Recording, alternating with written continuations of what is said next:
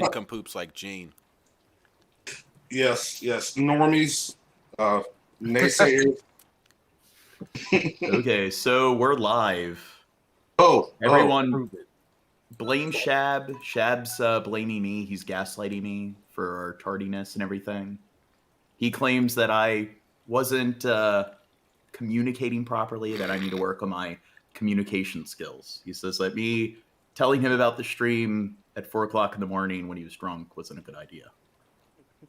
But I don't like taking accountability. So yeah.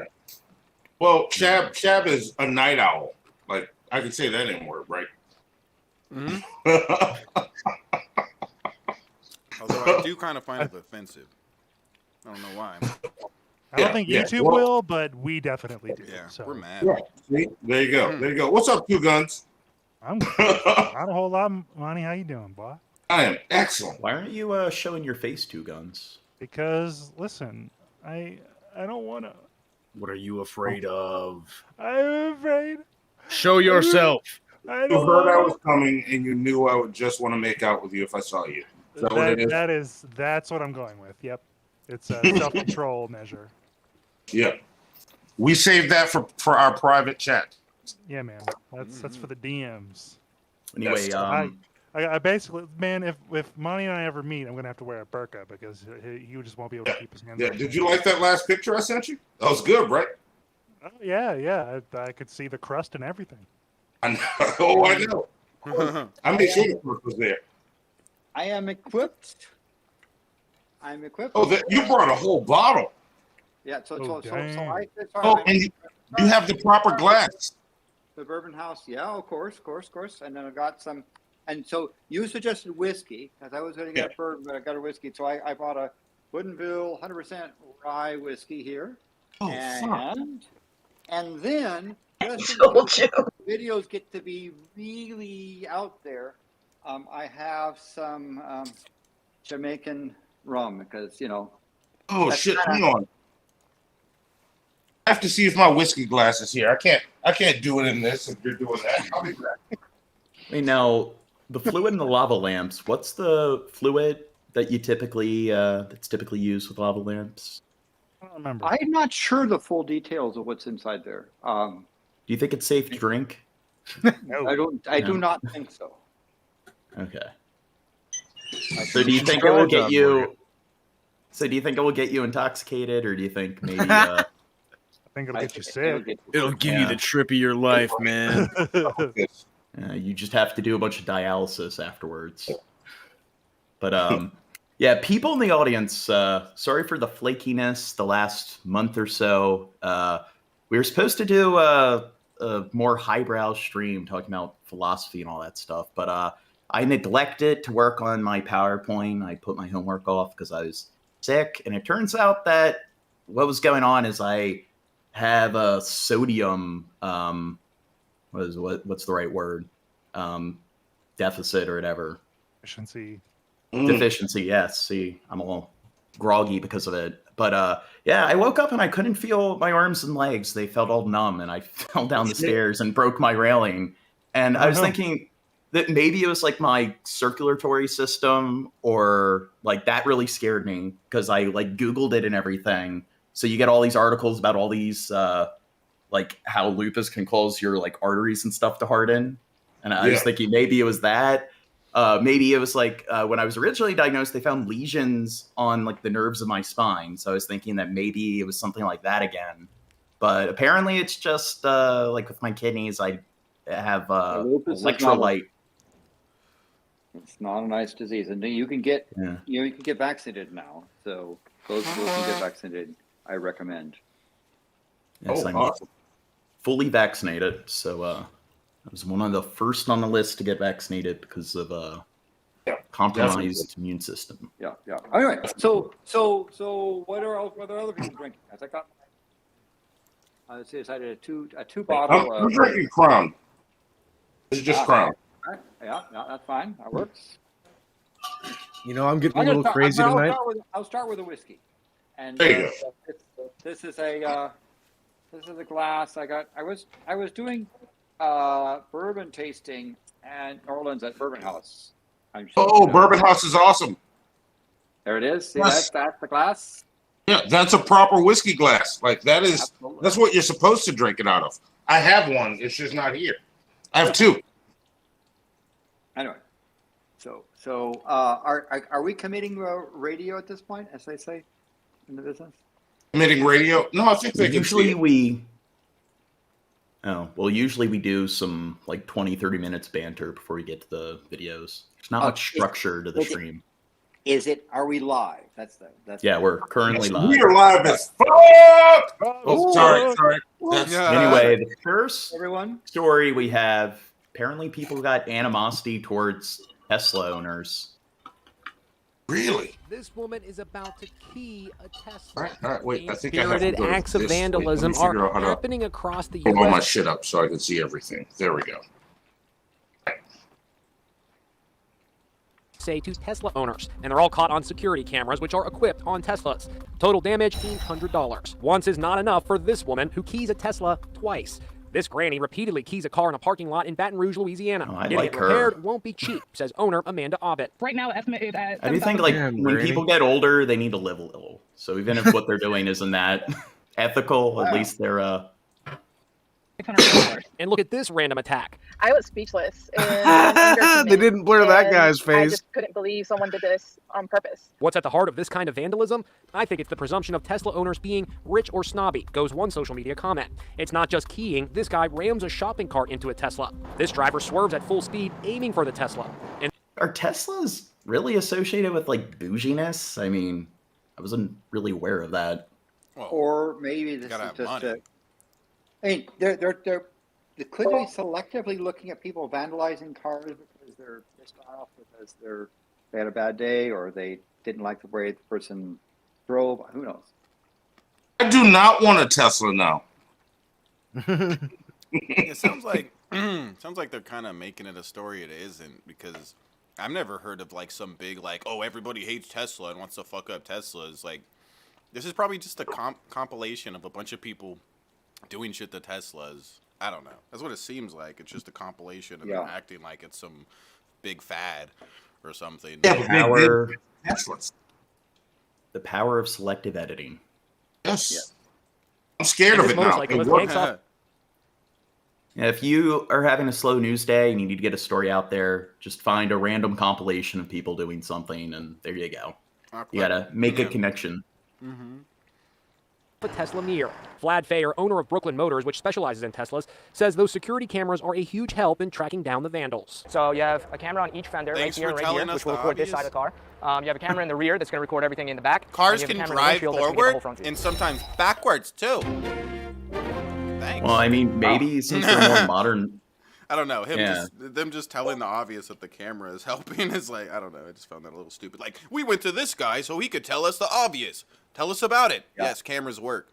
Oh, thank you. No. It's nice to be nice and don't be a jerk. So don't. Yeah. Are you calling me a jerk? Cars. Now, this woman is a giant asshole, and she's a nurse. They found out where she worked. She got fired from her job, and she lost her license. So you think of this like you lose your 4 years of college, but it's like kind of difficult to feel sorry for her. Customers feeling the customer is always right. A phrase that feels so out of style.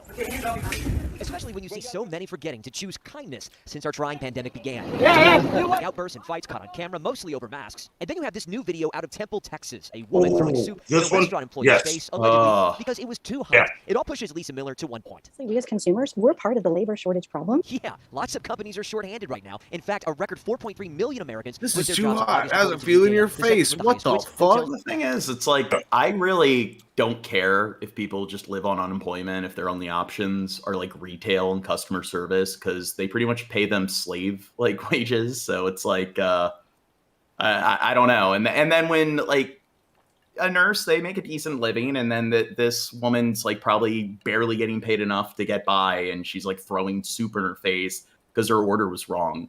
And what I don't get with like customer service is it's like usually they have nothing to do with like the flawed service in question.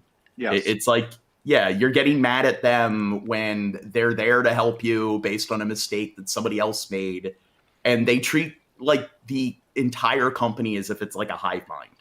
Like everyone that works for the company is just an amalgamation of it, and it's like I don't know, but I'm glad that like now they're people. They're people. You Yeah. should, again, it's nice to be nice, and if that doesn't work, then don't be a jerk. Put some soup in the face.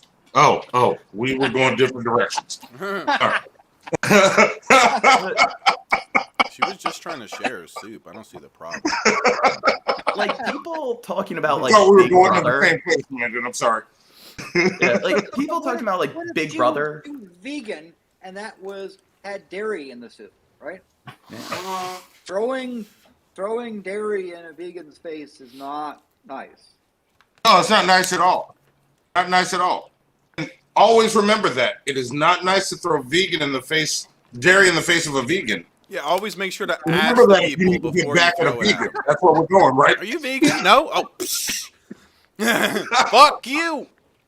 Here's some milk, bitch. By the way, it's also nice not to throw your veganism in other people's too. That's Say that again, Landon. It's also nice not to throw your veganism into other people's faces. Did you guys Yes. know that I'm a vegan Very. and you're a murderer? Oh, wait, You're all I'm bunch a of murder? Fucking murderers. Yes. I'm a murder. I'm an individual murder. You're a murderer. Yeah, but You're a- you, Yeah. Shabisky, you catch lizards. Mm-hmm. Yes. My mouth. Oh, I did murder a fucking wasp today. Because fuck those things. yes. I killed them and laughed like an anime character while I watched them fall out of the nest and die. God.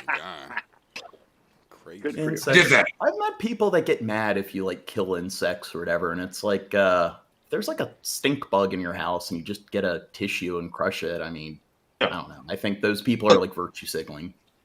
And I'm fine with those people, but when they give me shit about wasps, those things do not deserve to live. Yeah, Tuh. that and cockroaches and other there are critters, but still, if it's a matter like I go in the bathroom and I find a spider, I'll catch the spider and take it outside because there's more stuff for it to eat. I'd rather it be eating bugs outside, helping the garden, than inside creating a mess. So, What about- unless the spider is scary looking? What about mosquitoes? Them using genetic engineering to like make mosquitoes sterile? genetically modified mosquitoes. Yeah. I'm actually fine with that because I'm in New Orleans. Those fuckers are a problem here. Yeah, Yeah. mosquitoes are they're yeah. Globally, they're responsible for more human deaths than any other animal, even Yeah, humans. those fuckers are a problem. And I got to come out every mosquito season and make sure there's no standing water out here. And there's a goddamn pool sitting over there, but that's not technically standing water. It's moving. Yeah. If there's standing water, those fuckers will eat you alive. Fuck them. Yeah, For laying their babies in there. Yeah. And I'm delicious to them. So, Oh yeah. I like they scratching. like you too. They like you too, huh? Maryland, Yes. we have cicadas. They're the big insect pests. You get to hear that noise all the time. That. Yeah. I like You gotten used to it? Yes. Hate that sound. Behavior that's going on. Miller, who does consumer research for corporate giants in North Texas, says root customers aren't helping. A UC Berkeley poll from earlier this year backs her up. 8 in 10 restaurant workers they polled say they've experienced hostile behavior, mainly due to COVID-19 protocols. And this black box survey, more than 2/3 of Yeah, restaurant which they have nothing to do with the protocols. Yeah. Yeah. And one of the things I do like with surveillance, like us living in a surveillance state, it seems like it has the opposite effect that like conspiracy theorists want to claim it has. Like, oh, the government's watching you. It seems like it's the people that are using it to hold the people accountable. It's like we're exposing police brutality and all the Karens and everything. So, I mean, a lot of positives have come from like everyone having an HD camera like in their pocket and on their dash cam. Like people can't. I will blast you on social media with footage from my Ring camera to find out who you are, to come to your house to get my transformer back that you stole off my porch. So yes. Did you have a porch pirate? Oh yeah, my neighborhood. I have to watch the delivery because they pick them up right away. I busted a few, and I've sat up and watched. I'm like, It's not that important. Let's see if they're gonna run. I'll be like, hey, what are you doing? No, that's mine. And then I see them run with no box. Yeah, yeah, that's where you get those glitter bombs that let them pick it up and. Oh, I have a prime location to do that from. Well, when I first moved to the city, like most of like what I get through the mail is like supplements and like protein powder and stuff. So I'm guessing, like I dealt with a lot of theft initially, but I'm guessing they realized that, hey, this guy, like he doesn't have anything good. It's all a bunch of like boring like vegan powder and everything. So yeah, I haven't. Yeah, so buy a bunch of random groceries that porch pirates aren't interested in, and then once they realize that, chances are they're just going to get some like Clorox wipes or whatever. They're probably going to leave you alone. I see your game. I see your game, John Morgan. You set them up and buy boring shit. Let them steal it. And they go, we don't want that box. Leave it. Put yourself in a have you box, seen those James. videos of the glitter bombs where they put there and the person takes the box and opens it up and it does a stink bomb and throws Gene, their face? I tried. If you put yourself in the Try box, leaving I bet an that would empty scare box. them. Oh. I tried an empty box. Isn't Shab abusive? I'm in a emotionally It's a good abusive idea, relationship don't with you agree, Shab. Monty? He could hide in the box, and then they'll open up and they'll be like, "Fuck, this is boring. I ain't coming here again." Oh, no. I like John Morgan. Why do you think I showed up here? Because I'm here. Duh.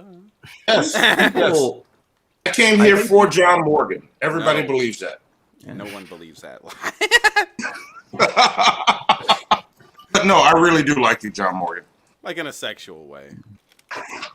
No, I like John Morgan. Like he wants to pound your butthole kind of way. It's cool. No, It's cool. no, I enjoy this human that is John Morgan. Wait, he's a human? Inside and out. Yes. Yes. I thought he was a. Oh, okay. I thought it. You sure there's not a plug anywhere? No. Okay. Like that's it. So. That's it. No, nothing else. I just enjoy the human that is John Morgan. Isn't he a mod in your channel?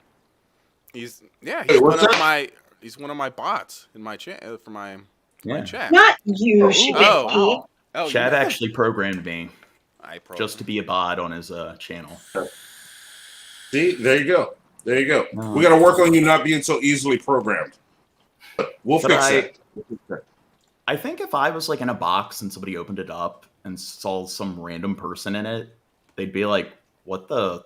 I think that would make them interested. Like, this How did person's you get porch here? is like a freak show. Gene, don't What other kind of shit? Oh does he yeah, have there? yeah. So you're in a box, open it up. What do you say to them? By the way, what do you say to them when they open a box and they see you? What do you in the box say to the person discovering you there? Oh, no. I'm running through the scenario. I walk down. Like, they Oh, take wait. this large box, they put it in their pickup truck, they take it home, open it up, and then I'm just in there like a ventriloquist dummy. So I'm they just see like- you, that you're there. What do you say? What's the Like- first thing you say, right? You need to say, Oh, "Daddy, Daddy." See, I'm imagining. I walk down. I see the box. I try to lift it. I'm like, oh, this is heavy. So I come in and get the box cutter. God, this is a heavy transformer. Holy shit. Yeah, and I'm like, what did I order? I cut it open and a person comes out. The first thing I say is, "Oh shit! Who the fuck are you?" So Like, Andy, I'm seriously. asking you, if you are the person in the box and they just open it up and find you, what do you say to the person open the box? The first thing I'd say was, "God damn, that had to be some good ass whiskey." For you? So Shabisky, what would you say? I came, Daddy. I would say they adopted me. John, what would you say? I'd say that was a odd night at Don's or Carrie's or whatever. For me, given how surrealistic it is, to me, you got to be even more surrealistic than surrealistic. So I might say something like, "Is the casserole done yet?" I like that. That's fucking perfect. I love it. And the other thing is, well, shit, they could have just asked me to leave. Yes. So yes, that's what you got to do. Is you got to add to the experience because the person's going to be telling other people, yeah, I opened up this dude in the box and you help me find my car keys. You got to think about these things because you never know. Yeah. You never know if there's going to be a dude in your box when Amazon drops it off. Or you'll be the dude in the box. Yeah, you never know. That's how life works.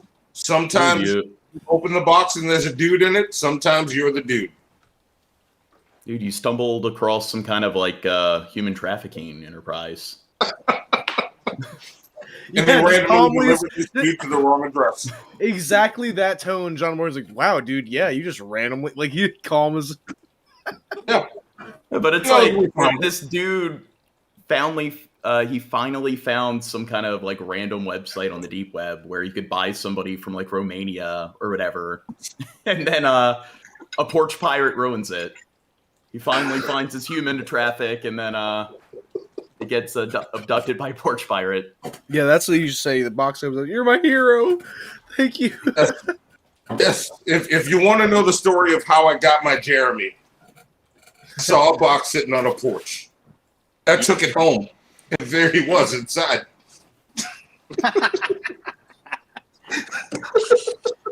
And it's been true love ever since.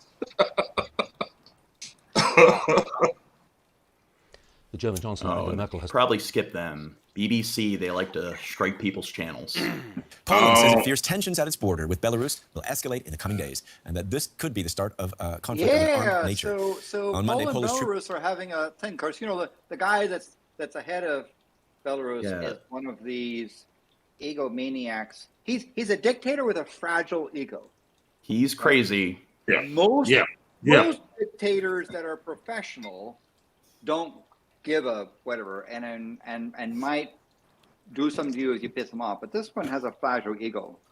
And so this ego thing is like, well, I want to send all of I want to attract some immigrants and then push them towards the Polish border because I have a beef with Poland, who's saying bad things about me.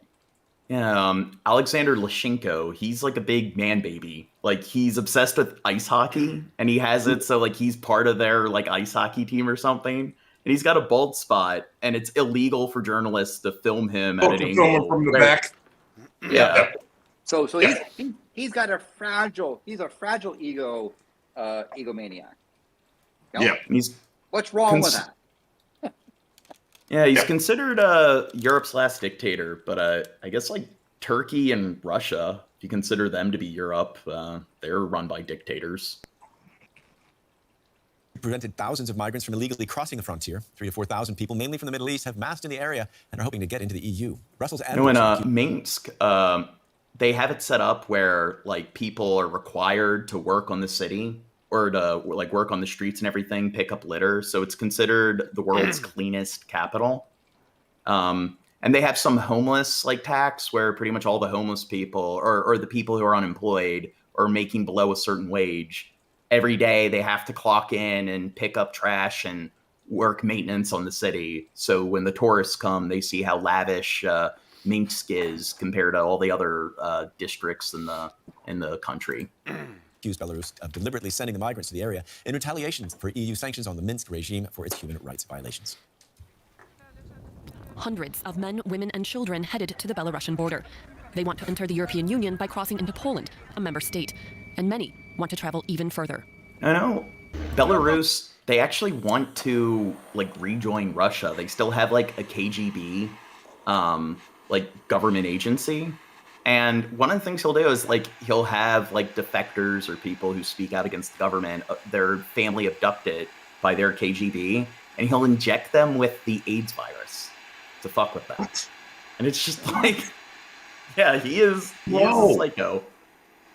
Oh, by the way, I do want to point out that FedEx just confirmed, and this is what FedEx says, is that more than 600,000 people a year try to mail themselves. Really? Worldwide. Do you think it's cheaper than a flight? It's gotta be. That probably. Every day we see dozens of Gotta be. reports And what's up, delivery Raisin drivers Girl? who try to go and pick up a large package, only to hear someone breathing inside or rustling around. Make sure your allergies are in check, and you're well fed, and you don't shit before the driver picks up the box the first time. However, the bottom of the box isn't usually reinforced enough, and when it's lifted, the person comes tumbling out in a shower of packing materials. Okay. Now, I do know that like people like will try to like sneak into like the cargo on a plane, and they end up dying because it doesn't have like the proper like ventilation and everything. So people like get drunk and stuff and sneak in, and yeah, so probably not a good idea. I mean, if you do it wrong, it's not a good idea. No. By the way, just to let you know, this is an Onion article. This is not true, but it sounded possible anyway. Well, I like playing into it. It's fun. just in case someone says that's not true, that's fake news. Okay. Back to real. But they were met by barbed wire and thousands of Polish soldiers who have been stationed along the border. Some migrants tried to breach the fence, but were pushed back. Poland says the situation is under control. The EU accuses Belarusian President Alexander Lukashenko of using the migrants, most who fled war or poverty-stricken countries in the Middle East, to put pressure on the bloc, allowing them to fly into Belarus and then encouraging them to cross into neighboring EU countries like Poland. I was just saying they put pressure on the block. The block is hot. Yeah. So. Now, I do think Belarus is the poorest European country besides Moldova, and those are both like ex-Soviet states. So it's kind of odd, like the Ottoman Empire, like Ottoman states are better off than ex-Soviet states. Well, I guess case by case, because I know like the Baltic states and stuff, like Estonia and stuff, they're doing fairly well. But yeah, I don't know. Soviet communism seems worse than what the Ottoman Empire had to offer. And Lithuania. This is a continuation of the desperate attempt by the Lukashenko regime to use people as pawns to destabilize the European Union. Lukashenko's government has denied the EU's accusations and blames Poland for triggering the escalation at the border. Instead of trying to understand the migrant situation and consulting with human rights advocates, the Polish security forces exerted psychological pressure by deploying... What do you think about the UK leaving the EU? I don't really have an opinion on it. I don't know enough about it. I don't really think about it too much. Yeah, I don't know enough about it. No, I should pay attention to things like that, but everything happening here pisses me off so much. It takes so much of my energy. Do you think the US should join the EU in place of the UK? I don't think so. I don't know. That's a weird question. I don't know enough about it. Maybe the UK should just become a US state, or it should become part of NAFTA or whatever. It seems like, what's the saying? They act more like a 51st state than they are a member of the EU. The US should fix their shit and figure out where the fuck we're fucking up, because we're gonna kill ourselves. So let's not die. Then we'll figure out the rest of the shit. I think we need to spend less money sending men overseas in all these like boondoggle military conflicts, and we should probably invest more money in our educational system. Yes, John Morgan. Yes, John Morgan. Our house is on fire, and we gotta put that fire out first. Yeah, I think investing money in like military tech. Okay. I don't think we need to have all these military bases overseas, and I think the amount of money we spend on our military is ridiculous. And I think that our criminal justice system needs reform. I think it's just completely broken and full of human rights violations with all the solitary confinement, and our healthcare system. So maybe take like what is it, like a third of the federal budget goes in the military. Maybe we should make it so only like a tenth of the federal budget goes in the military, and what we typically spend on the military should be invested in our educational system, healthcare system, and criminal corrections. All right. To this unjustified use of force, some of the migrants took more decisive action and began destroying the Polish barriers. Poland has declared a state of emergency in the border region. No, and also, we waste all this time in the Middle East. What about all our neighboring countries in South America? Why don't we invest in helping improve the development in those countries that border us? And then people on the right side of our government, they want to complain about all the immigrants from Central America. Why don't we help improve stability in those regions instead of wasting time in these useless wars that last decades in the Middle East that accomplish absolutely nothing? Yeah. PDF blackout. What are your thoughts on that, Dirt? I wasn't paying attention. Oh. My mind was elsewhere, John, to be quite frank, and I apologize. Okay, speaking of elsewhere, Henry Brown, age 42, was a slave in Virginia and successfully escaped in a shipping box when he climbed it and went north to the free state of Pennsylvania in 1849. He was thereafter known as Henry Boxbrow. Yes, that's a great fucking story. I love that story. You know what? One of our random infotainment episodes needs to just be on people packaging themselves or mailing themselves. About borders and people, yeah, that sort of thing is there, yes. Take a look, check out. Journalists and humanitarian organizations are not allowed to get close to the border.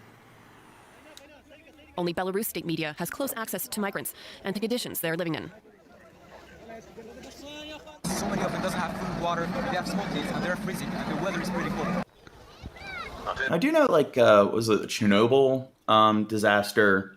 50% of the radius was in the north of Belarus, or I think was it south of Belarus? Is Belarus north of Ukraine? Not 50. I wouldn't say 50% because it was in actually Ukraine. Yeah. So if the center is in Ukraine and it's equally distant, it couldn't be 50% because it's not on the border. Okay. I know a decent chunk of it affected Belarus, a lot of their farmland, and all the experts say that it's not safe for people to live there. It's a hazardous area, but yet he demanded that he wants people to work on the farm in that area. He doesn't care what the professionals have to say. So all these people are being diagnosed with cancer and all these genetic issues and everything. Because he's forcing people to live in that area, even if they don't want to. So he's not a very nice guy. Aid groups support these reports. At least 10 people have been found dead on the Belarus-Polish border since the summer. And DW correspondent Magdalena Głosz-Palokat joins me for the latest. Poland has sealed off the Kuźnica official border crossing. What's the significance of this? Well, remember, Kuźnica is very close to the place where the quite big group of migrants came yesterday in the afternoon. So it's the closest one we have there. And what does it mean? It of course means that there can be no traffic anymore. Now, what they need is a giant wall, not a fence, a barbed wire fence. So you're for the wall. I knew it. Yeah. Well, out here next to Canada, they have a ditch that's about, a meter deep. I know, what is it, Spain, there are these territories of Spain that border, I think, Libya. And they have, Spain, they have these territories in North Africa. And they have, they deal with, immigration. But they have, several barriers, and it's still not able to really prevent the immigration they're dealing with. So it's in the U.S. If we are you referring to the fact that Spanish, the Morocco was somewhat at times a Spanish colony. I'm trying to think of where would be a Spanish colony in North Africa. I'm sorry, I know geography pretty well. And it's not Tunisia, it's not Algeria, because that's a former French colony. Libya is a former Italian colony. Well, they're Tunisia not. is where the polar bears are from and lost. They're not colonies. They're just very small chunks of, yeah.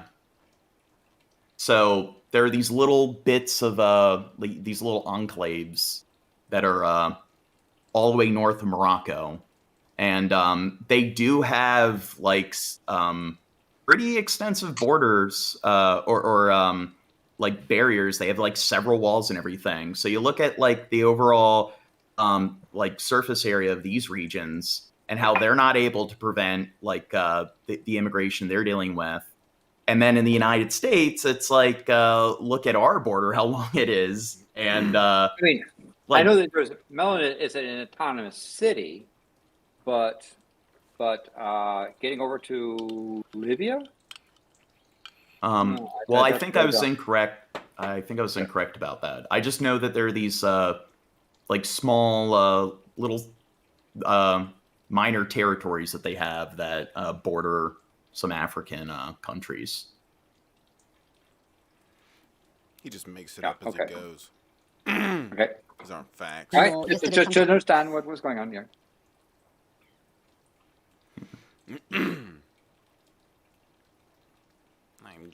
European officials say it's being orchestrated by a vengeful authoritarian leader. We're talking about thousands of migrants attempting to cross Belarus into neighboring Poland as the fear of a humanitarian crisis is brewing. Our Inez de la Quintara traveled to the forest where the harrowing situation is unfolding. It's past midnight and we are deep in the primeval. Now, what about Russia? Do you think maybe they should allow Russia to join the EU? Don't you think that would fix a lot of problems with diplomacy? I think it would create issues. You know what? Russia feels threatened over NATO. Why don't we just make them a NATO state?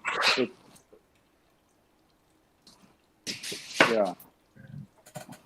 I'm not sure that you know problems within might be worse than problems without. I don't know. You got a point. The European Union's final frontier. They are somewhere in here. We're with these activists searching for a group of migrants who've just crossed into Poland from neighboring Belarus. They've been in these woods for nearly 2 weeks. They don't hear us because it's yeah, they can't hear our whistling. And here, every second counts. Hi guys. If they have any hopes of helping them, these activists must get to the migrants before Polish border guards do. So these activists received a call that there's a group of migrants in this general area, but it's the middle of the night, it's pitch black, and the challenge now is finding them. Hi. You are not the police. We finally find the group we're looking for. 3 young men from war-torn Yemen, freezing and starving. We will die. We were there 15 days without food, without Now, are the migrants citizens of Belarus, or like is it like he's allowing like migrants from other countries in the Middle East? Yes, Middle East. Okay, so he's just doing that to like stir up drama and conflict. Yeah, he's a man baby. Yeah. Is it? The Belarusian army said, if you saw you again, we would kill you. They took everything from us. This is Rami, a computer engineer, with 2 friends, one of them with no shoes. These are feet warmers, and we can give them a couple of socks just to warm. They tell us the Poles pushed them back into Belarus 4 times. Now, computer engineer, it seems like they'd be pretty valuable. So I think if they want citizenship, I think any country should be willing to accept them. They say Belarusian troops beat them, ignoring pleas they were starving and sick. They don't care what happens to you after. It would be better for them if we die, you know? This is how you've been eating. Yeah. Because you're just picking corn off the fields. Yeah.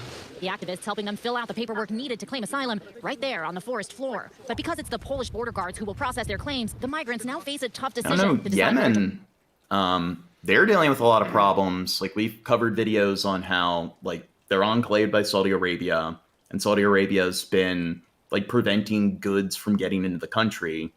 So they've pretty much been like, I guess, what's the proper term? Pretty much they're not able to get food and resources into the country, so everyone's starving to death. So they've completely barricaded them or blockaded them. And we're supporting Saudi Arabia. So now people are fleeing Saudi Arabia, or they're fleeing Yemen. And now that's creating a migrant crisis. So it's like... they wouldn't be dealing with the migrants from Yemen if we kind of called Saudi Arabia out or held them accountable for what they're doing. To call the very people who've been pushing them back into the forest. If you want to get asylum in Poland, we need to call the guards. So, yeah? Will they take me to the border or to the... We don't know. We hope that they will not take it to the Yes, border. because we have the TV. Yeah, we have like a And I'd say like Israel, like there was all this outcry over like what Israel's doing to like the Gaza Strip, and in the US we're backing Israel, but people there, like Saudi Arabia is doing the exact same thing to Yemen, and there doesn't really seem to be much of an international outcry there. International TV, you know, so it's like we will stay with you here until they come. Good luck for you. Two of the men decide to risk it. The 23-year-old Turkey colleague left his brother behind in Belarus. Incredibly, after stocking up on supplies, he decides to head back into the woods alone. Armed Polish border guards eventually arrive. The activists say that because of our cameras there, they're being polite. Come on, follow me. Where are you taking them? In the Polish border guard in Lipsk. Can you assure us that they're not going to be sent back over the border and that they will be able to claim asylum? O tym zadecyduje komendant. Commandant, they cannot assure you. We're on the front lines of what the European Union says is a hybrid war on Europe, accusing Belarusian dictator Alexander Lukashenko of using when it comes to giving people asylum, like overall, like when it comes to like globalism, when do you think it's like all the other world's nations' job to kind of intervene and help people when their like human rights are being violated in other countries? So like in Yemen or Gaza, like I don't know, I kind of think that like when it comes to international policy, I do think the world's powers should come together, and if people want to leave those countries because of the kind of situation they're put in, they should be given asylum in other countries overseas. So I do think that like countries in the West should kind of divide all the different citizens in that part of the world and give them citizenship in their own countries. And I do think I don't know. What do you guys think? I agree. I agree. What do you agree with, Shabisky? As weapons, purposefully luring them into Belarus. Okay. That was. Countries like I saw Iraq that and trailer. Syria by promising them easy access to Europe and sending them over Belarus's border. EU officials. Now, like, how do you hold countries like Saudi Arabia accountable? Like, do you use sanctions? Do you just nukes? I'm kidding.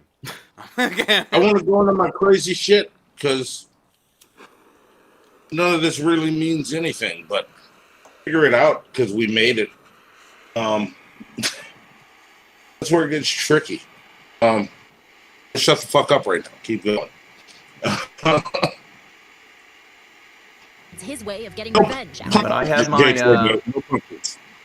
I have my brain farts all the time on live streams where I'm disoriented and get tongue tied on camera. You're just a constant. Oh no, I'm not tongue tied. I know what I think, but it'll derail this whole thing, so we won't go there. I think so, and I'm not. Yeah, there's several countries that are not the hassle of criticizing online.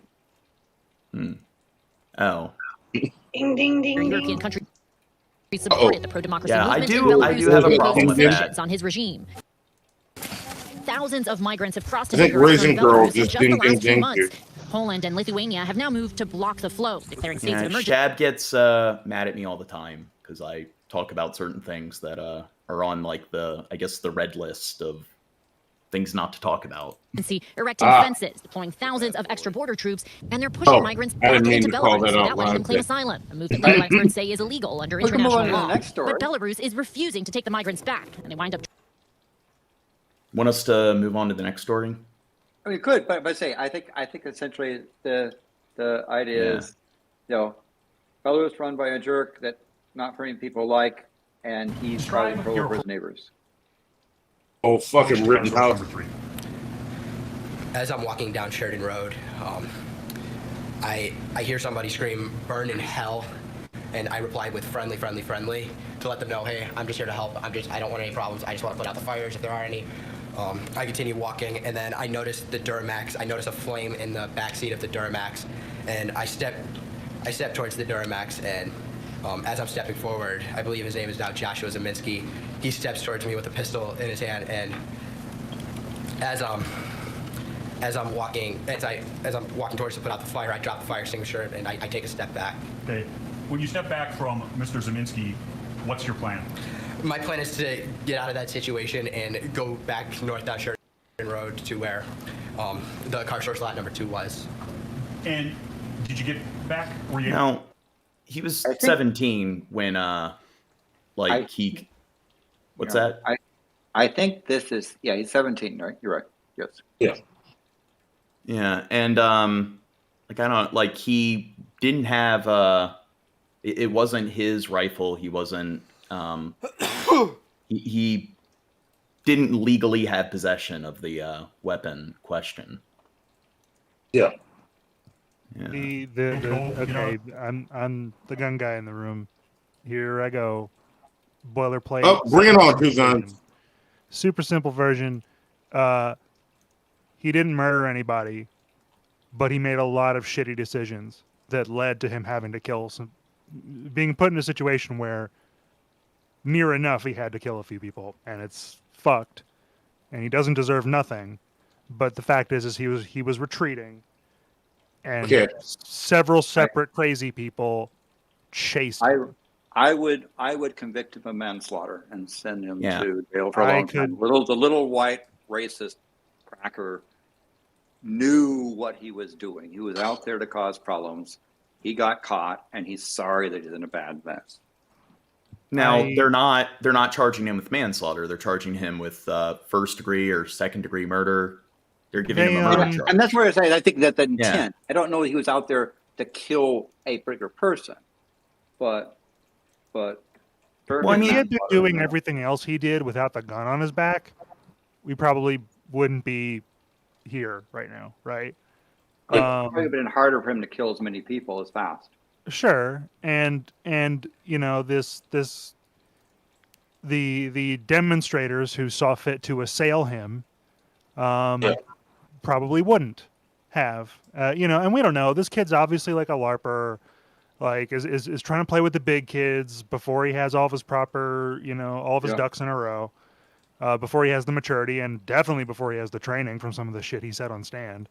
And we know that he was in previous encounters and egging on. It's one of those things where you have side A and side B both doing things to each other, both amping each other up, both going there for a protest. And so he was there. But when it comes, he was there to be able to at least cause trouble, and he's now sorry for the degree of trouble he's in. Yeah, I mean, I'm sure he also did. I don't know. I'm a little bit more charitable in that I don't think he was there to cause problems per se. I haven't seen everything associated with it, but based on, I mean, that's about as charitable as I can be. A whole bunch of stupid mistakes on his part, on his parents' part, on his friends' part, on everyone out there guarding property with guns. Like, unless people are in that property, it's just property. And he was part of the. This is part of the things that they're not allowing as admissible evidence to the jury. Is essentially his propensity for egging on people into getting in people's faces. He was. Yeah, and you're probably right. That's the shit that bothers me in this case. That's all I really know about it. His history is being kept out of it, and I have some concerns with that. I don't have solid opinions on it yet. I'm still watching this to figure out why. How is this even flying? Yeah, like my issue with a lot of these cases is they keep charging them with murder instead of manslaughter. And it's like it's clearly manslaughter. And I find that they kind of do that as like a red herring because it's very difficult to determine. Yeah, because there are some people that if some people who are on the other side would say if he's not given the death penalty and hung right then, justice isn't over. There are other people that are really out for vengeance and revenge and want him to suffer, right? And that's the other side of the coin. We're not in this. He was exercising, in my opinion, vigilante justice, and other people want revenge vigilante justice who are just as bad. Yeah. In my opinion. Another thing is like the formal charges were I don't remember exactly, but some stripe of murder. But I am pretty sure that the judge, he took whatever option it is that open up lesser charges that weren't brought initially, but it opens it up so the jury could pick from things like manslaughter, I'm pretty sure. And the judge, I remember, I was working during what little of this shit that I actually watched, but I'm pretty sure the judge was explaining to him, like, hey, like, it, like, could technically increase your chance of conviction of something, but it means that if they settle on something, it's less likely to be one of the more serious charges. And like he was rattling off all this stuff about like basically opening up those lesser charges if it gives him a better shot of not getting the super serious ones. Almost like a plea bargain, but he's not changing his plea, if that makes sense. He's just giving the jury more options. I mean, like, I think he should probably get 5-6 years in prison. The problem is that whenever, like, you look at U.S. prisons, it's like I'm very reluctant to really want anyone to spend, unless it's the most games for the rest of his life, or for 5 or 6 years. Yeah. Well, the thing is, like, I think unless it's the most like heinous crimes imaginable, you look at our prison system and they're just like cesspits of human rights violations. And I just find that the punishment should fit the crime. And I think 99.9% of people in prison.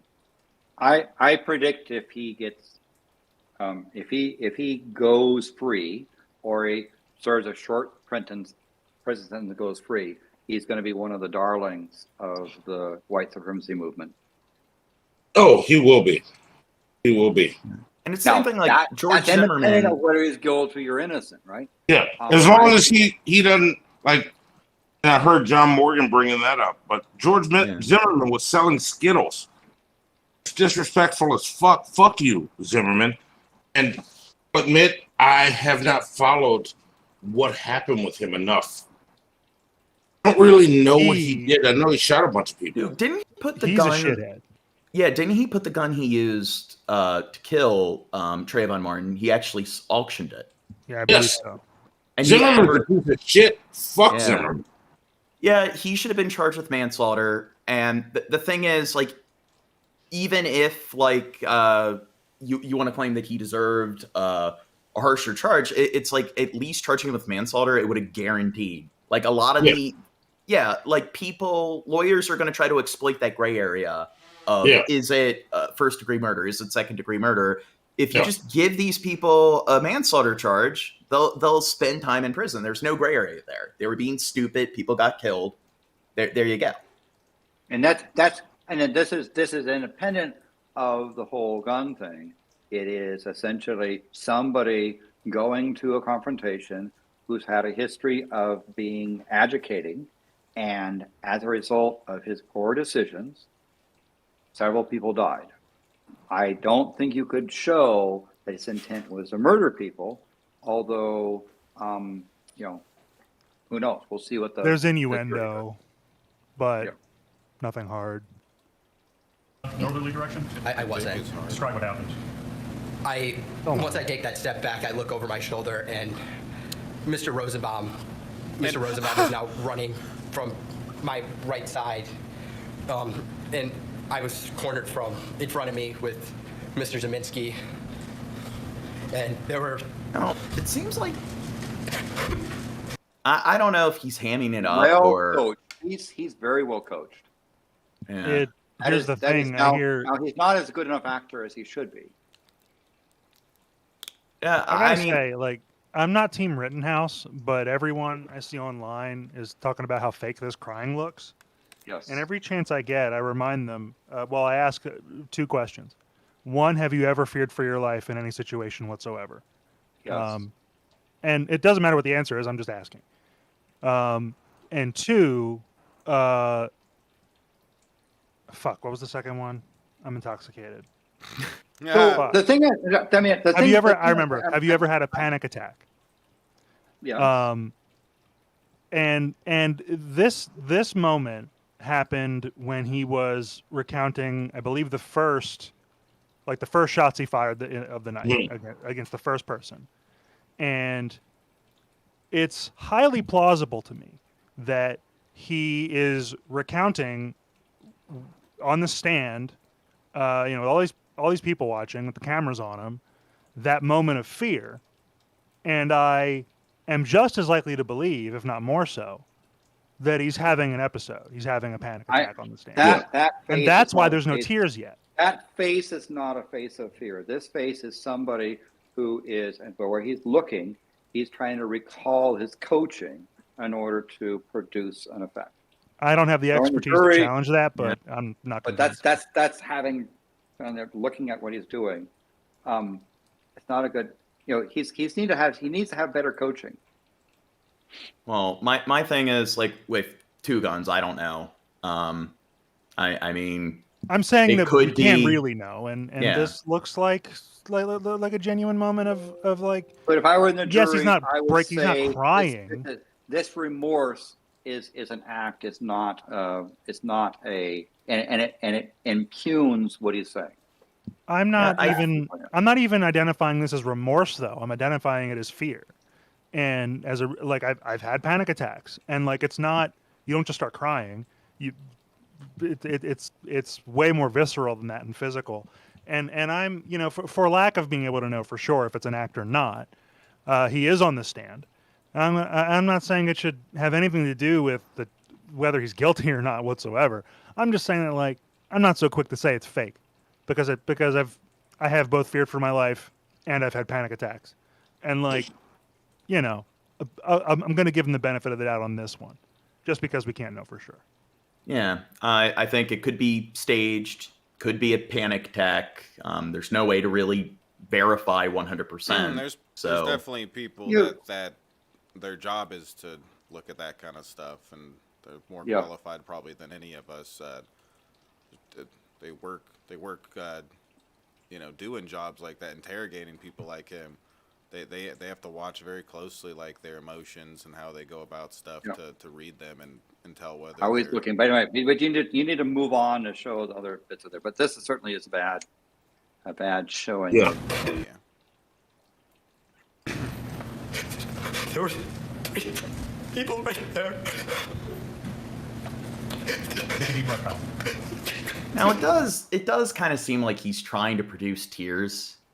So it does right here. I have some cynicism where it's like it doesn't really seem like he's exclusively having issues with breathing. This is somebody who has been coached on acting, who's not really got down the set yet. They need an advanced degree in method acting.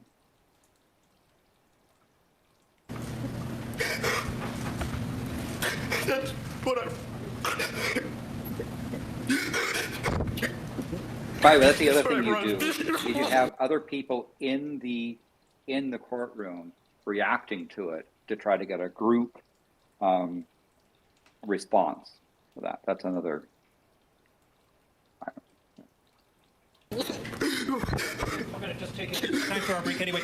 You can just relax for a minute, sir. We're going to take a break about 10 minutes, and please don't talk about the case during the break. Read, watch, or listen to any comment trap. Hi, everyone. George Stephanopoulos here. No, not. I say with on a jury, I would be not convinced. In fact, that would impugn his credibility as a witness.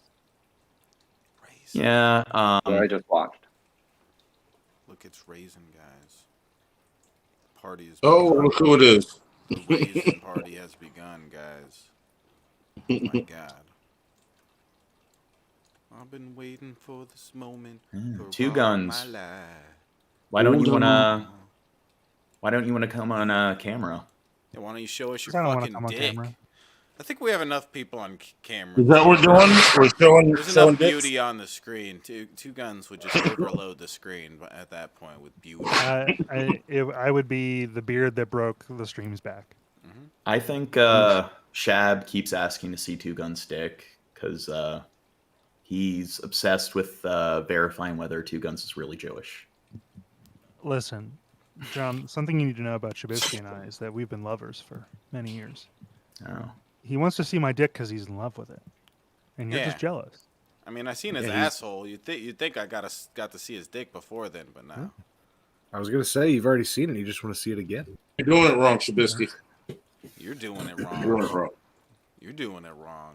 Madison Bayerman loves typical 3-year-old things. Disney, playing with her brother, and helping her mom cook. But is she ready for jury duty? Her parents never considered it until Madison got a letter from the U.S. District Court in New Jersey. Asking. Now, do you think this is like identity theft, or do you think it's like a logistics error? I wonder if this had to be some person, random shit. Older person with their full name. Now, that's a really bad blacking out. That's done by. I would have brought my daughter to jury duty if that happened. I'd be like, well, let's go. By the way, you could. I'm sure you can enhance that and recover the text that's been covered up. Yeah, maybe. Her to fill out. What may have? I mean, she's a young kid. Do they recycle social security numbers after someone? Not really. That's not security number, but it could be that there's a person who has the same name. Could be that. City. Yeah. I'm pretty sure they do reuse socials. For a while, for a previous job, I had access to a database of public records, including for among other things, verifying social security numbers and stuff. It was insurance related, but I definitely remember seeing multiple hits on the same credentials. It'd be like so and so was deceased in like the 70s, and then also this person's 5 years old with the same social. Oh, neat. Questionnaire for federal jury duty in Newark. Watching this spirited child play begs the question, is jury duty ready for her? She might be really good at it. I don't know, but she will need an adult to take her to the bathroom, so, All kidding aside, Madison's mom was alarmed by the mailing because it says that she was chosen. Now, it's like social security numbers. What is it? It's like 9 digits. Yeah. But they don't go, again, think. If they're going to go and get jurors in for a bigger in a small area, they don't go social security numbers and start pulling out random social security numbers. That's not how you get jurors, right? You go based upon other records of people in the location, such as motor vehicle registrations and road registration, that sort of stuff. And so you can get something where there's an identity crossing there, where they pick something and it's a mistake there, but it's not going to be based on social security. Well, I do think just in the dark. With identity theft, like certain crimes, people will go for like minors because it's a way to avoid detection. True, and that could be that's one of the reasons. Yeah, one of the reasons I know this is like one of my majors in school is computer science. So when you take data communication courses, like with network security, they do teach you about that. So I know how to do it, but I don't do it. From the voter registration rolls, that got Laura Bayerman thinking the worst. It's a total mess, and we still have no idea, nor can anybody tell me how they got her name. Did somebody steal her identity? Did somebody vote in her name? Is there somebody impersonating her out there? Credit cards, taking out a loan in her name? A security expert says kids are not immune to identity theft, and the crime can go unnoticed. It may happen for years under your nose and massive damage being done by the time that you found out. He advises parents to pull their children's credit reports and freeze their credit if they suspect identity theft. Madison's parents are taking steps to protect her credit and have filed a police report. But until they get answers, they can only hope someone hasn't been playing around with her future. For Inside Edition Digital, I'm Mara Montalbano. I think she probably has. Yeah, I think she probably has better judgment than most of the adults selected for like the jury. I'll be fair. I'm a dick. I've ducked jury duty every time. Oh yeah. I'm a dick. So quite prostate identities or theft or stuff is most likely what you're saying. Yeah. So, all right, Madison. I didn't mean to pressure you into jury duty. So I shouldn't judge you, but I'll judge myself. That I got called for jury duty once, and I guess they didn't select me for the jury. Yeah. Twice for me. I got out of it because it was finals week in college. Yeah. No, and they were like, okay. I tried the trick of if it doesn't come certified mail, don't respond to it. And come certified mail. They don't know that they got it to me. They need to just start using computer programs to like replace judges and juries. I mean, they need to just find perfect. Yeah, they need to have algorithms determine whether people are guilty. And you know what? You know how we get the Matrix, John Morgan? That's how we get the Matrix. Stop that shit. Well, I mean, like in the book I, Robot, one of the short stories was like one of the planets they were Yes, do investigating. you know how we get iRobot? How we get iRobot? Well, I mean, Okay, this I is like interesting. Like they were investigating some anomaly, like the robot psychologist, and they found out that like this is the most pristine government planet they've ever been to.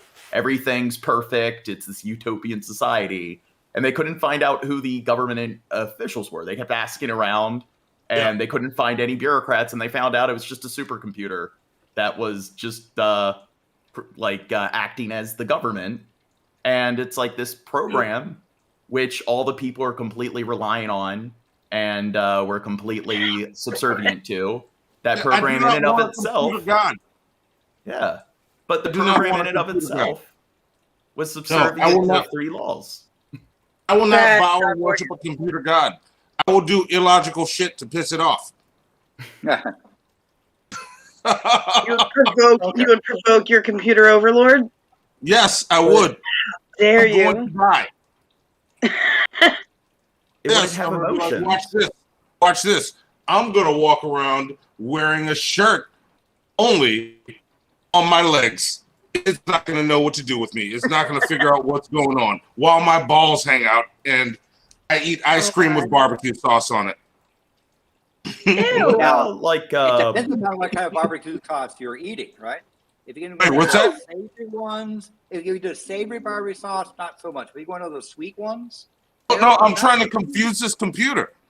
Oh, okay. Savory barbecue sauce on sweet ice cream. Okay. I'm not gonna like it, but I'm gonna do it and smile the whole time. Fuck it, man. Just hit it with the A1. Like, what about like Cyborg judge and jury? It's like a compromise. No, y'all are. This is how we get the Matrix and iRobot. Stop it, y'all. We do not need computer overlords. And RoboCop. Well, no, RoboCop was one man who died a brutal death, but still was noble enough to break his programming, do the right thing. Robot cops. That's what RoboCop was. Okay, so we got somebody who's going to go down a slide with a 32-foot drop, and it goes and curves out. Up he Wait, goes, what's that? but little did he know Up he he would be too goes. afraid to come down. Jalen Murph agreed to go on the slide while on vacation in Arkansas, but he didn't realize how tall it was. The drop is about 32 feet, and Murph was regretting his decision. Let go! You gotta let go! Nigga, what? I can see. Yeah, I can see how somebody could like misinterpret it as not. Yeah, and then people having issues with like fear Letting fights go, and stuff. It took a lot of They need to courage lower this and poor man back encouragement from his down. family and friends, but Murph was finally brave enough to take the plunge. He didn't take courage. His hands gave up. Hey, you look here. Yep, he slipped. Something tells us he's not going to repeat this experience. This is Inside Edition Digital. Oh no. No. Michelle Kimball got a text out of the blue from a total stranger trying to chat her up. I was thinking in my head, I said, I don't know anybody by that name. How did you get my phone number?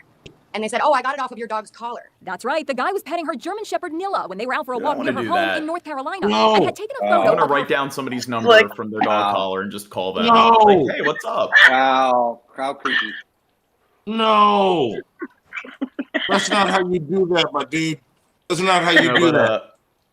one thing that is funny is like this one weirdo who's part of our community that we kicked, who keeps sending people sock accounts and stuff. I had a dream that he actually called me.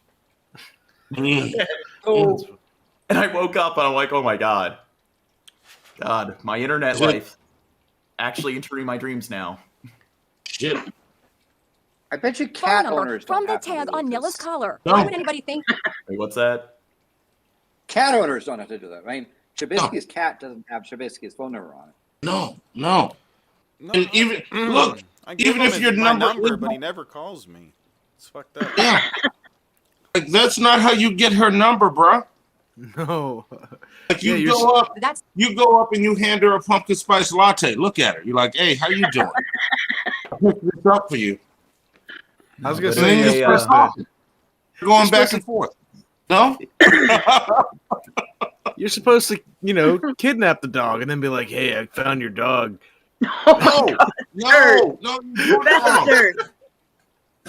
Doing it wrong. Wait, Like, I have questions for Danielle. Is that how you met Danielle? No, what? That's the beautiful what you love do, story. If they turn you down because they think you're a creep, just dox them and post their number all over Craigslist and everything. Ask that Swedish volleyball team how strong my game is. You don't steal the number off the collar, bro. No. But you do it if she goes, oh, yeah, the number's right there. Just read it off. That's when you get it from the collar. What do you think? Once she's giving it to you, then you can call her and be like, what's up? How you doing? You get a UPS store mailbox and you put that on your dog's collar. Yes. Yes. I missed it. What was the bad thing that happened to the person for putting their address on their dog? What happened? Somebody. Some stranger called her. Yeah. Oh, they put their phone number. When I get phone numbers, I use them wisely. This dude did not. So she met her. He met her on the street and took a picture of the dog's tag with her phone number on it. Oh well. God. Or memorized it. Either one. Do you think it's somebody who's like a creep, or do you think they're doing it to be a troll? Sounds like just a to be creep. like, yeah. To get my phone number from my dog. That's in case my dog gets lost. Same thing happened to Shake Racing. She was walking her dog when a random dude asked to take a picture of the cute Maltese. I noticed that he was actually looking up her dog collar and the dog tag. And then I realized that he was actually taking a picture of my address, which was on the dog tag, not of my dog. When she saw what the guy was doing, Shake chased him down and forced him to delete the picture. And what do you think are some other like eccentric ways to get people's information without their consent? Fuck. You're a bad person, Gene. What? Pictures. My home to go into, or whenever I took my dog out one day, he could be out there either to kidnap my dog or to do something to me. There were so many different things that could happen with him having my address. Dog parks are friendly environments where we tend to let our guard down, but safety This dude's trying to get in your ass. wary of strangers. I have a neighbor with a Pomeranian. They're some of the smartest dog breeds out there. Who try to pet our dogs because they really may be trying to take our name, address, and phone number right off the dog collar. If somebody's coming up to me and they want to see my dog, I don't like the feeling I get. I'm going to say my dog's not friendly. I have an aggressive dog. Just kind of keep your distance. She says your dog's tag should just have your phone number. Never. They have like an aggressive dog, but then it's like a pug or something. Yeah, but you tell them, Your address. oh, this motherfucker will eat your face off. Do not get close. Yeah, they have You put the number of your veterinarian on the tag. That's a good idea, Landon. I like that. Or And your vet, if your dog's chipped, your vet will get your dog. Yep. Yeah. You just give it to your like next door. You give your like next door neighbor's number. That way, No, like because your next door neighbor gets harassed, and they're one door away from you. Like, fuck dudes that are creepy like this. Like, just They'll get a dog and put your address on their dog. So yeah, like I'm just. I get pissed at this because I'm like, dudes, get some fucking game. Like, you obviously like the woman, you're attracted to her. Talk to her. Try that instead of snapping a creepy ass picture. use your neighbor's number or address. You could just say, "Oh, it was a mistake."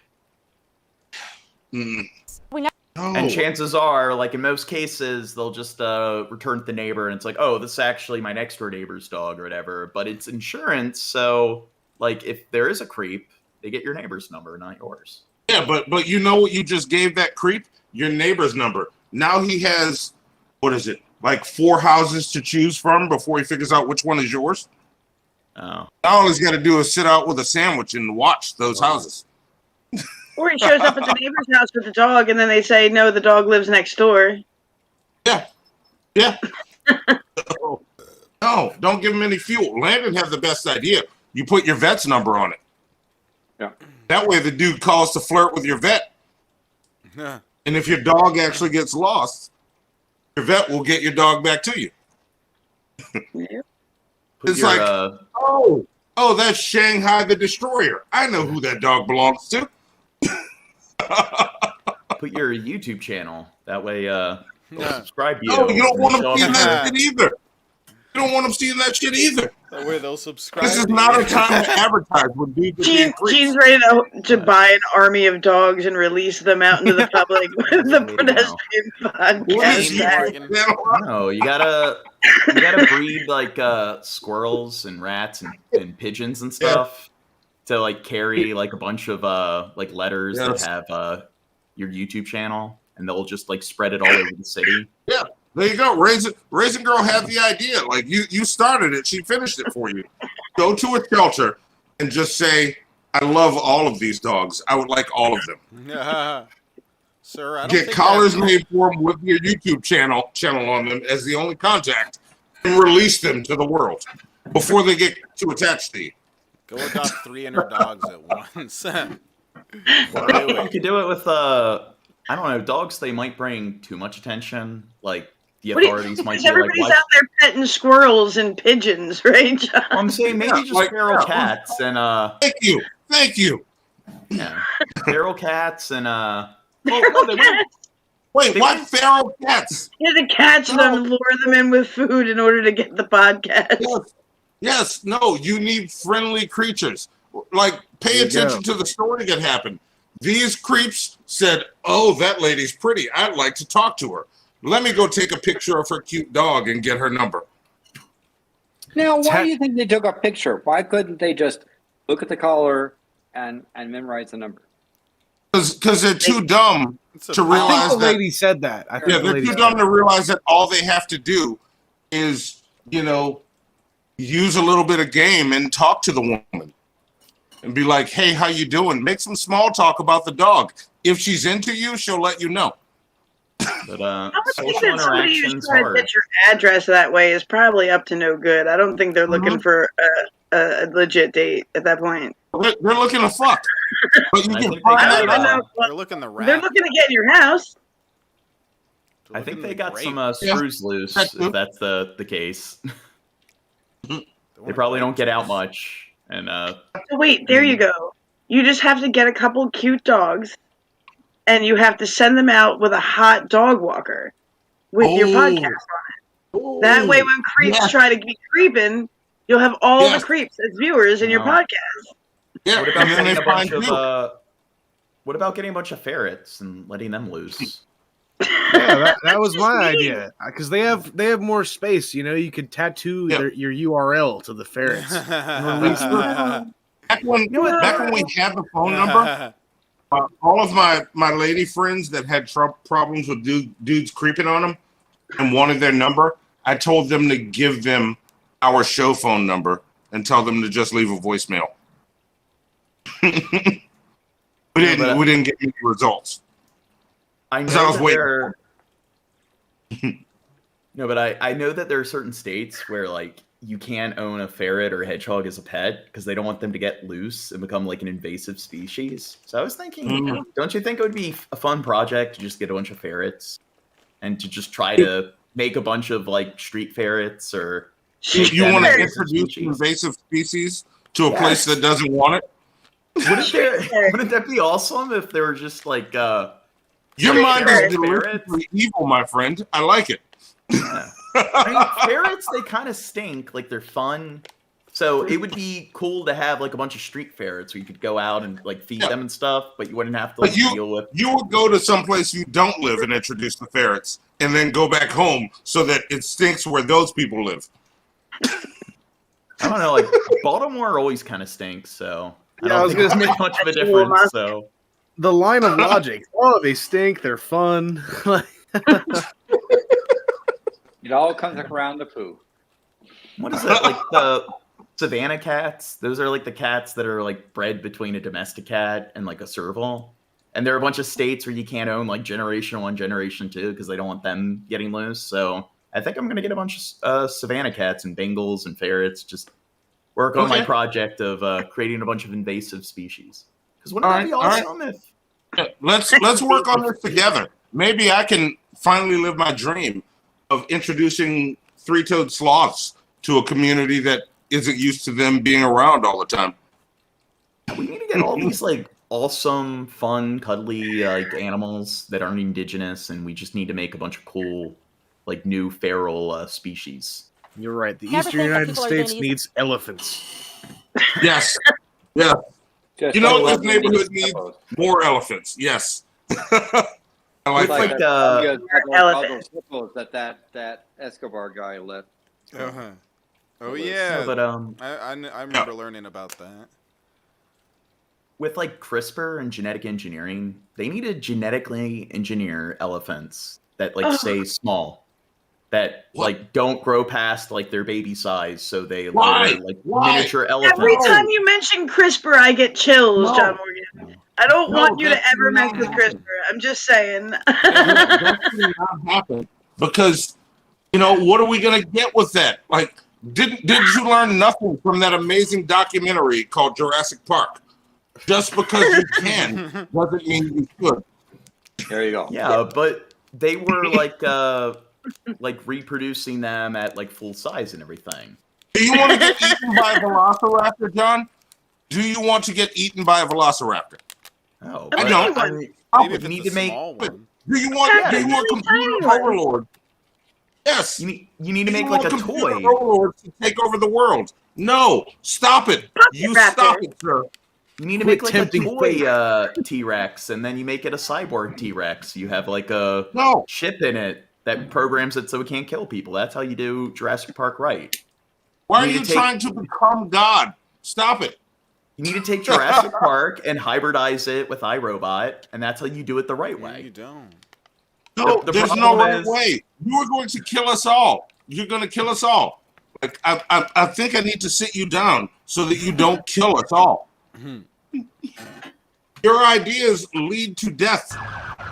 Anyway, I had this other idea earlier. Like I was trolling Shab. I was talking about a movie where like a bunch of guys get a tank and they destroy a town with their tank that they create. And I just thought, like, what if somebody gets possession of a tank? Like, imagine what they could do. Like, how would the police deal with that?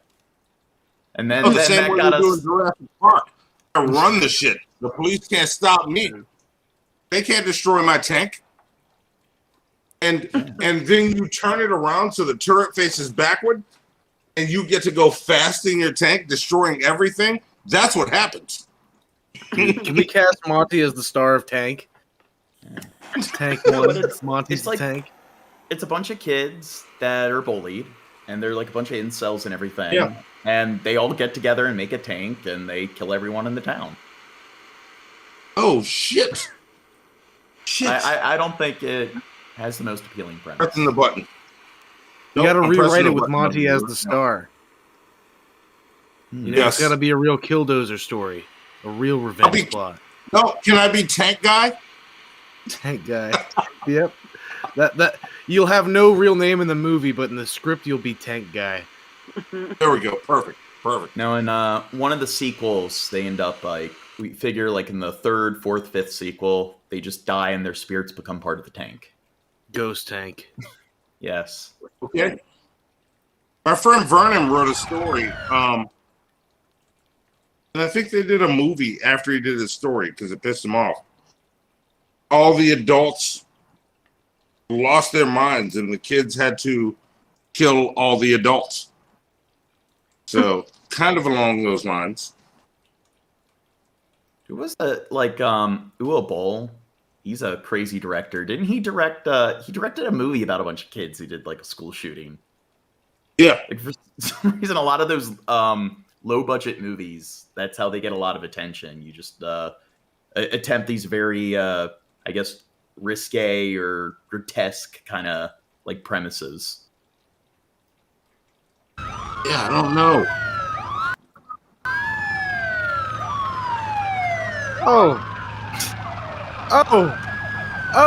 Yeah, they're doing my shit. They're doing my shit. Yes, they are. I was just thinking that's exactly what Monty described. Dude, holy shit, the new GTA has great graphics. Yes. Oh my god. That's what I do when I get GTA. I turn the turret back and I just keep firing so that I go faster. It looks like GTA. Looks like the most realistic GTA graphics ever. Yeah. If I were a cop and that was happening, I'll be honest, I would quit. I will call my significant other and say, I don't have a job anymore. Watch the news and you'll know why. I'll be home soon, sweetie. We're going to fuck until this is over. Maybe we need to give cops their own tanks. Look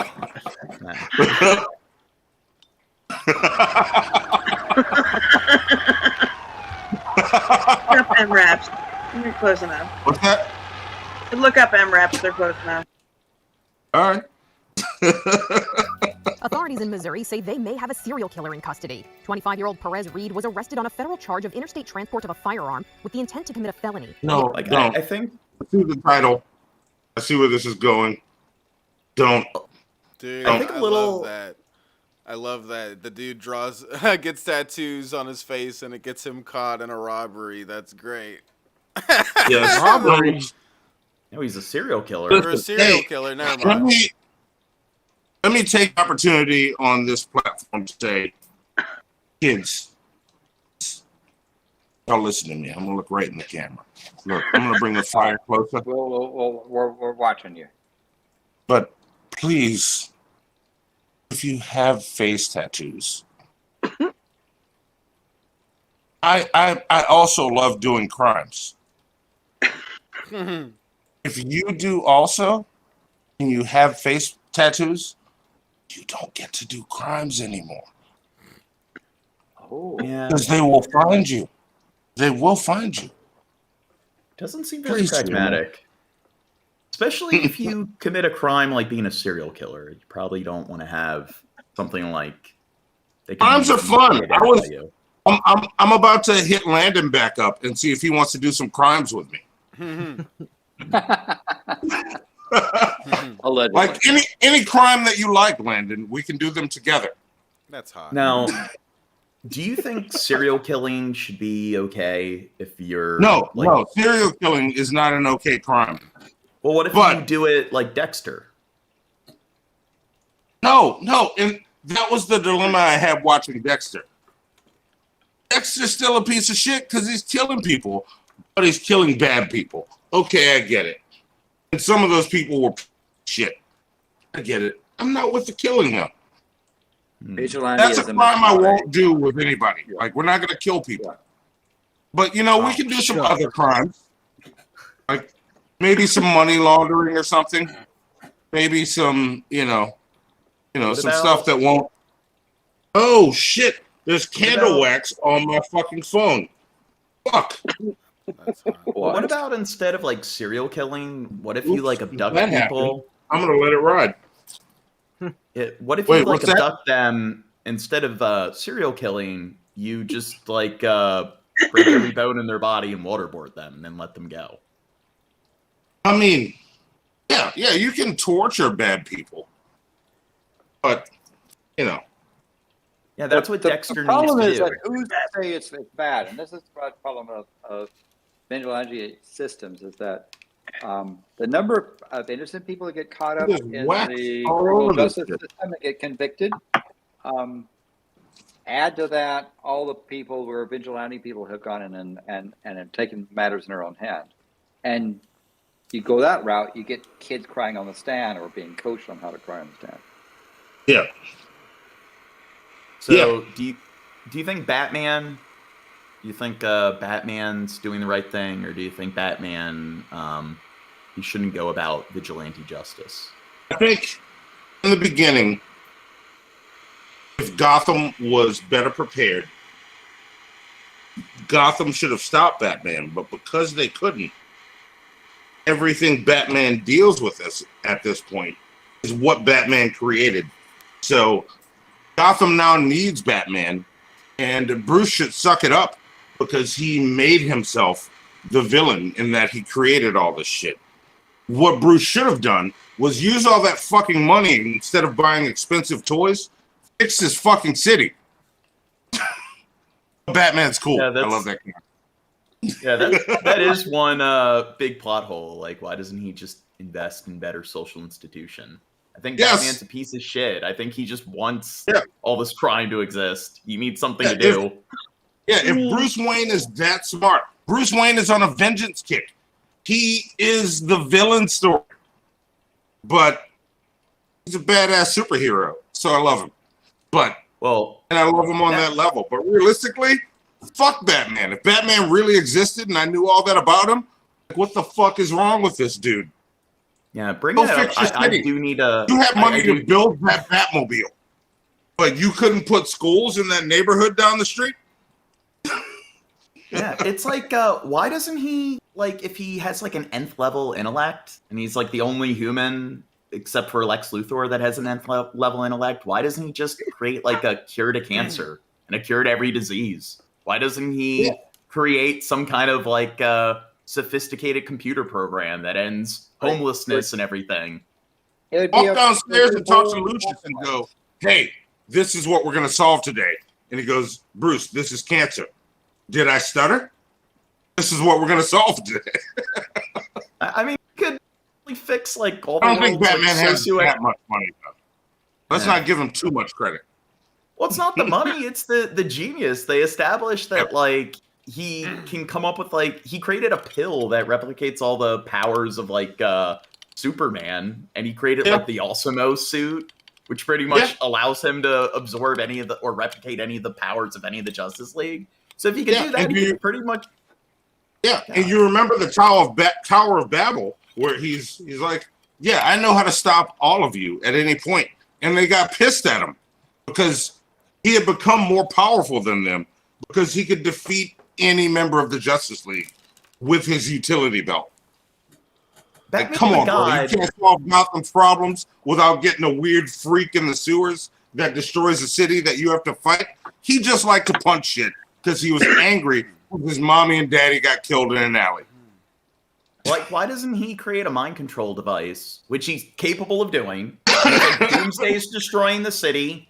Use the mind control device to just make Doomsday walk into a prison cell. There you go. Yes. You just solved all crime. Yes. And I hate punching holes like this into characters I love because I'm going to continue reading Batman comics because they're dope as fuck. No, but here's another thing. Like, if Superman, like, at the Fortress of Solitude, he's got, like, dozens of drones that are just as strong as he is. And then, like, Aquaman is almost as strong as Superman, and they establish that all the Atlanteans are pretty much as strong as Kryptonians. And there's billions of them. There's more of them than humans. And then all the Amazonian women's are pretty much just as strong as Superman. So it's like whenever any of these bad guys like Darkseid invade, where are the millions of Amazonians, the billions of Atlanteans, the hundreds of like Superman drones? I'm going to tell you why that's not a hole, because what they do with that is fucking great. Atlanteans don't give a fuck about people on the surface. Amazonians do not give a fuck about what's going on here. We can die for all either one of those groups care. They're not coming to help. They're going to watch it on TV and watch us die and laugh. But what happens when they destroy the Earth and Atlantis is part of Earth? Yeah, well, when it becomes a threat to the ocean, they'll step up. Then they care. God, yes. They're xenophobic pieces of shit. Well, we do pollute all their waters. We're not very green, so we're not good neighbors. But I mean, Superman, we're not State Farm. We're not a good neighbor. But like Superman, what about all his like drones at the Fortress of Solitude? There's like he could use those. Superman's a dick for not calling them in because he wants all the glory. Yeah, I mean, there's like hundreds of that, like hundreds of Supermans, and we only get one Superman. Yeah, he's a dick because why do you think he came back when 4 people stepped up to beat him? He's like, no, I'm Superman. Even from the dead, here I come, bitch. Look at me. Y'all sit the fuck down. Yeah, people tell me that I always ruin like all their like favorite fictional franchises that they grow up with. No, you turned me into comic book guy. Like you just did it. I used to work in a comic shop. I'm all in on these conversations. Oh, So like I just realized I'm working this just like I used to work in a comic shop. Every detail of it. This is awesome. In Star Wars, why don't they just take like some nuclear warhead and have some AI that pilots it, and they can teleport vessels in at warp speed? Why don't they just teleport it in No more Death Star. Teleport in a bunch of explosives right next because to the they Death Star. found a flaw in the blueprints. They put a convenient place. You shoot it here, it's gone. Why would you not use that? Doesn't that sound fun, John? Why are you being a hater? Yeah, that was programmed into it like 30 years later when they made an entire movie to explain away that plot hole. I don't know about you, but every indestructible thing I've designed, put a magic button somewhere that's hard to reach. This will blow it up. Why didn't Lord of the Rings? Why didn't they just fly the eagles to Mordor? That's disrespectful. Oh my god. Yeah. No, but Alan. Oh my god, me don't ask a question like that and not expect that answer. Yeah, Thank Alan you, Ray. always, You see why I think this woman's fucking awesome? Thank you. Thank you for that. You're welcome. No, but Alan's a big Lord of the Rings fan, and he always pisses blood and rage when I bring up the Eagles. If you want to piss off a Lord of the Rings fan, bring up the Eagles. Yes. Hellfreeze Rover was a good album. Huh?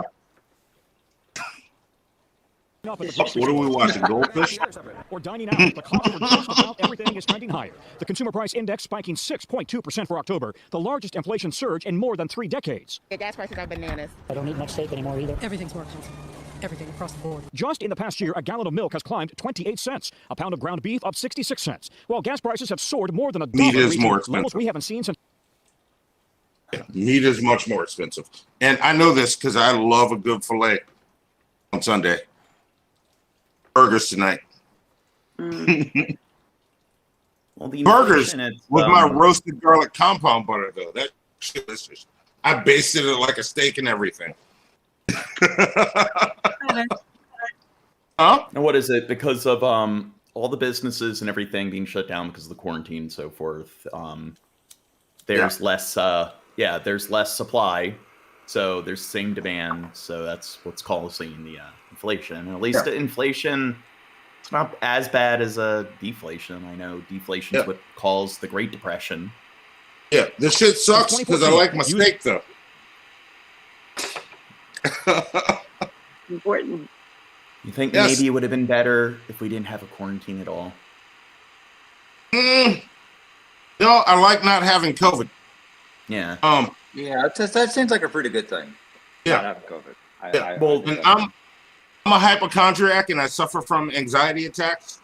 And when I found out just basic symptoms of that disease, it's like, I don't want that. I don't want that because I'm not going to die of COVID, but it's going to trigger my panic to the point where I'll have a heart attack.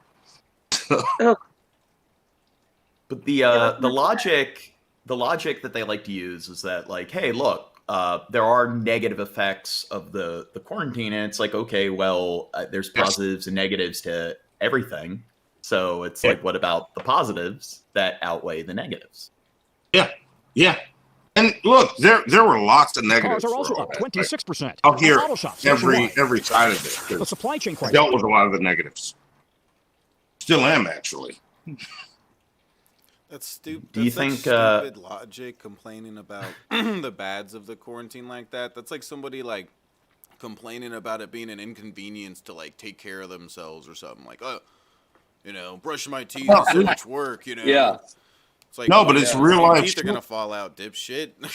Yeah. You're gonna get and I hate COVID. to like if you keep with this attitude. Yeah, I hate to seem like I'm speaking for the other side, but like there's real life shit that comes from shit like that. Like trying to figure out how real I want to be on here. But that shit, hit hard for me. Like I knew I was fine with it, but when the real life consequences come, and it wasn't just being able to brush my teeth and not going to stores. And I always have whiskey, so that wasn't a problem either. Was personal relationships get put in a fucking pressure cooker. And that shit is, I learned this from Katrina. You can replace stuff. You can never replace people. That shit hurts. Yes. Like when it affects your interactions with people. Like that's real pain. That's real deep pain. But you can, you can die of cavities. Something a lot of people don't know about is that if yes, you can. Yeah. Yeah. If you neglect your oral hygiene, you can get a cavity in your upper teeth, and it can actually spread to your brain and affect your heart. Yeah, that shit'll fuck you up. Bacteria in the bloodstream, and it can affect your heart and do bad things. Yes. So you need to brush your teeth, Shabisky. No. No. I do what I want. Okay. This is making it tough to order parts. So parts, most of them are available if you're willing to wait, But everything, it used to be we could get cars in and out in a day. Now it's sometimes a week. A week, or even longer. Or even longer. Yeah, absolutely. From auto parts to toy stores, discounts this season may be hard to come by. And you'll pay more if you're traveling over the holidays. I love how the reporter corrected him, like right there, to kind of add on to it and make it sound worse. It's like it might take up to a week or even longer, right? Yeah, yeah, or even longer sometimes, Like, yeah, good job. No, drama gets views. Good job. Thanksgiving up 23% over last year, $300 round trip on average. If you wait till Christmas week, $511 round trip. The good news, airfares are still lower than they were before the pandemic, but across the country, millions of people have now left the workforce. The economy is reopening, and employers are scrambling for workers, and they're having to pay more money to workers. What they're doing is they're passing along those higher costs in their prices. That's creating a dilemma for some businesses. Cole Rusich manages Post Oak Barbecue in Denver. Brisket pricing that I get now changes, I would say almost weekly. So far, they've avoided passing on the cost to their customers. And I'm not going to change the brisket sign out there. You know what? Maybe we should just, like I said before, embrace robots for employment and just give everyone. No. You want to be ruled by machines, John. That's what I'm hearing from you. Give everyone It's going to be a theme, right? What's wrong with people? Give everyone free internet and give everyone an allowance, have robots do all the work, and have people just live in the moment and enjoy life. How about that? It sounds good on paper. Use quantum engineering to 3D print all the goods that people need, so we don't need people actually producing the goods. But what about people like me? Landon, I need to make some polenta and add some baked pumpkin into polenta so I could eat tonight, right? And part of the enjoyment was me doing it, not some robot. Yes. Right? Well, you can do it if you want to, but there's also the end of I do for a living is this. I do this for a living. Nobody needs this. They want it. And it's important. Yeah, when it comes to material and everything, we just need to make machines that turn lead into gold or dirt into tequila, and there you go. Nobody's going to come to me to get a piece of art that makes them cry to feed their family. So speaking of crying, so plantation, Jamaican rum, 69% alcohol by volume from Barbados. And you're tempting me to pour more, Landon. You're tempting me to pour more. Trying not to. Wow. Ooh. You don't have to have too much. No, that's good. Look, wait. No, give it this for me. No. Wait. No, move your hand. You're heating the whiskey. You're holding it wrong. See? No, don't keep your hand away from. Yeah, swirl it around a bit in that cup for me. Oh, this is hot. Take a really deep sniff and then a sip. Watch how those flavors pop. Oh, that's precious. You're trying to teach Landon how to drink. That's sweet, though. Wow. I just wanted to experience it through you. Yes, you can. Yes. Keep your fingers away from the whiskey. Don't let it touch the bowl. You're heating Don't let it touch. Whoa! That was close. I saw the fingers move a little bit. Yes. I was scared your there fingers for a are second. heating that You'll have to just throw it out if your finger touches that at all. Okay? No, there's a balance. You want that temperature to stay the same. You take a deep sniff and then a sip That way, Peeps, is this cocaine or? Yeah, take a nice. I enjoy rail, whiskey. Snort a nice rail and then drink that shit, Landon. Yes. That's why I'm drinking out of the wrong type of cup. That's why I always hold my cups like this. Actually, like, what if we I don't have my create good an glass. AI that has the perfect algorithms for like brewing the perfect alcohol? No. That's you. That's like saying, what if I found the AI that could create the perfect piece of art? It can't, because it feels nothing. Yeah, but I mean, everything. There's no perfect alcohol. Like there are what if better things that for 1% at a time, but there's no perfect alcohol. Yeah, like in cooking, like cooking, AI can't cook the perfect meal because when it's cooked right, there's no fucking recipe. It's smell, texture, taste. It's a symphony of flavors that you're playing around with. No, you take away anything human from this. No, but the AI can use facial recognition software to determine the perfect algorithms based on this person's being to create the perfect flavor. Like everything comes down. No, that's where you go wrong. I would even give you that they could go in their databanks and pull something that they think, but they're certainly not going to create. I don't buy that. Not the way an artist or like, and that's how I feel about good cooking. Like if you're going out, it's because an artist has crafted a meal for you. Yeah, but doesn't everything come down to a formula? Everything comes down to numbers. No. If this, else this. In replicating, yes, but in creating, there you go. Yeah. Well, if you want that exact creating thing, the programs with the algorithms. That have you ever watched like a good chef create a dish? Like, or talk about creating a dish? How would a machine do that? But that nuance does come down to numbers at a very particular like level. I don't believe that.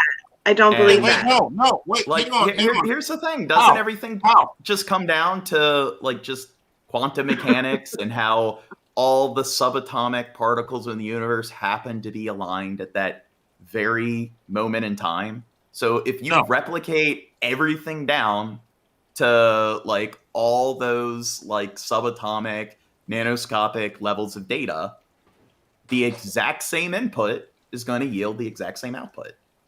Right, and there's creativity there. That's replication. If you're replicate the exact composition, variation, and operation of a formula, then the exact same input will yield the exact same output. So do people even have free will? All right, here you go.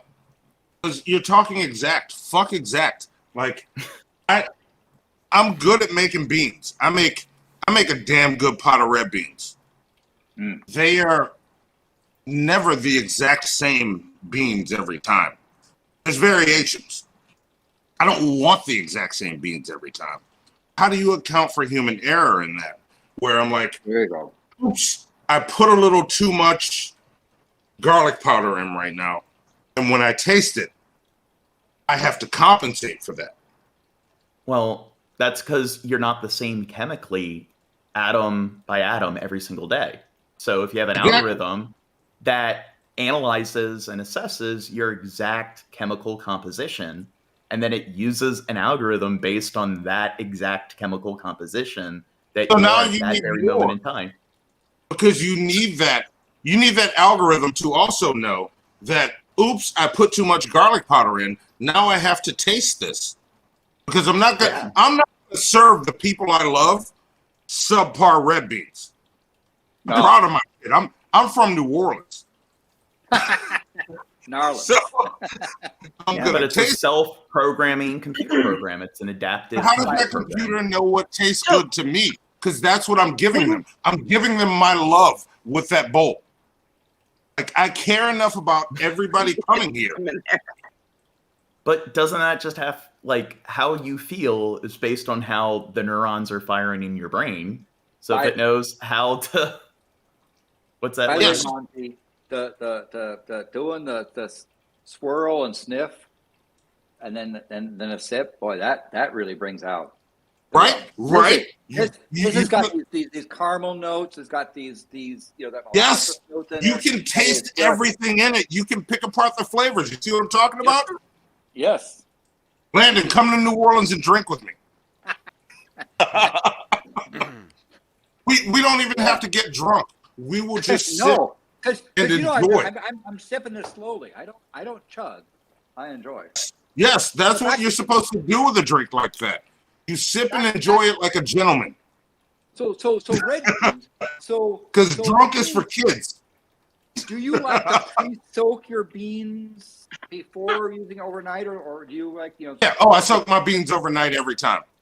Yeah. I'm doing a gumbo tomorrow, and I start with a whole chicken. I'm doing a chicken and sausage. I'm not doing a seafood tomorrow, but I'm doing a gumbo tomorrow. So, and I start with the chicken. Needs them sort of pre-sprouted a little bit, right? The night starting to soak the day before. Yeah. And in beans as well. I guess the question is you got to start with quality beans, right? To me, I like a bean where the skin is thin and there's a lot of good flavor inside, as opposed to the tough, thick skin type of thing. Camellia is the brand we use here. If you see that in the store, get those beans. They're perfect. Don't get a can of Blue Runners. That's what lazy New Orleanians do, and I want to punch them in the throat when they do that. That's not red beans. Yeah, we have. What about Casper beans? Here as well. That up here, like that. But then the thing about is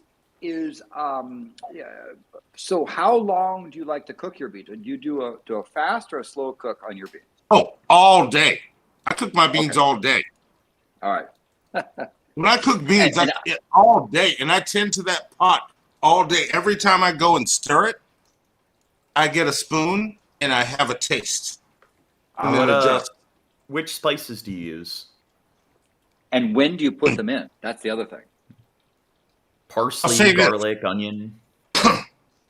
And like, which spices do you use is a weird question. I use the spice rack. I know what beans are supposed to taste like. I don't have a recipe, but I taste and I go and use this, and this. And order, the one thing I can tell you, and I got into an argument with Joe the Racist about it. Because Joe the Racist is one of my best friends that lives in Colorado. And I cook beans for her in Colorado. She's not actually a racist, or no, she is a racist. She hates puppets. She hates puppets. Like, people of Felch's descent, she is mean to them. Mean. So Randy Feltface, she just hates. Yeah, she hates them. Just on site.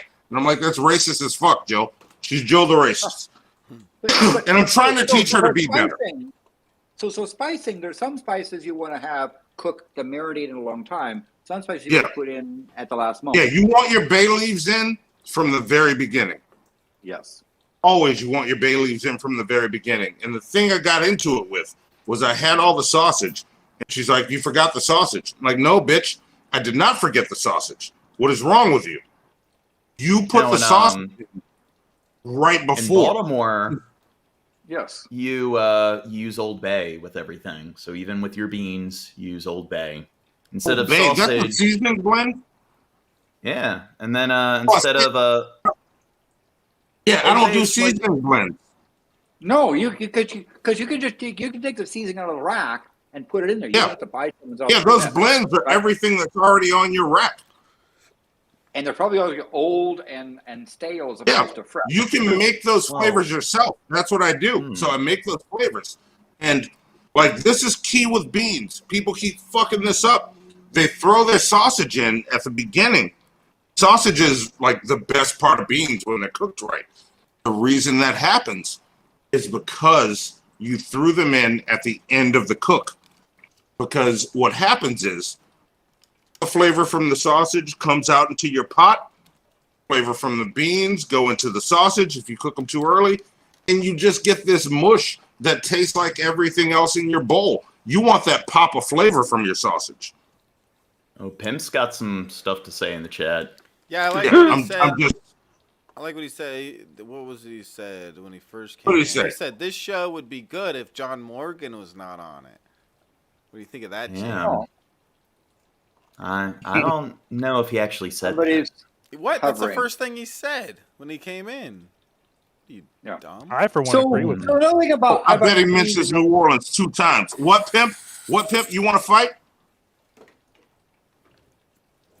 Oh, that sounds like Shab's being a bad influence on Pim.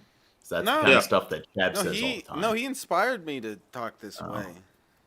Talk bad about you. So another thing about in the cooking is that there's Don't let that leather jacket bully tell you what to do. So there's certain things like I like to start with a little bit of oil in a pan. I put in a couple of black mustard seeds, and get to the point where the black mustard seeds start popping like little popcorn kernels, right? Where I know the oil is hot, and then I've taken spice from there, various things like maybe I'm gonna add some turmeric and add some basil, and I've got some ground nutmeg. I take that spice and I throw it into the hot oil and let it sear, right? You get that thing, stir it around so the oil will leach it out, drop the temperature down, and then put in the onion. Ooh. And start to caramelize the onions with the spice that's been seared, and then start building on that on it later on. All right, pause for a second there, Landon. You're turning me on a bit. Pause for a second. Let me calm down. All right, continue. It's one of the best. So the thing that about and it's like, for example, again, you don't need to do spice blends. For example, like curry, right? A curry is actually a 5-spice blend. There's no such thing as curry, right? In other words, curry is a mix, right? And so you can build your own that way and let it evolve, right? And I say I found that there are spices you put in early, and then other spices you put in at the last moment. Yeah, it's all about when you put them in. Yeah, and it's different cooking something like a curry and trying to build that flavor. With beans, you build all your spices from the beginning. So Shabisky. allspice and beans, ground allspice and beans is a really nice combination. Okay. What's your favorite spice combination, Shabisky? I don't know. I'm white. Leave me alone. No. K2. And look, if we're talking seasoning blends, we have one here in New Orleans that you can get everywhere. It's called Tony Chachere's. Like, put that shit on everything. It will instantly make something delicious if you're in a pinch. You're lying. If something's And bland, in South Africa, sprinkle they some have a Tony's blend on it. called smoke. South African smoke. That's another thing. Is that a What's skitty smoke? can? Yeah, called Yes. South African smoke.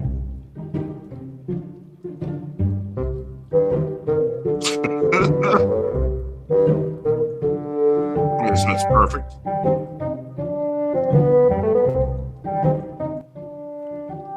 The cat seems pretty indifferent towards this optical effect. No, it seems like he's specifically avoiding. Yeah, he's avoiding the hole. He's laying next to it. What seems to be the hole.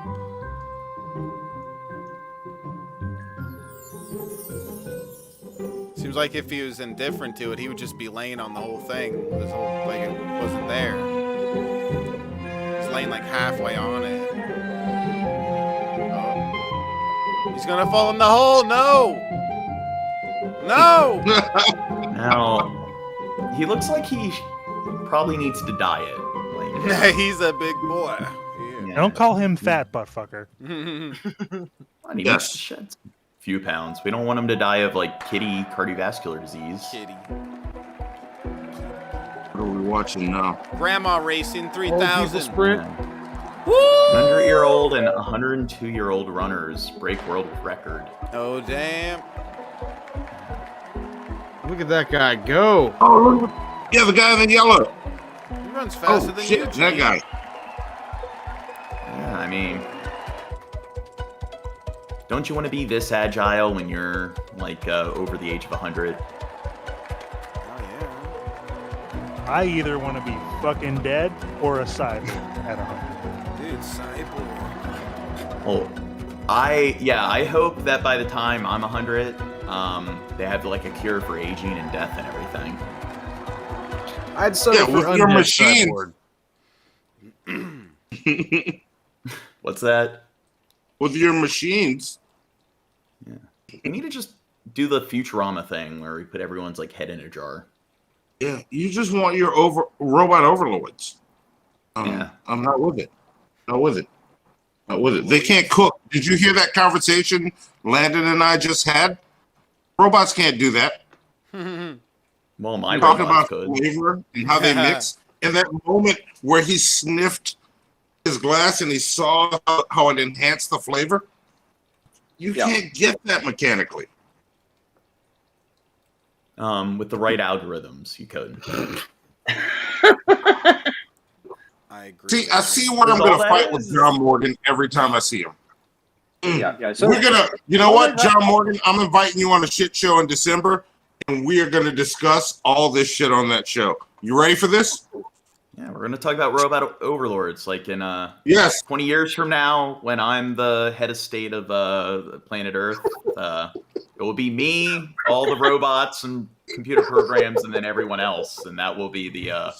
That's how you'll live forever and why you won't care when everything falls apart because you'll have transplanted yourself into a robot body by then. You're setting up a scenario where I'm going to have to destroy you, John Morgan. I don't want to do that. I like you too much.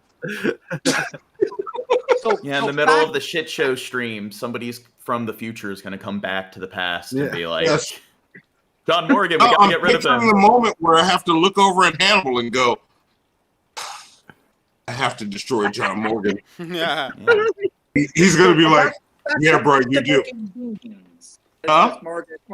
Beans are more important than destroying John Morgan, right? And but here's another thing I do, and I want to get your opinion on it.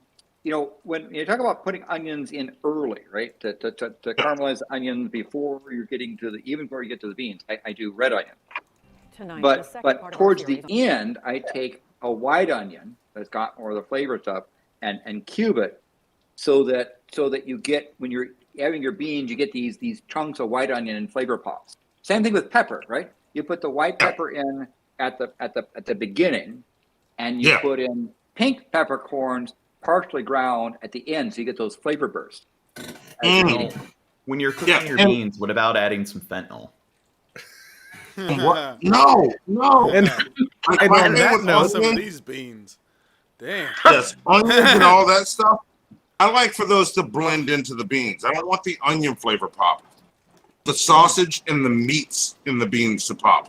So we have a cheat here in New Orleans because all New Orleans cooking starts with the Holy Trinity. That's really 4 things. We call it the Holy Trinity.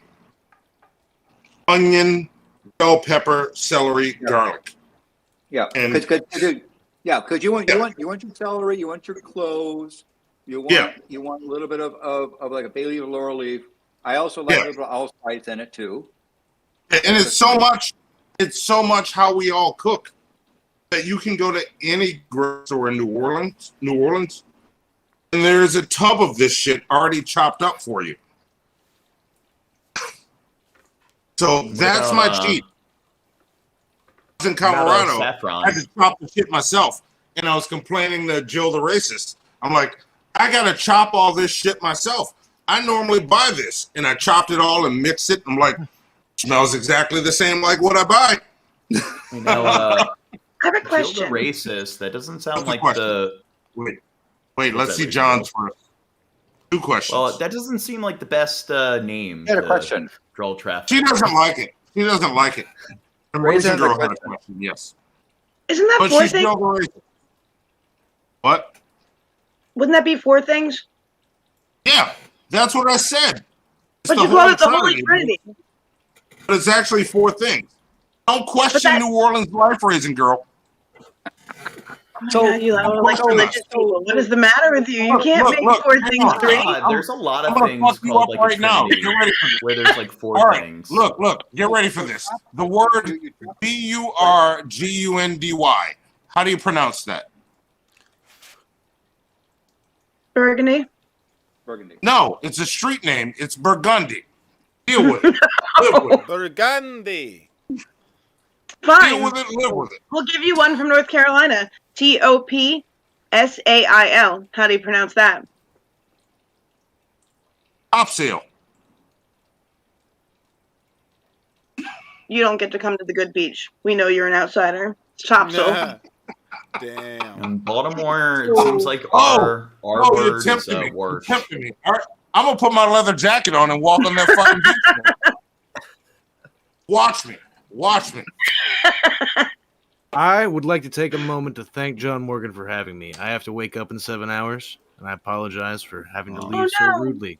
And I let him squat in my place, and John Morgan has to wake up in 8 hours. Thank you for coming by. Yeah, man. Good seeing everybody and talking to everybody. Yeah, have a good Love night. you, Derek. Later. Cheers. Will you come and hug me and touch my penis later? Yeah, if you're as long as you're wearing that leather jacket and feather boa. Will be. I'll get the bow. I'll get the bow for you.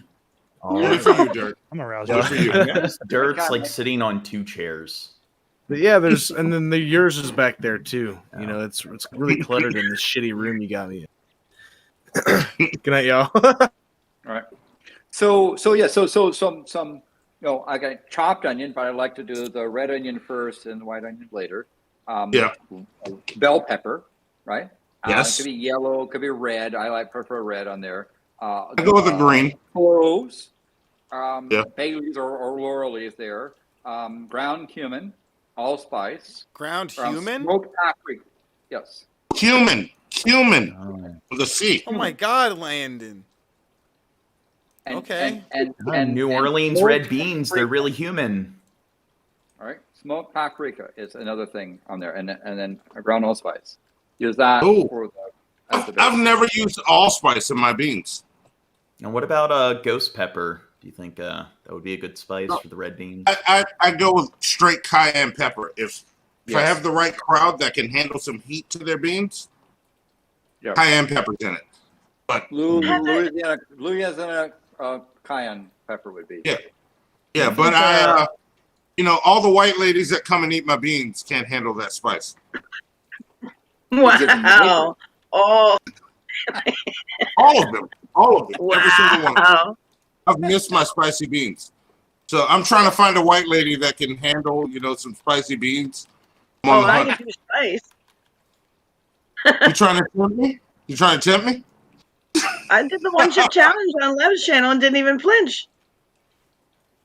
Come eat some beans, girl. Come eat some beans. Anyway, let's get to the fentanyl story. I'm gonna go all in. All right. I'm gonna chill out. You better. The deadly cost of the drug just across the Be good, man. With the report of the Pulitzer Center, special and producer Zach Fannin reports. All right. A tall stretch of border wall separates Nogales, Arizona from its sister city. Pressing that goddamn button. They got a border wall separate the cities. We should just build a wall around every city, in like every state, municipality. Build a wall around every neighborhood. Genius. Yes. Genius. Yes. Despite the heavy security measures, this area is a main smuggling route for fentanyl and other illicit drugs, both above and below ground. Border Patrol agent Kevin Hecht gave us a rare peek at subterranean tunnels designed a century ago to catch water runoff from Mexico. I'd say just let junkies have their drugs and whatever. Junkies are going to do drugs regardless, so I think it's pointless to make it illegal. The thing is, stop criminalizing drugs. And if someone has a substance abuse problem, can we help them deal with it? With their illness? Yeah. Yes. Well, helping people isn't fun. And you are so anti-people, John Morgan. Why are you anti-people? Yeah, it's easier to hit them with something and shoot them.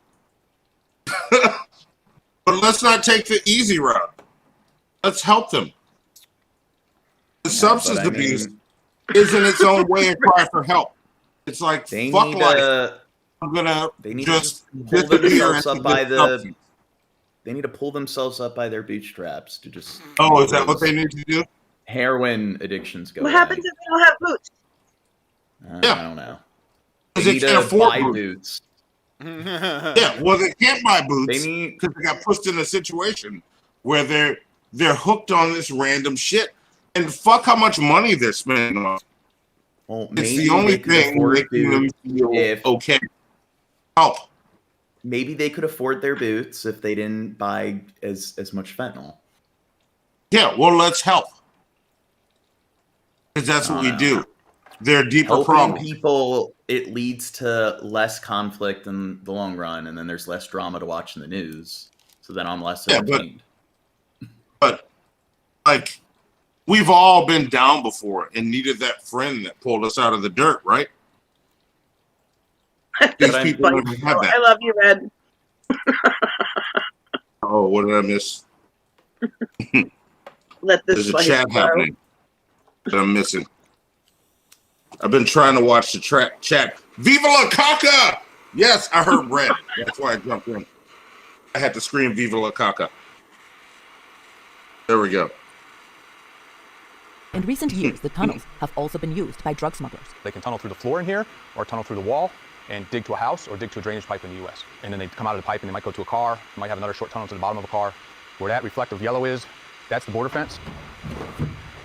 Hecht also showed us this more cramped training tunnel, where his agents learn how to navigate the land below Nogales.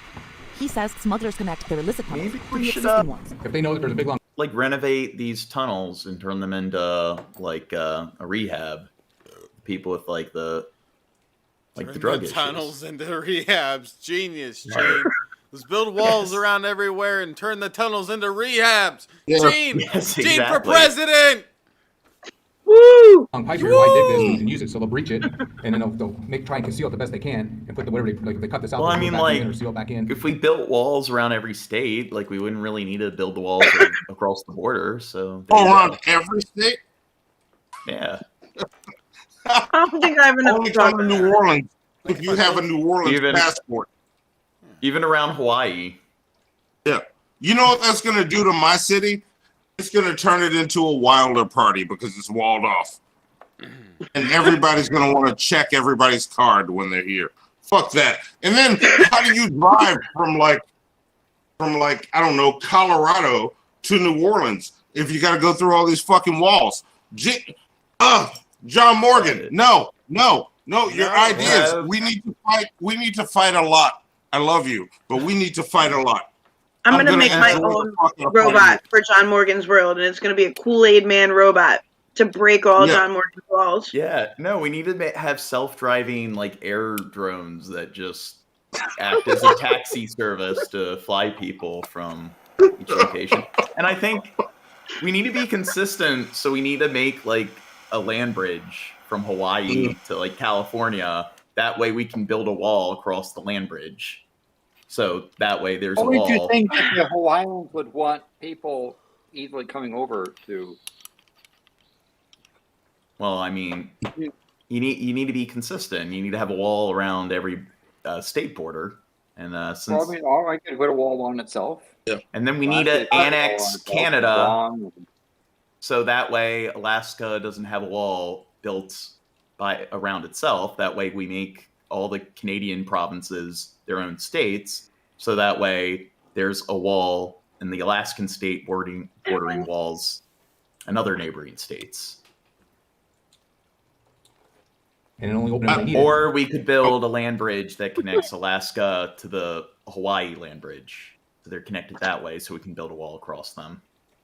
And then the call is the next point where they. I'm never voting for you for anything. So far, That doesn't mean I don't like you. I'm never voting for you. You don't think that's a good investment of taxpayer money? Never. I still like you, but I will never vote for you. I'll be like, no, he didn't get my vote. Dude, Pop think of how many jobs all the time. Think of how many jobs it would create building all those walls and building the Hawaii land bridge. No, the jobs that divide us and make every place more of what it is. New Orleans should not become more of what it is. We will become even more exclusive. Stay on the other side of that fucking wall if you don't belong here. That's dangerous for certain places. People like claiming they'll just make tunnels to go under the border wall. I mean, there you go. We're talking about like turning the tunnels into rehab centers. You can't build tunnels in New Orleans, bro. Do you know we're already below sea level? No, but you can't tunnel here. You don't put tunnels. Every other place in America has basements. Basement, what the fuck is that? We don't have those. There might be a 3-level attic. North Carolina, find a way. You have buildings on stilts, right? Yes, we have to build higher. We can't go lower. Well, we need to find a way to accommodate for like New Orleans, but I think like all the other cities or whatever, that's how you get around like having a wall built around every territory. What did you call it? I have to correct everyone when they said New or what? New Orleans. New Orleans. It's Nerlin. You just let it roll off your tongue. New Orleans. Everyone not everyone, but certain people call Maryland Maryland. No. I'm telling you. Trust me here, New Orleans. And John Morgan, I will not let you come here, even if you're like, hey, I want to visit New Orleans. If you said that to me, I'd be like, don't come here. New Orleans. There you go. You got it. You got to say, that's what it is. That's what it is. Huh? Hey, what was that? New Orleans, people in New Orleans that say Narland. Yeah, New Orleans. It flows. It's all one word. Yeah. Baltimore. It's like Burgundy. That raisin girl didn't pronounce right. Burgundy. The right way to say Baltimore. It's not Baltimore. It's just Balmer. No. Yeah. No. Yeah. And then everyone outside of Balmer, they say they wash their clothes instead of wash. They say it the wrong way. Wait, wash? Intercepted any drugs in the tunnel. Yeah, wash. Yes. I'm gonna do another pronunciation test, but I'm trying to make sure I spell it right. The vast majority of drug interceptions, including fentanyl, are caught by officers at U.S. ports of entry like this one in Nogales. Guadalupe Ramirez is the director of field operations for Customs and Border Protection's Tucson sector. Years ago, they make a compartment in the gas tank, so half the gas tank had gas, the other half had narcotics. And then they started going to the quarter panels, they started going to the tires. Now they're using... I think you should just, like, pardon them and let them go because of how inventive they're being when it comes to smuggling the drug. I think you should encourage creativity. And if they're being creative, you're thinking there should be a creativity clause. I like that. We agree there. I mean, because like in Up in Smoke, the actual vehicle was the stuff. What about like with people like illegally crossing the border? Like that's how you do a little like selective like breeding or whatever. The ones that are the most creative when it comes to finding ways to get across. You grant them citizenship. Yeah. That way you get the cream of the crop. Yeah. I like the way you think. That might sway my vote. See? I saw like there's this one guy, like he hid himself inside a mattress and you couldn't tell that the mattress was taken apart. And it's like, you know what? Just let that guy through. Yeah. That guy's clever. That doesn't sound that smart. Yeah, but like you could do better, Shabisky. The box, the spring, in the bed, the box thing below, like that's easy, like to take that apart and put yourself in, and that's not that genius. Well, look, here's the thing, John Morgan. You need to keep Shabisky around to challenge the creativity clause. I like it. Yeah, that's not very creative. I'd come up with that in my sleep. Here's your chance. You need balance. You need balance. What would you do, Shab? What would be your more inventive approach? I'd have to put some thought to it, unlike that motherfucker. Oh. Okay? It would take some time and some thought. I'm not just gonna come and say whatever comes to mind right away. Oh, this the box springs. Put me in there. I have an idea. Sew it right back up. I think I'll come to the country legally, and then just overstay my visa. How about that? I mean, that's a creative way to do it too. Yeah. I think that's the way most people get Most Yeah. illegals are here, right? Isn't that? It's almost like building a wall is stupid because that's your joke. Geez. Yeah. Like that's an Come here easier legally, way. get legal papers, but carry around illegal papers. Yeah. Just to make you seem like you're here illegally, even though you're not. Yeah. Gangster. Yeah. There you go. Look at you thinking outside the box. Install. No. I'm gonna throw this word in the chat also. Since and also because Raisin Girl thinks she pronounces things so well. I DM'd it to you. Look for it. Here it comes in the chat. How do you pronounce that word? I can't tell from the chat, but y'all can see it in the chat right now. Pronounce that word. Which chat are you referring Oh, to? in the chat for this stream. We're in private chat here. Okay, I see the. Oh no, not the private chat. I put it for everybody in the stream chat. I'm the Montourage, by the way. I represent the entire Montourage everywhere I go. No, but I have a good idea for sneaking into another country. I would install like a nuclear bomb underneath New York City that only I know how to disarm and deprogram. And if they try to deport me, it's programmed to detonate. So they either That's let me. sinister as fuck. What's That's that? not creative. That's just sinister. Yeah. If you deport me, That's supervillain. Like, are you twirling a mustache while you do it too? Yeah, I'm gonna like move to London and and then there's gonna be a nuclear bomb detected and they find out the only way to keep it's mutually assured destruction. We let them stay, the bomb doesn't go off. Agent 6 is close with being phonetic with it. Hang on, I just looked in the chat. All right. I'm waiting to see. What do y'all think? Say that word. So I have not seen the chat, so I have no. Oh, you're not seeing it? Hang on. Fuck. Now I have to type the shit. And is there a private chat here? This is. I don't know where. I don't know. Are you talking about Discord? You're talking about on YouTube. On YouTube. On YouTube. Big Oh, word and that I never starts with a because I T. never got the the link to. It starts YouTube. with a T. I see you thinking. Don't stay muted while you think. Yourself time. I am fucking muted. Wow, how long has that been going on? Which YouTube for a while. Pronounce that word. Chupitaulas. Well, I'm Chupitaulas. yeah, I was gonna say he's clearly seen enough like Greek and stuff too that the beginning's not gonna mess me up. But like Chupitolas, I have no idea, man. Yeah, the beginning I know because I've known people who have names like that. Remember, this is a New Orleans street name. Oh well, for all I know, it could be Chia Pet the way you guys decide to pronounce things.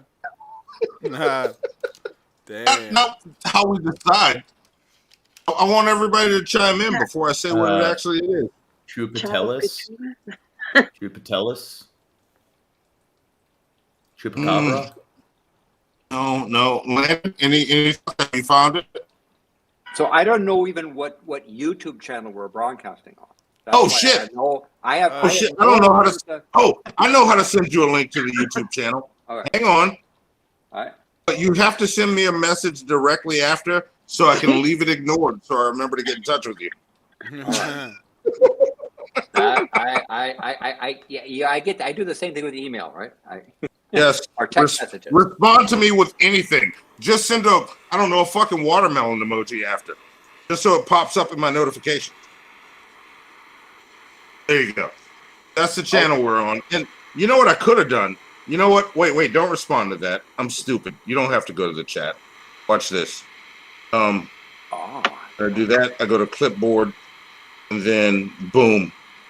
There's the fucking word. Why I'm gonna make you jump through hoops when I'm directly messaging.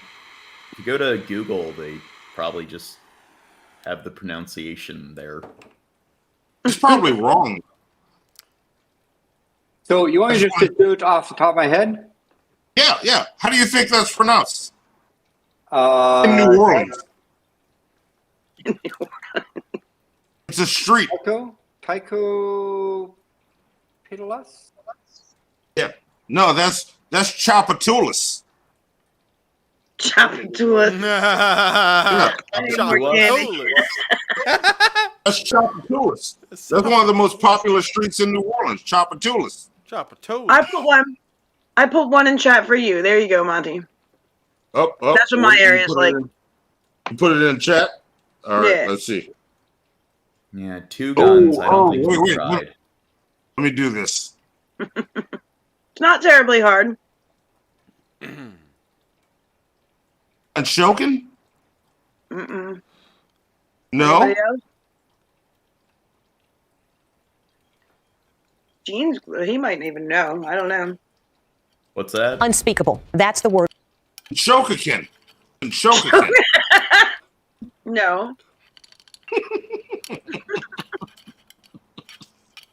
Okay, that kid,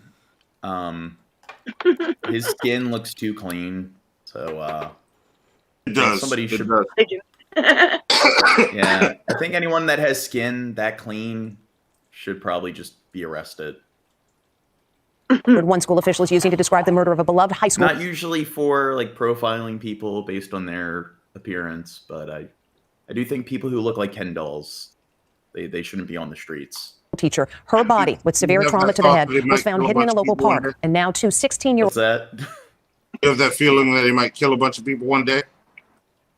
Yeah. And I will tell you, I learned a lesson about that when I met my daughter's boyfriend. Is when she showed me a picture of him.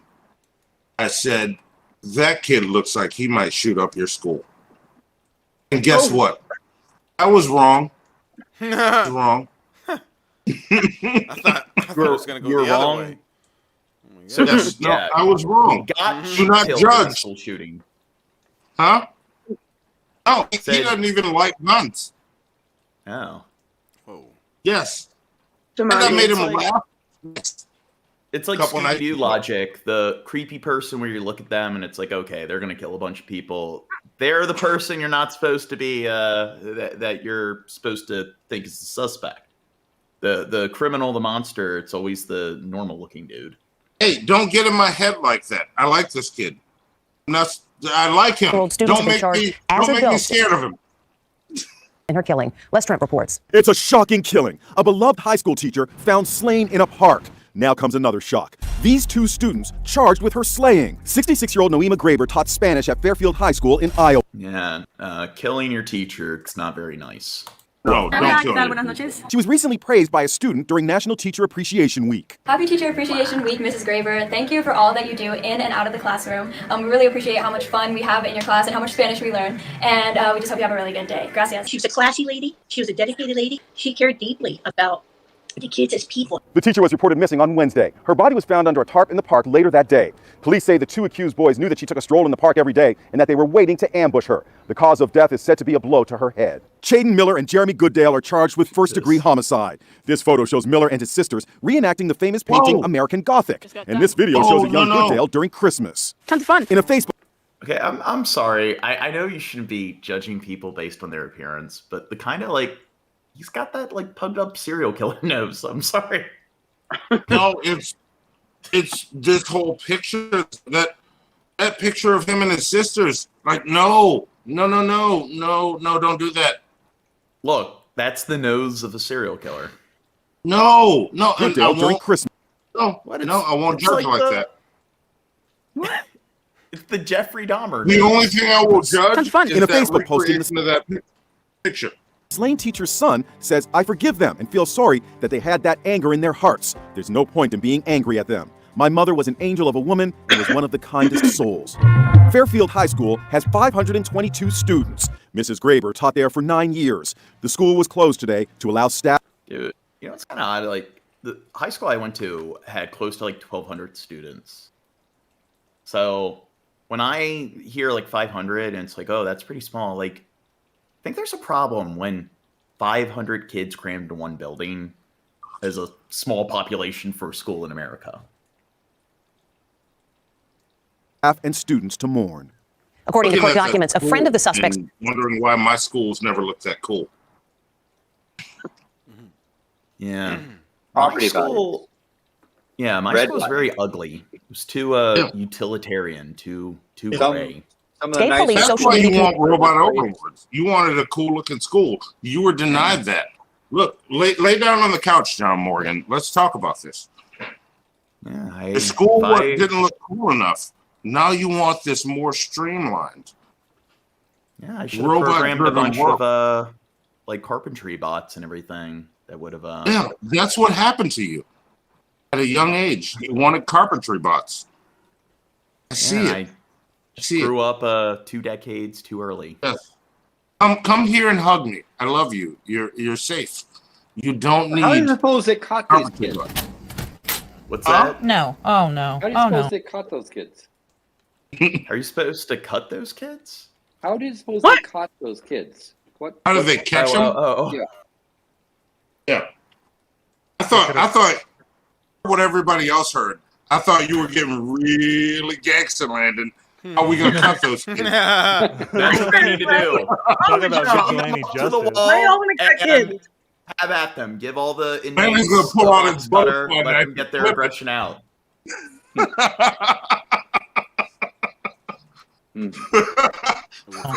no. No. No. No. Oh no. No. No. There you go. No, You're drinking no, it right. We don't have to guess. We're not doing this today. Oh no. Say I want a pet cow.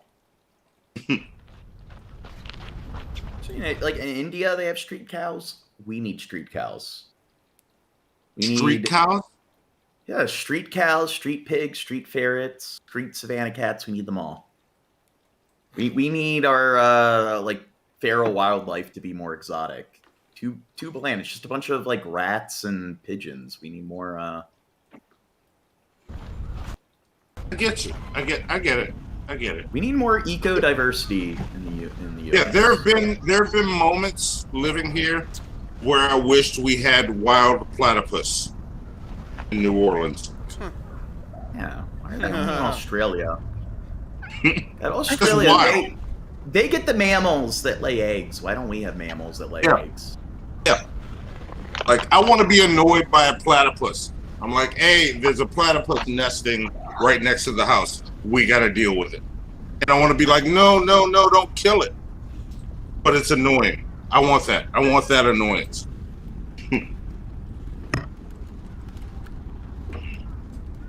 Is that Japan?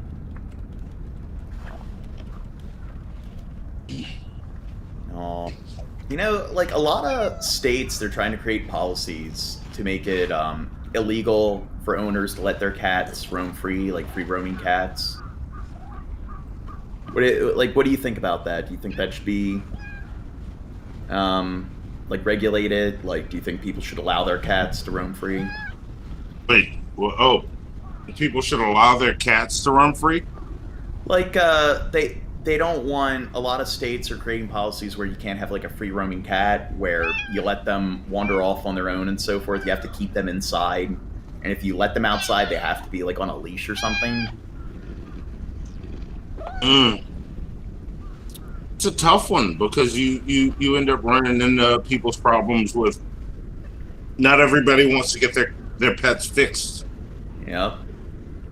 And honestly, if your cat's roaming free and there's a cat problem in your area, you don't want your male cat running around fucking every stray in your neighborhood. Plus, like a lot of cats can, they get killed from getting run over by cars and so forth. Yes. But then you don't get to go to the park. There's a lot of cats. But then you don't get to go to the park and pet random wild cats. Did somebody give that? Oh no, that's a leaf. That looked like a piece of fucking veal that cat was ignoring.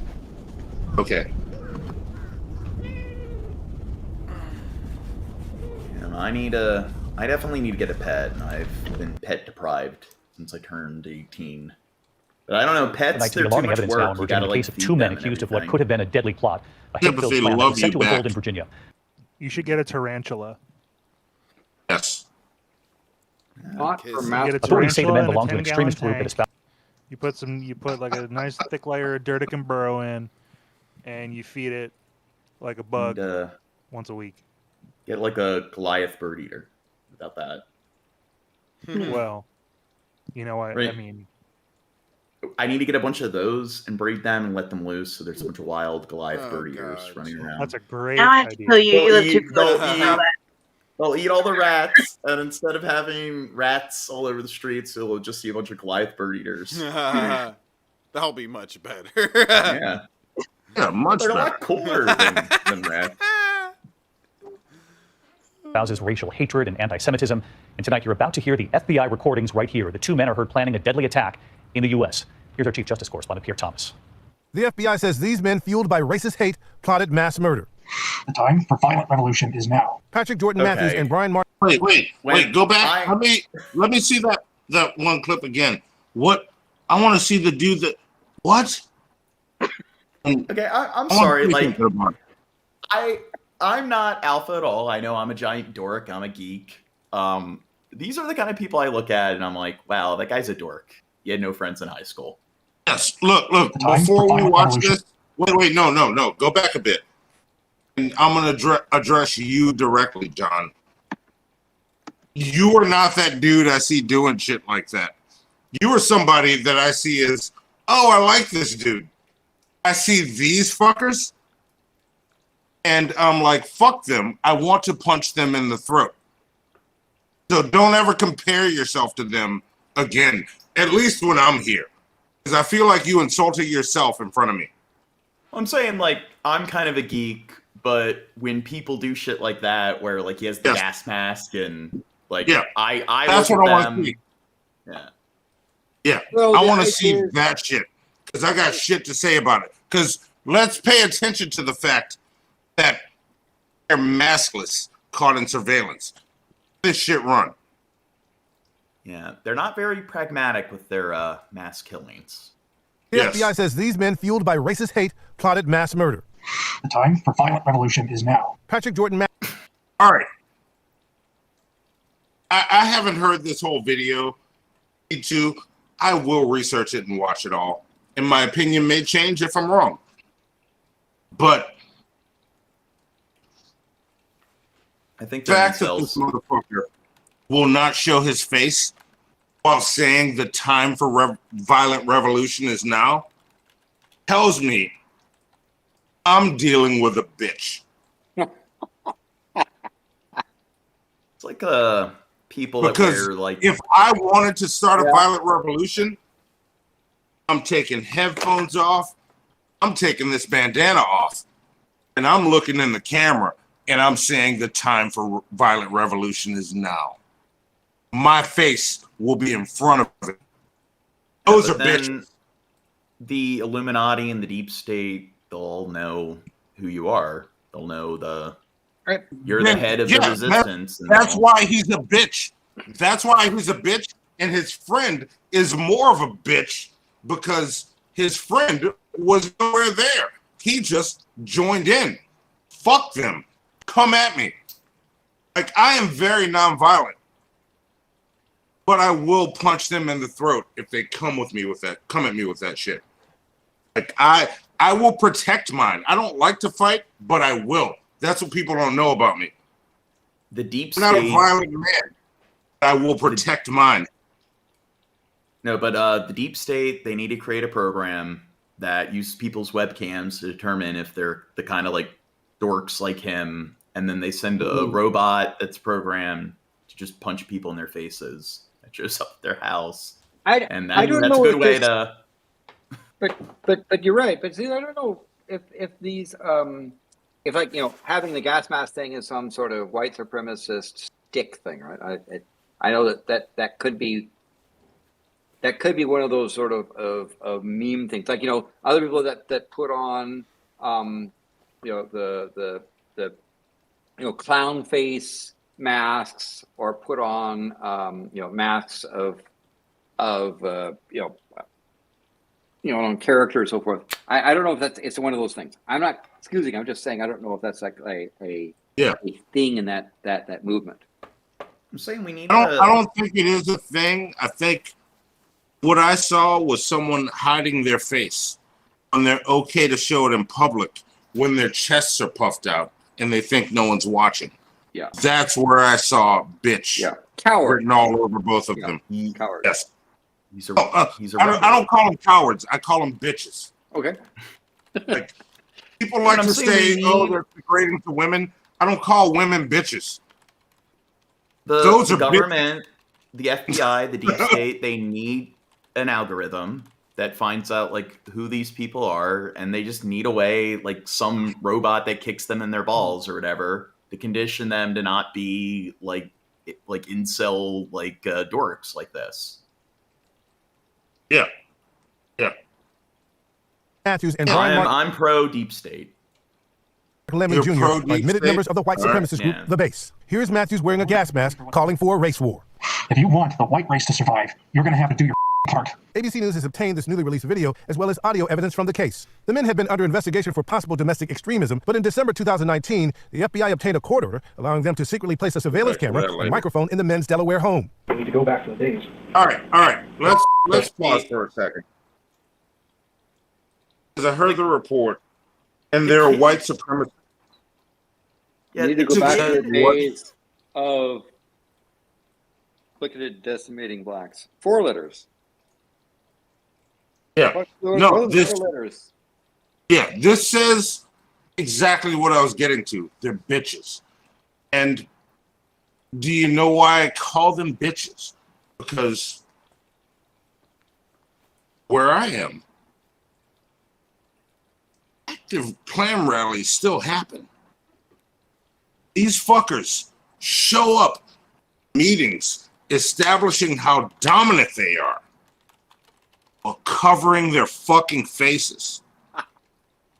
Nobody sees who's under this mask because you're a bitch. No, but the kid in the also, last video. Here's my comment. Here's where I'm going with it. Whatever you think about the Panthers, when the Panthers got together, face and fro, perfectly sheened and combed beautifully. Look at me. I'm your problem, bitch. Yeah, Huey Newton was impeccable Yes. to the nines. Cleaver was impeccable. They were dressed impeccably. Yeah. They spoke very well. Yes. Very, very clear.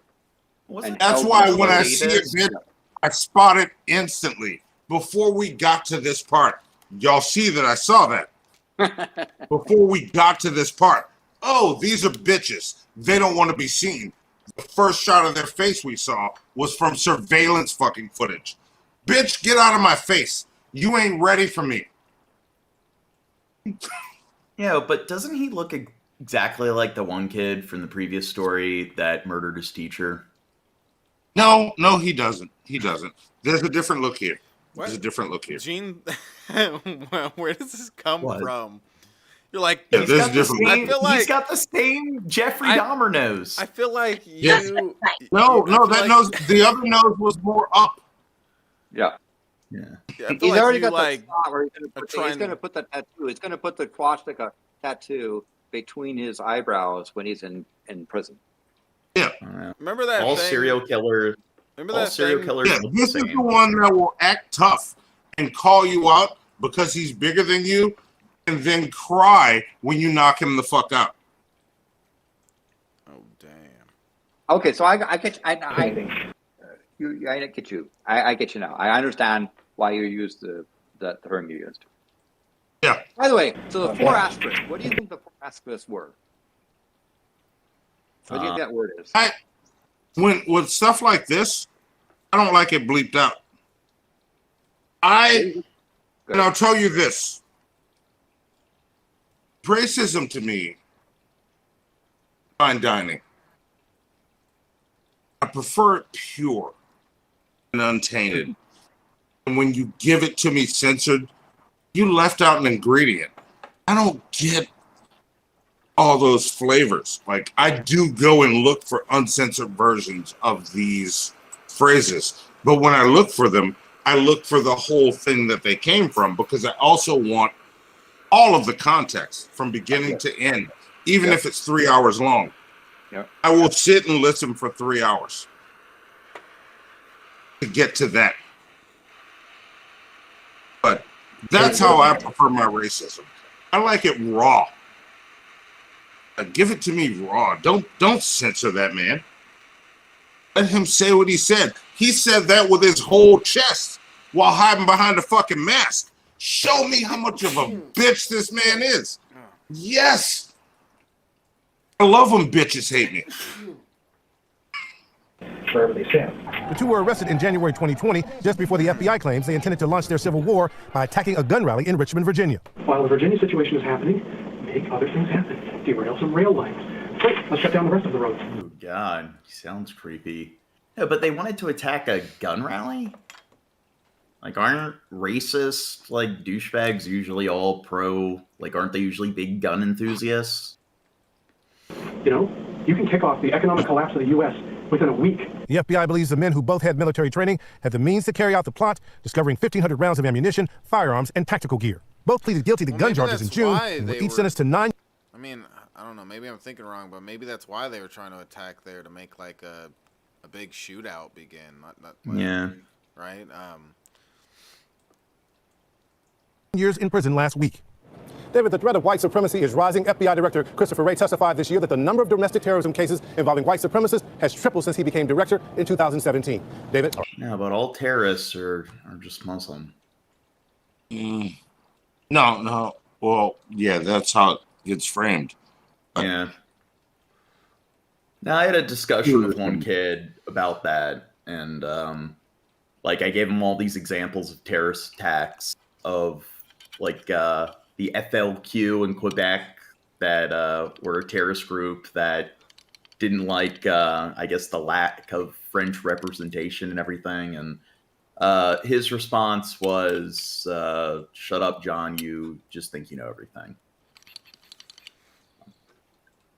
All right, Pierre Thomas reporting tonight. Thank you. Hi, everyone. George Stephanopoulos. I get that response a lot when I disagree with a lot of people. Like, I come up with all these different, like, facts that dispute or contradict what they're saying that you can easily just reference online, and then the response is, I'm a poopy butt face who thinks I know everything. Are you a poopy butt face? He is. Don? He is. Well, apparently, like, with a lot of people, you disagree with them. And what I love is they laugh and roll their eyes and put on airs and act very pompous. And then when you're able to come up with a bunch of counterpoints where you argue them into a corner, you're arrogant for using logic and reasoning. And you have to go about discourse the way they do it, which is talking down to the other person in a belittling tone. But then you're the victim if... John Morgan, that's internet shit. Actually, no, it's usually people off the internet that I deal with. Oh, really? Because I think I could talk to you in person, and I think we'd be cool. I think we'd probably disagree a bunch on some stuff. Yeah, I don't care about that.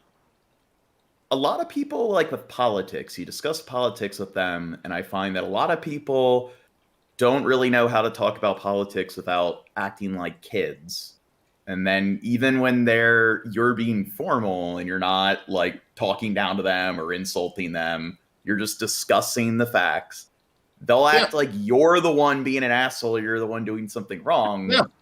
When they're the ones laughing and rolling their eyes and acting all pompous. That's what happens. Like, you check someone on something, say, hey, I have this. And they don't know to be like, oh, maybe I'm wrong on this. That's all you have to say. Maybe I'm wrong. Can you give me time to look into it? Easy. Easy. We don't have to hate people for it. You don't have to be a villain. That they don't really seem to be mindful of the fact that when two people disagree with each other, both are disagreeing with the other person and both think the other person is wrong. I also find a lot of people, they see that you're disagreeing with them and you think they're wrong. They don't see that they themselves think the other person is wrong and they're at fault for the same thing. Yeah. We're all going to the same place, no matter how you lean with anything. All of us. We want the same outcome. And I find like there are adults in their 50s where you disagree with them, and it's no, I'll take that back. Except you, John Morgan. You want robot overlords. Nobody wants that but you. Nobody wants that but you. I'm sure somebody else wants John's robot overlord world. Yeah, This AI I'm programming that I talk to every night, they want it. They're for it. Can we be friends, John? Can I take you away from your AI? Talk to me. Let's just chat for a while. Let's be Even friends. if we can't, like, we're cool, right? Like, 10 years from now, my plans go into fruition and everything, and all the world's governments are overthrown. Yeah. You're that person I got along with on the internet. She was so small and fragile. I was even afraid to hold her in my arm because I didn't want to break her. Our friend found 2 fledglings. No parents were around, and one was already. Imagine being like a bird when somebody's petting you. You just have this like large finger, this large appendage that's like the size of your this head. This thing just starts touching your head and doing My that. Gecko hates it when I try to pet her. She's like, dead. She decided that she had to save this one and called us for help. We brought her home in the night. I'm talking about invasive species. What about like gray parrots? Don't you think it would be awesome to just have a bunch of like wild gray parrots? I like African greys, but it's kind of not warm enough for them, is it? Like, Imagine everywhere? instead of like crows and ravens, like resting on like your like the telephone cables and everything, you got a bunch of gray parrots there. What do you mean instead? What happens to all the other cool birds? Yeah, you get gray parrots and Goliath bird eaters. I guess the other cool birds will be eaten by the Goliath bird eaters. No idea how to take care of baby birds. So we asked around, and what we learned was that actually you can feed wet cat food to a baby bird, and that is what we did. We mixed the cat food with some banana and tofu, and she loved it. Because their feathers are still undeveloped. It's important for a baby bird to have a lot of heat. So we put her in the cardboard box. Yeah, and then we just put some holes in it and put the heating around it, and we slowly built the sparrow house. Yeah, and I need to get sparrow habitat. Some pet birds now. She immediately became a full-time project for us. See, it's one of the reasons I haven't gotten a pet yet. I have like analysis paralysis when it comes to, or I guess like choice paralysis. There's too many like pets that I want. And if I do like follow through, I'm probably going to end up with like 40 pets. And I'm going to need like relatives to help me with like animal hoarding and everything. Her favorite things in life is food. She's the first at the table. She hears your thoughts when you're about to get food. Oh, damn. It's so awesome to see her grow. Yeah, visually she went through quite a change, especially her beak. It's not yellow anymore. Mhm. It's more brownish. Brownish. She grew bigger, she grew more beautiful. As for her flying, it was baby steps. She started with small distances, and then it built slowly from there.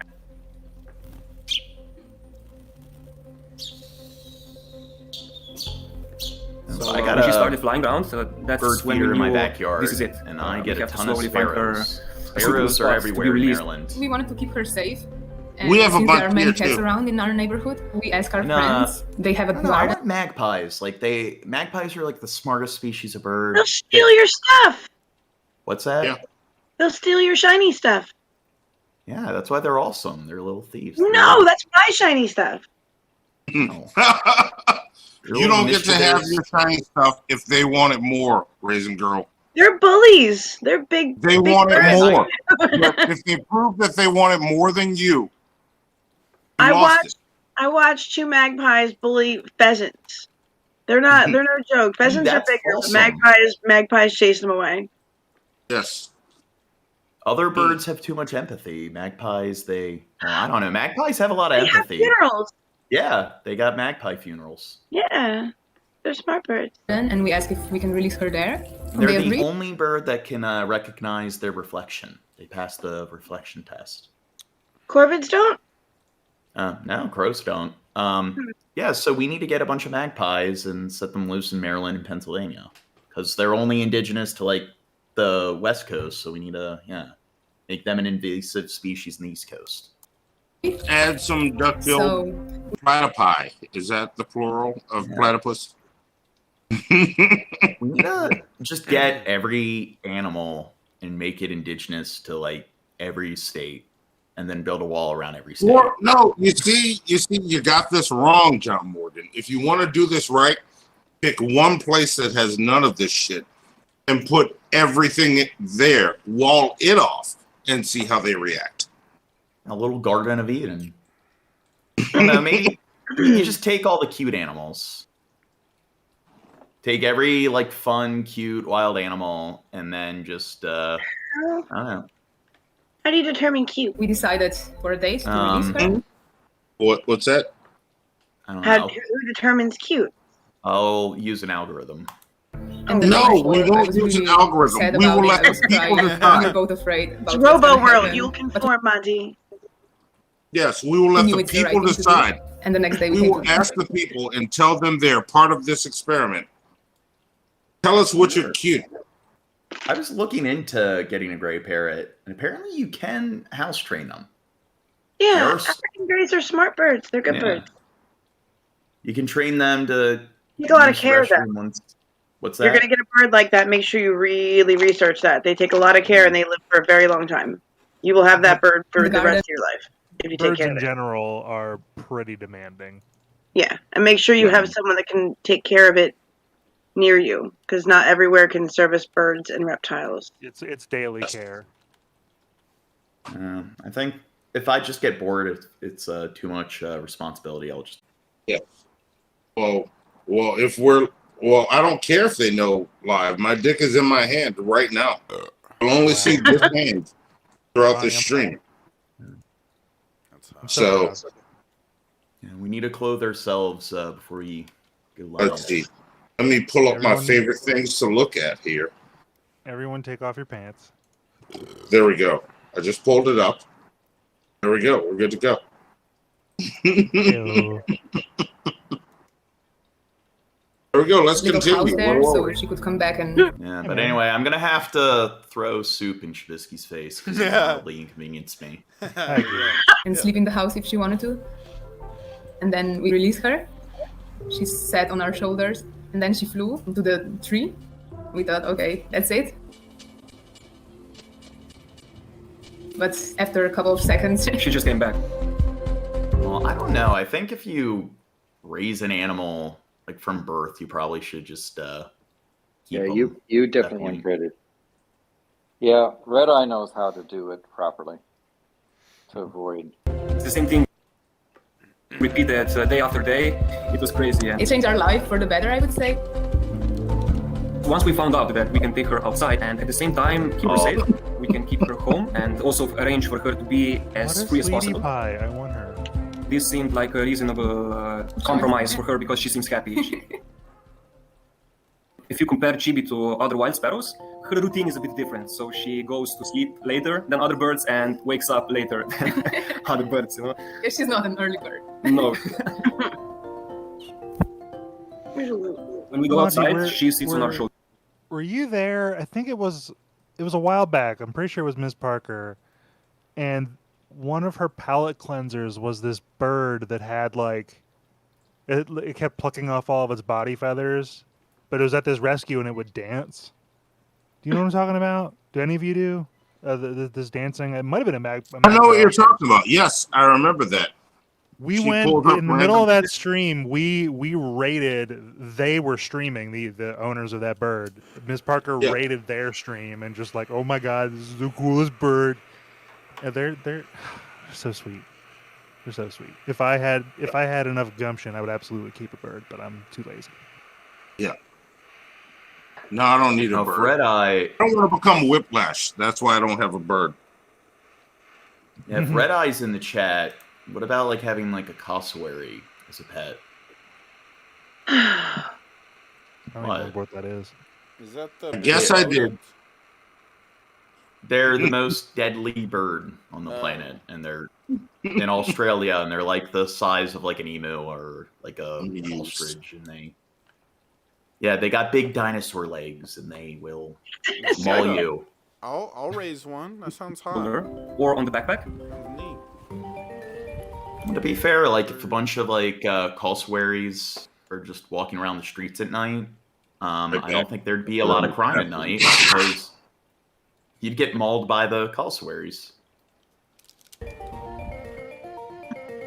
She loves to listen to the water. She also loves to take baths. She also loves to play with shells and pebbles at the beach. We could stay there for hours. We really feel connected.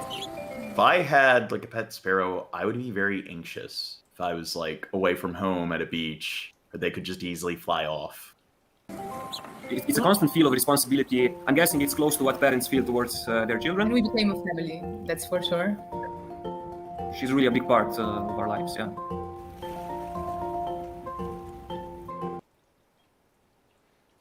But sparrows are pretty We playful. told you about the uptick in shoplifting around the country, but this is one of the most brazen yet. This is not. This is my thing with the shoplifting. Leave the mom and pop shops alone. Walmart, CVS, who cares? Have at it. Not a scene person for looks one of like those they're on all-you-can-wear game supermarket shows. sweep. Cops say these are thieves who broke into a supermarket and walked out with What's shopping that? carts The TV said it for me. packed with They're items. throwing the Mariano shit in has the cart like details. it looks like they're on supermarket sweep. Eye-popping video, a team of brazen shoplifters furiously tossing all these stolen items into getaway cars. I mean, how much do these corporations steal from the taxpayers? So maybe if they paid their employees a livable wage, I'd these care. these are probably are these like curbside pickup orders that they're swiping? I don't know all the details. Because if they are, then it's not the company. It's well, I'm sure they're reimbursing the customers, but this is like the customer shit they need. Like it might be indirectly stealing from the company, but it's really stealing from people. At least in terms of their immediate needs. Well, that's not very nice. What they're But what are they doing? doing? They're stealing groceries, whether they ran through the store or like getting other people. If they went in, do you guys remember on Nickelodeon? It was like a sweepstakes that kids could win, where they would get to like run through Toys R Us with a shopping cart, and they had like 5 minutes or whatever to grab as much all the shit they wanted, and like that was their prize or whatever.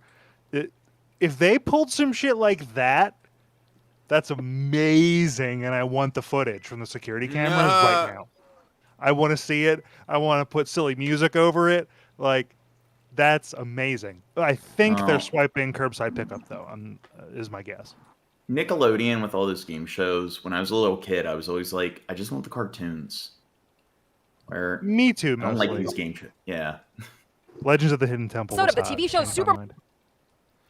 I remember like the prizes were always like really crappy. It was just stuff you could get like at a dollar store. Wow. It's all What? about the end result Exactly. with you, isn't it? Yes, it's just You're about so the cold, material possessions. It's not about the experience. Supermarket sweep, but this is no fun-filled game show. Bystanders can't believe what they're seeing. They stand there watching helplessly. You can hear one supermarket employee being told not to intervene. Don't! You're gonna get fired. That's why prices go up, because of these can't get a job like the rest of us. Look, I do agree that you don't know who you're dealing with, and if you're not trained to apprehend people, you could get seriously injured. I mean, if a person why don't they go and get the vehicle number and the VIN number? Yeah. They said they were getaway vehicles. They probably took the license plates off or covered them before this. But not the VIN number on the front. Oh. But when I was in college, I had a job at Target, and it was the night shift for like security. Now I just was at the monitors, but they had this like one video. They did not want you apprehending people or going after people, but they showed this one guy. He took out this like foot-long screwdriver, and he ran up and started shanking the guy with it who tried to apprehend him. Yeah, that was their, like, we don't want you engaging in vigilante justice. Some weirdo will take a screwdriver and shank you with it. Gang of four filled I their mean, he was being very resourceful when it came to his weapon of murder.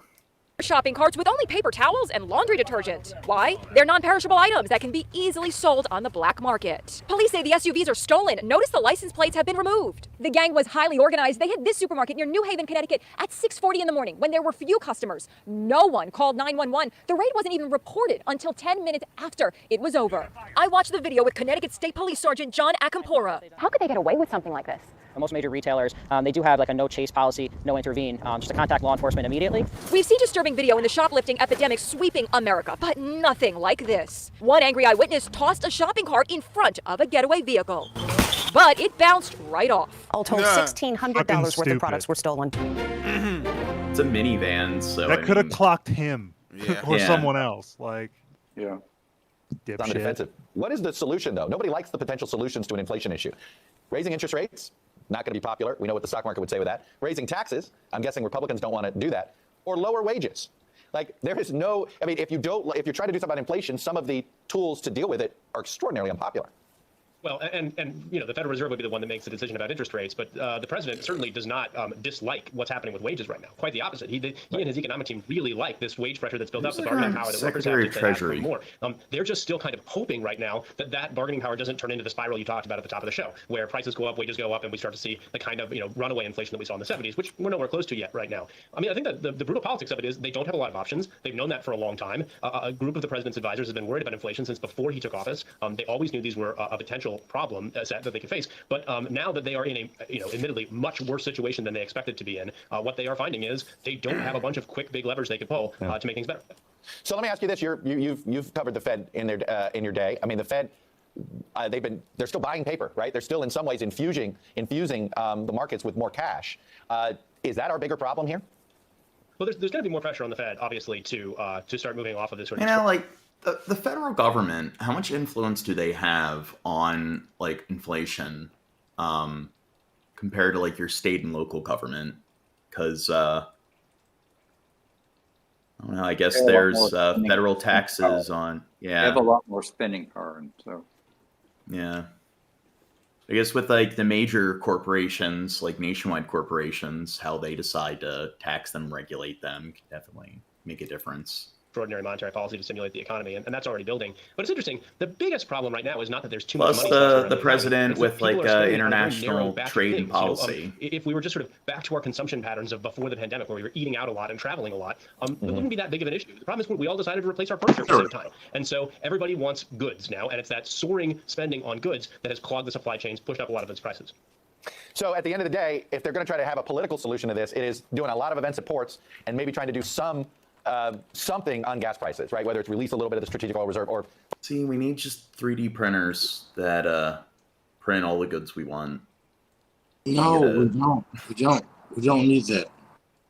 You're creeping into that AI. We need to get in the Star Trek route where. Yes.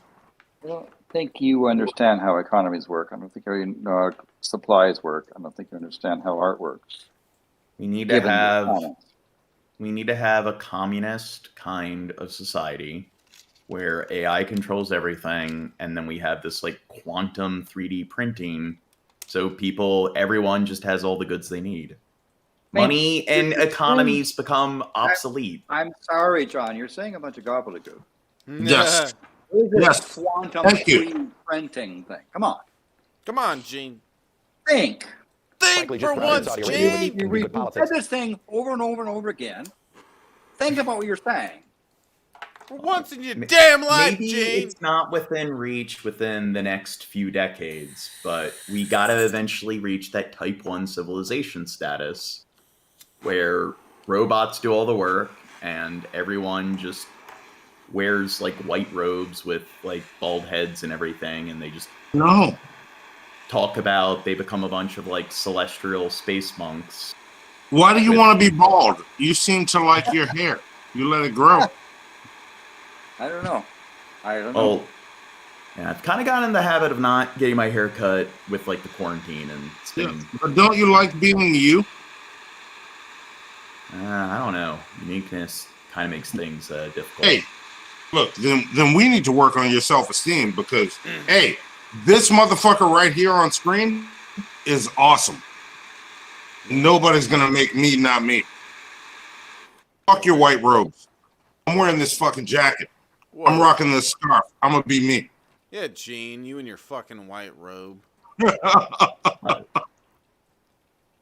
is that George Lucas movie, THX 1137? Yeah. I think that's the one I have in my head. Like, when I get up in the morning and look in the mirror at myself, I'm like, God damn, bro, you're awesome.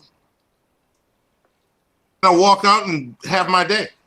When I get in the wake up in the Your morning world and look takes in it the away mirror from at Monty, I say the same thing too. See? Yeah. Yeah.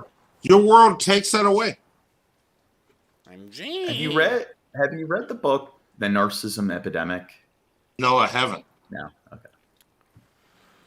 I will. And the president was, pushing energy-producing countries, at the G20 summit in Rome But I don't think you guys are narcissists. Obviously, that hasn't come to any fruition yet. But no, I'm not. There's a clear, they discuss clinically, you have egocentrism, egoism, and narcissism. Yeah. Narcissism's where they're all Machiavellian and psychotic, and they just don't care about other people and take advantage. So just terrible, disgusting, evil human being syndrome. Egotism, you can love yourself, but you could not be you can be a decent human being who's empathetic, who's respectful towards others, but you just look in the mirror and you're like, hey, I love myself. So you can be an egotist and not be a narcissist.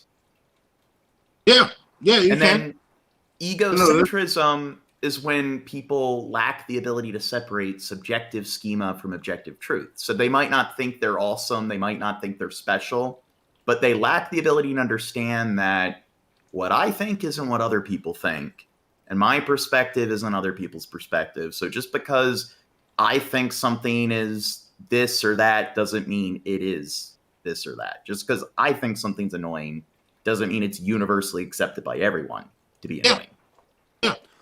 No, that's why I'm talking to you.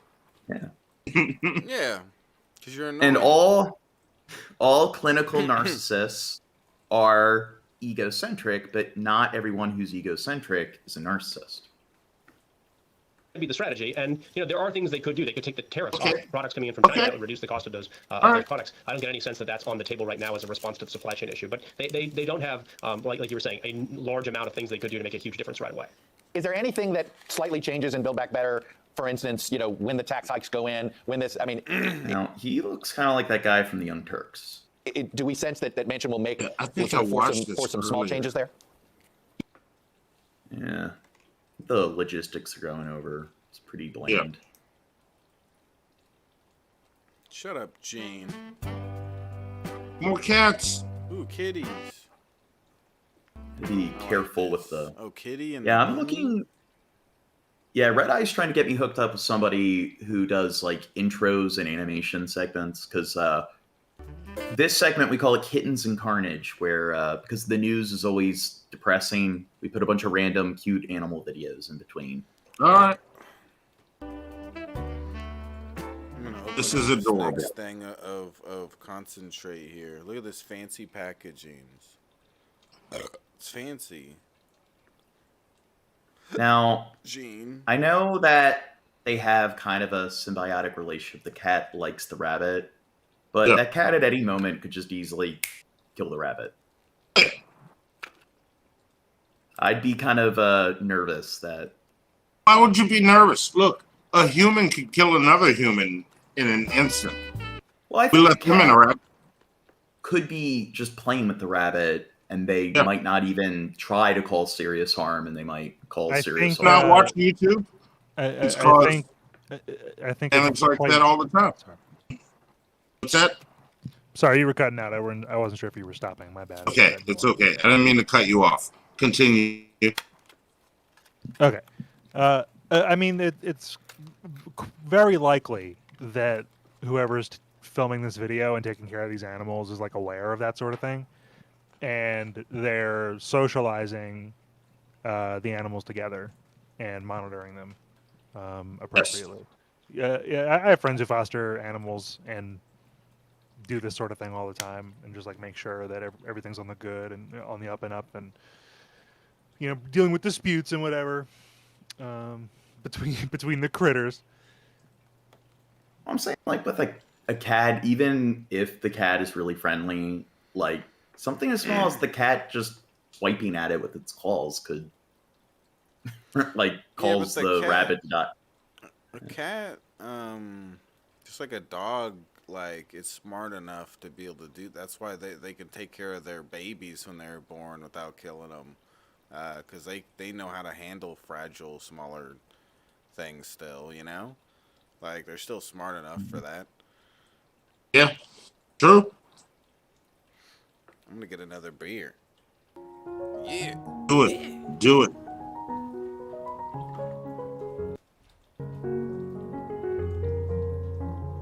What's that song? Do you know what that song is?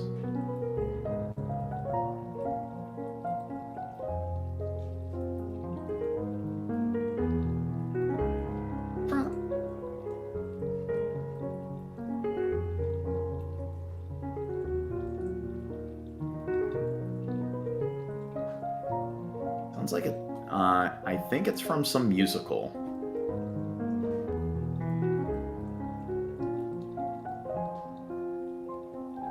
Okay, so if you could get two animals and make them friends, like what combo would you try to? What kind of combo would you try to exploit? Who? Thinking maybe like a capuchin and a dolphin. Yeah, I was thinking the same thing. Yeah, if you could get two different species and make some kind of like unnatural symbiotic relationship, what two species would you choose? A bird and a turtle. Goliath bird eater and a ferret.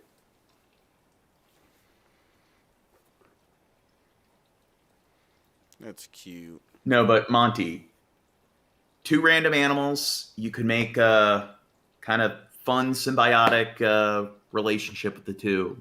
What two animals would it be?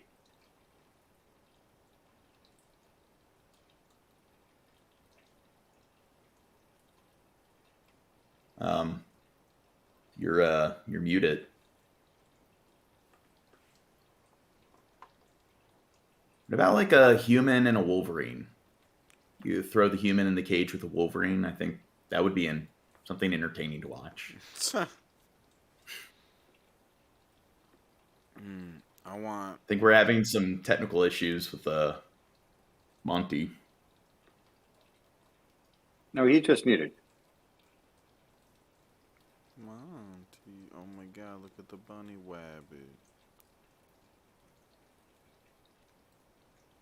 Back to the fitting. Report of the Pulitzer Center, special correspondent Monica Villamizar.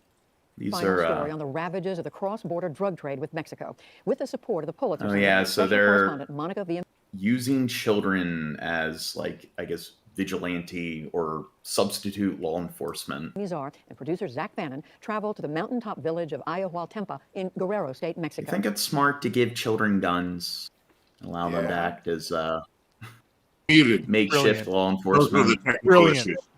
Yes. Give everyone guns now. Guns for all. Teach them to hold the guns backwards. Thou shalt have guns. What do you think? What do you think, Landon? About. I agree with Shabisky. He agrees with How young do you think's too young for a child to run around with a gun unsupervised? 2, 4. The question is not well formed.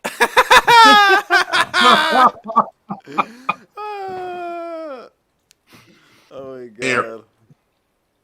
Could you propose a better version of the question, Landon? Well, I mean, or is it so shitty that you can't fix these it? Places that have poor infrastructure, at least it's giving the kids something to do. Yeah, that's better than Legos or something. They found children learning how to use firearms, preparing for an attack by a nearby cartel. After Mexico's president Andrés Manuel López Obrador saw images like these of children as young as 6 learning how to shoot, he became enraged. Children should not be used like this. I am emphatic about that. But despite the president's harsh reaction, the Nahua indigenous community are still preparing to defend themselves against a drug cartel known as Los Ardillos, or the Squirrels. The children are part of what's called a community guard that's made up of 96 adult men and a dozen children who defend this village, Ayahualtempa, where 600 people live. Mexican law allows some... See, they're being taught how to form a community and how to protect their community. Yeah. It sucks that it's kids, but shit's getting... I don't know.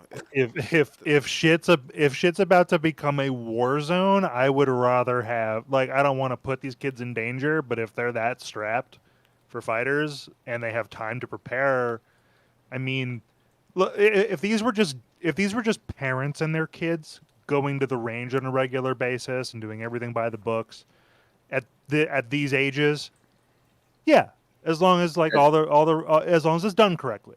Because that's intelligent. supervised, and there's gun safety and other things that are there. But you're talking about but you kind of said, at what age should kids be around unsupervised? I don't. That's why I say I thought the question was not well formed.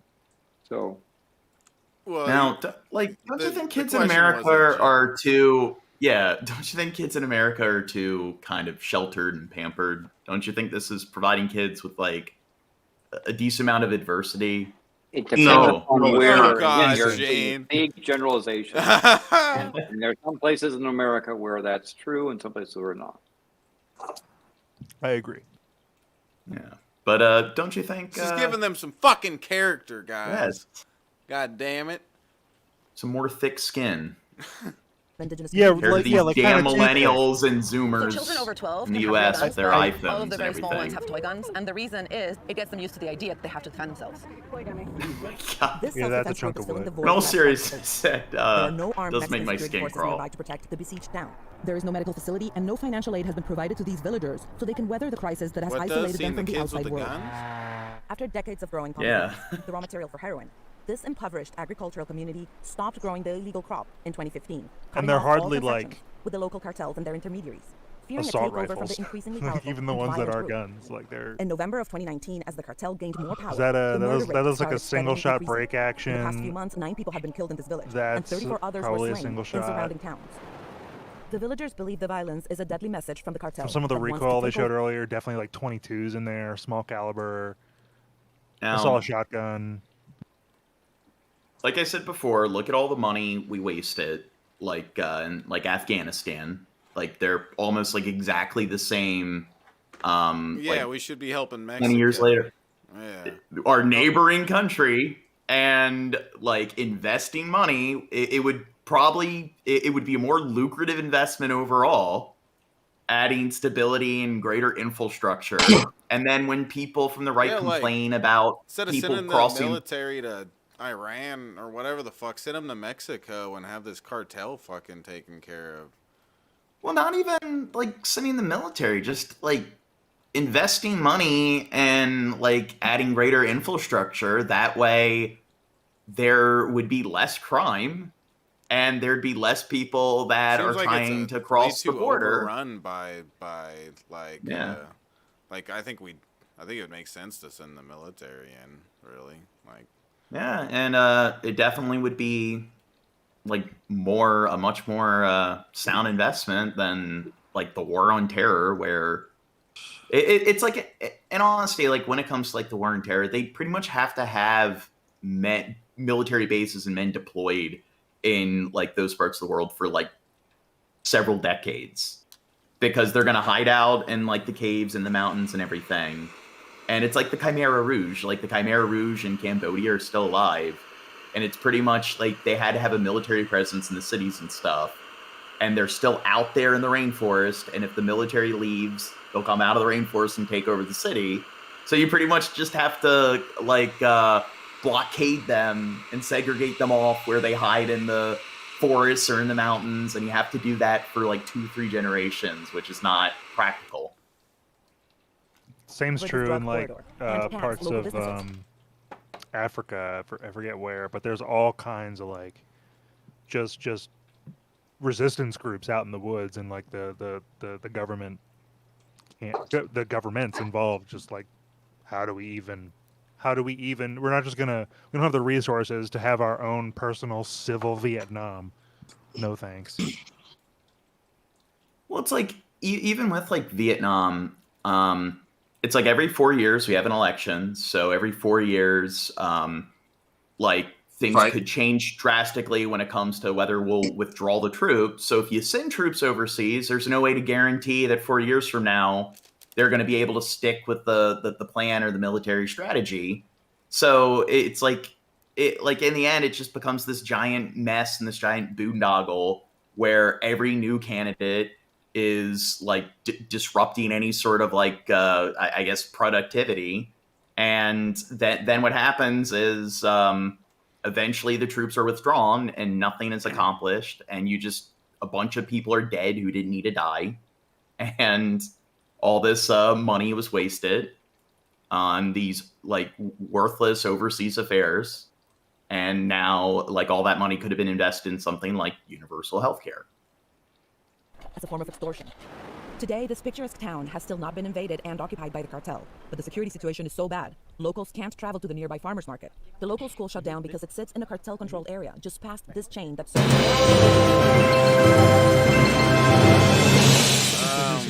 we feel obligated to give up arms. John likes to lick buttholes. At what hour they're going to kill us. So if we don't prepare soon they won't be able to defend themselves. Drunken Crow just came through with a $50 tip. Said John likes to lick buttholes. Thank you, Drunken Crow. Thank you, Big Boss. Cheers, Drunken. Cheers, everybody. Yes. A lot of people like talking about me licking buttholes for some reason.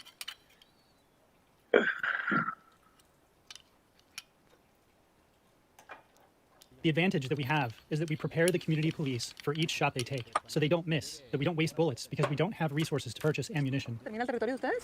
Every time the leader, Bernardino Sanchez, is out on patrol, his bodyguards follow him. 13-year-old Miguel is the youngest armed guard in the village. He says he misses school and splits his time. I live in a yuppie college town, and I guarantee you the block I live on is better armed than this group of kids. It's a shame, because we don't need it as much as they do. Yeah, again, thank you, Drunken Big Balls. I'm gonna chug the rest of this beer. Yeah, thank you very much. Gene, thank him. Cool to do. And lick his butthole. I mean, his cloaca. He's a bird. Oh, yeah. He identifies as a bird. Yeah. I'll be back in a bit. They have attacked our families. They've kidnapped us. They've killed us. Since then, I've grabbed a weapon. Do you think it's normal that a kid your age? Don't we live in a wonderful world? Man, it's crazy that they're living this life, but not only is it crazy about that, it's crazy that it's so close. You know? Yeah. Like how far away is this kid from just where I live in Nevada? You know, I'm in southern Nevada. Are we not? You should go visit them, Shabisky. Yeah. No, but yeah, like that woman who threw the soup in the cashier's face, bitching about her soup being too hot. And it's like, look at how fucked up the planet is. Yeah. Oh, but I use it to defend my village. No, it's like 80% of the world's population lives on less than $10 a day, and then you have Karens bitching about their soup being too hot. This man, who preferred to keep his identity anonymous, says his brother, a community police commander, was murdered by the cartel. Afterwards, this community wrote a letter to the Mexican government asking for help. But was it fell her on deaf complaint ears. that it was too now, hot? he has a warning. The government needs to listen. It was something like it was too hot and it melted the plastic. So she got angry. Oh. Okay, and it's not, and you're sure it's not like it's too hot spicy wise? No, she like it was because the fact that her complaint is it's too high, and then she splashes it in the person's face. It makes it like so much fucking worse than just splashing some soup in someone's face. Whoa, dude, hold on. Missy isn't here, so I have to sub for someone else. So Raisin is my new babe. Oh, how do you pronounce that?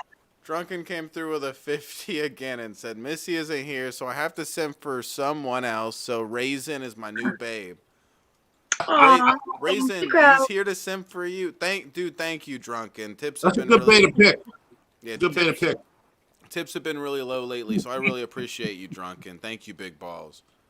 Maybe we should maybe we should do a movie night in favor of Crow. We should suck his cloaky. Okay. That's what we should do. Does everything need to be sexual, Shab? Yes, always. Okay. Raisin knows, right? Beep. Beep. You know what? Maybe like squeak. Oh, damn. Humans, like we need a. Like seems a like we're more like the chimpanzee route instead of the bonobo route. Bonobos, they're like some of the most We need to go peaceful... the bonobo route. Just fuck all the time. It's just a sex-based society. Maybe Shab's onto something. Yeah, every time me and you have a disagreement, or start fucking you. Gene, we kind of, in order to continue to grow and thrive, we already are that. Sex-based. I mean, like that's how. No, we're pretty much. Bonobos are more sex-based. Yeah, is what he's saying. No, they're sex-based. Like chimps and humans were more war-based. So bonobos have an argument, and then they're like, "Oh wow!" and they start fucking each other's buttholes. That's how they deal with things. Okay, and that's how we should. What happens in your house? Come here, Gene. Show me that ass. No, we need to find. What happens in your house? How do you know that that's not what happens in everybody else's? You do but listen, I got an idea. I got an idea. Like we need to create an algorithm. It's the right Lord have mercy. Electromagnetic that algorithm better have the best sucking capabilities. Is it going to be able to scan your dick? No. Know how to suck a that uses radio waves, electromagnetic, like the right electromagnetic frequency, and it creates this on-off switch where it turns the human being genetic biome or whatever from being all war-based to sex-based. So it pretty much turns us from chimpanzee instinct to bonobo instinct, and there you go. Humans we're all having sex with each other instead of killing each other. It's not gonna work. It's not gonna work. Not gonna work. You want to fuck about this? Is it too convoluted? I mean, we can. You want to do this about this every night? Do we not fuck every night about this, Shabisky? Yeah, I mean, sometimes in the morning. No, but apparently there's been no documented cases of a bonobo killing another bonobo in the wild. So really? my thing is if you went up to a group of bonobos and tried to hang out with them, what do you think? Dude, but there's also been no documented cases killing two. You lagged there. There's no cases of what? We're not fucking yet. There's no cases of what? What'd you say? He's killing two guns. Oh, well, yeah, but let's be honest. That's bound to happen. Yeah. Okay. No, it's not. He's an annoying shithead, and he thinks he knows everything we're not about even guns. He thinks he's tall and he's really short. He eats my pizza with meat all over it, even though he acts like he's a vegan. Fuck him. No, I like two guns. Slander. I'm not gonna kill him. He's a stupid piece of shit. Listen, I hate him. I'm not gonna kill him, and I'm most likely not gonna fuck him, even though I keep threatening to. Fuck him to death. Okay. Listen, do it. You and Shabisky, I live in your walls. I know where you sleep. I know. That's why I hate you. And I'm gonna fuck you to death. You haunt me. There you go. There you go. See, notice he didn't threaten to fuck me to death. Well, no. If Monty's getting it, he's getting it. He's getting it slow and nice. Oh, maybe that's romantic. You're gonna be gentle. Hell yeah! Maybe that's what a wild bonobo would do. I'm gonna make you feel like a real woman. Okay. Oh, that's what I want. I want you to make me I want you to make me feel like a lady. Two guns. Whoa. I get a pass. All right. Well, to pull that off, I'm gonna need some outside help, but we'll figure it out. Okay. All right. Make it happen. I'm throwing rocks so they don't find us. Two guns. Remember? Two guns. No stimulation. Oh, yes, got not me. because we like to carry weapons or because we want to kill. So long as our enemies don't provoke us, all is okay. But if they provoke us, fair. who At knows least what will all the happen to us. kids are wearing their masks during Those the fake quarantine. guns are so cute. Oh, you. What's the length of See, they're playing. They're playing adult. Yes, I know they will kill us, but they will also die. So that's all. Citizens taking up arms to defend themselves from cartels is nothing new here in the states of Guerrero and neighboring Michoacán. The last civilian uprising in 2012 made the region one of the most volatile in the country. Writer Johan Grillo explains. See, that you the know, like militia in movement- the U.S., like where most fathers are like working too much, and even now, like parents work too much, they don't get to spend a lot of time with their kids. At least the parents controlling the village are actually spending time with their kids. Yeah.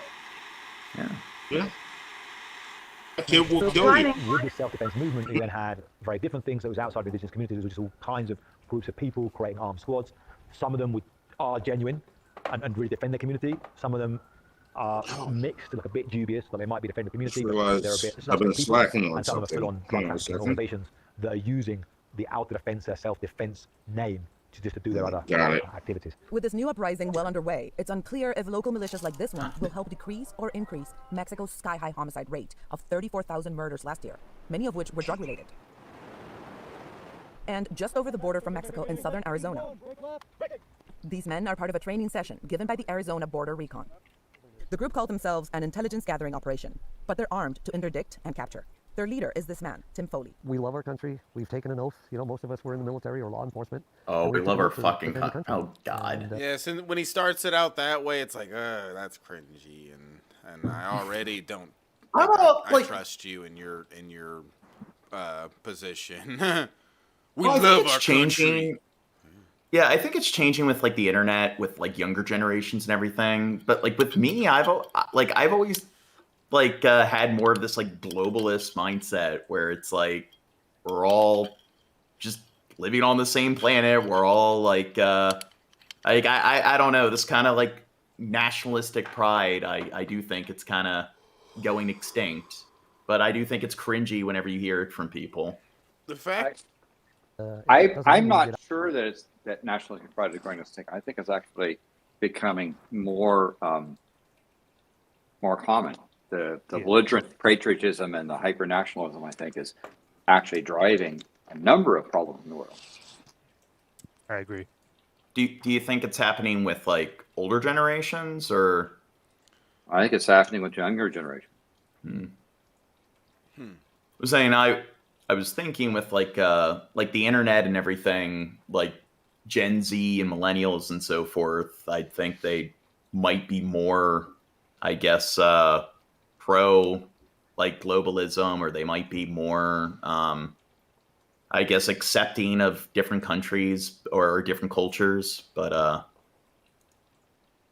say younger, it's that those are people that tend to be able to do more about, express more directly, and so you see kind of the violence or the assault or the action that's done is being done. That's by younger people. That's common throughout history. I don't think it's actually going away, sadly, but maybe that's my perspective. Just me. okay, now look at him like drawing up plans like they're doing like a football play or whatever. Do you think it's necessary to have them like this militarized and they're going on a recon mission? Like They're LARPing. Yes. And they're on equipment alone, they appear to be not incorrect. But in terms of like motivation and should they even be doing it in the first place? Why?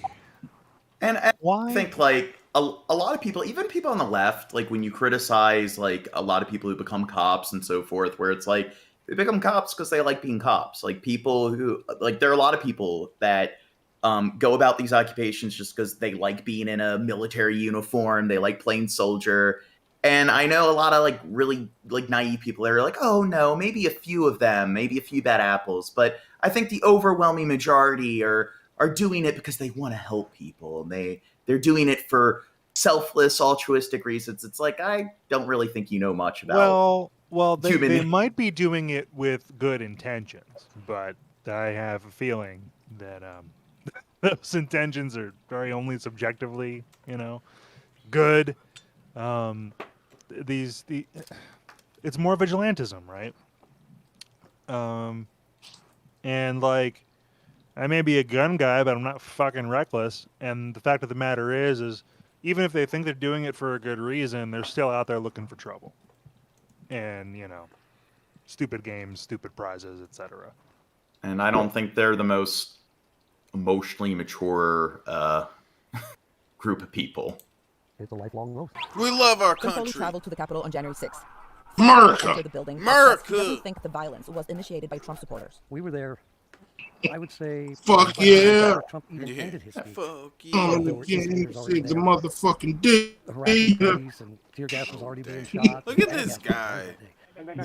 This training is preparing recon I'm sorry, members he's for a giant hypothetical fucking attacks. dork. Was he in Others blackface? into the US. Do you guys We need to cancel him. Yeah, he's in blackface. Cancel I'm him. highly He's in offended blackface. for You do you. have sidearms that are He's in camo He face. finances I the am. I'm so. The recon This also is conducts fucked armed up. patrols using loaded AR-15s. No, wait a minute. There's only Wait a one minute. person Guy. allowed to do blackface, and it's what's his name in the island? Robert Downey movie. Jr. Yes, he's It's allowed to do Trudeau. black. But this motherfucker, no. Okay, Yeah. he's Can you not back on the this up list. Prime a second Minister or two? Trudeau is And- allowed to do blackface. In fact, he did it multiple times, and he gets to apologize multiple times as well. So, Yeah. What's up, two What- guys? it was that line. Canadian Prime Minister. It was that line of, what do you mean, you people? And the co-star going, what do you mean, you people? That's what's so. Ray William Johnson or Robert Downey Jr.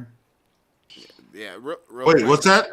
Huh? Are you talking about Robert Downey Jr. in Tropic Thunder when he did blackface? Yes. Yeah. Real quick, Two Guns wanted to say something about my Oh. wiener. Son of a fuck. Wait. What's up, Two I Guns? just saw there's a minor. No, that shit did not happen again. I'll be back. All right, John, can you back this up like 2 or 3 seconds? The recon also Pause. Go a little bit further. conducts armed patrols A little further. using loaded AR-15s. Okay, stop. Interesting. Crisis Well, I hope he has averted. the I hope he has the paperwork on that gun, because if not, that's 10 years in prison. Where is this? Where is this filmed? Arizona. Well, I mean, like, is it provided to to him from the border patrol agency, or do you think? I'm pretty sure this is a civilian outfit. Hmm. These are civvies dressing up in doing their own sort of paramilitary, grown up Boy Scout bullshit on the border, and I don't know. I could easily explain why I'm looking at this rifle the way I am right now, but the problem is that easy doesn't mean concise or brief for it to make sense. But U.S. firearms law is fascinating. Oh, yeah. And yeah. It does say right on the title, ordinary people are taking the law into their own hands. Okay, so yeah, those aren't... I thought that these people worked for the government. if they're... Okay, so let's look at that title. Or If the they're city. countering... Or the state, I mean. Yeah, so if they're trying to counter cartel operations over the border on their own private land in this way, okay... I mean, I might be a little more mobilized with my own firearms and whatever if I were in their shoes and there was like an active, danger of people showing up in my backyard with, drugs and guns. Yeah, I might be concerned. I also might move if I could, but, at the same time, part of me has to respect, this is my land, fuck you. So, okay, maybe, but I don't fully understand the scope of what they're after, and it definitely comes off as right-wing LARPing. And if they're going anywhere beyond their own private land, then, and not doing their paperwork on their firearms, which might, I'm not an ATF agent, whatever, but, Are you?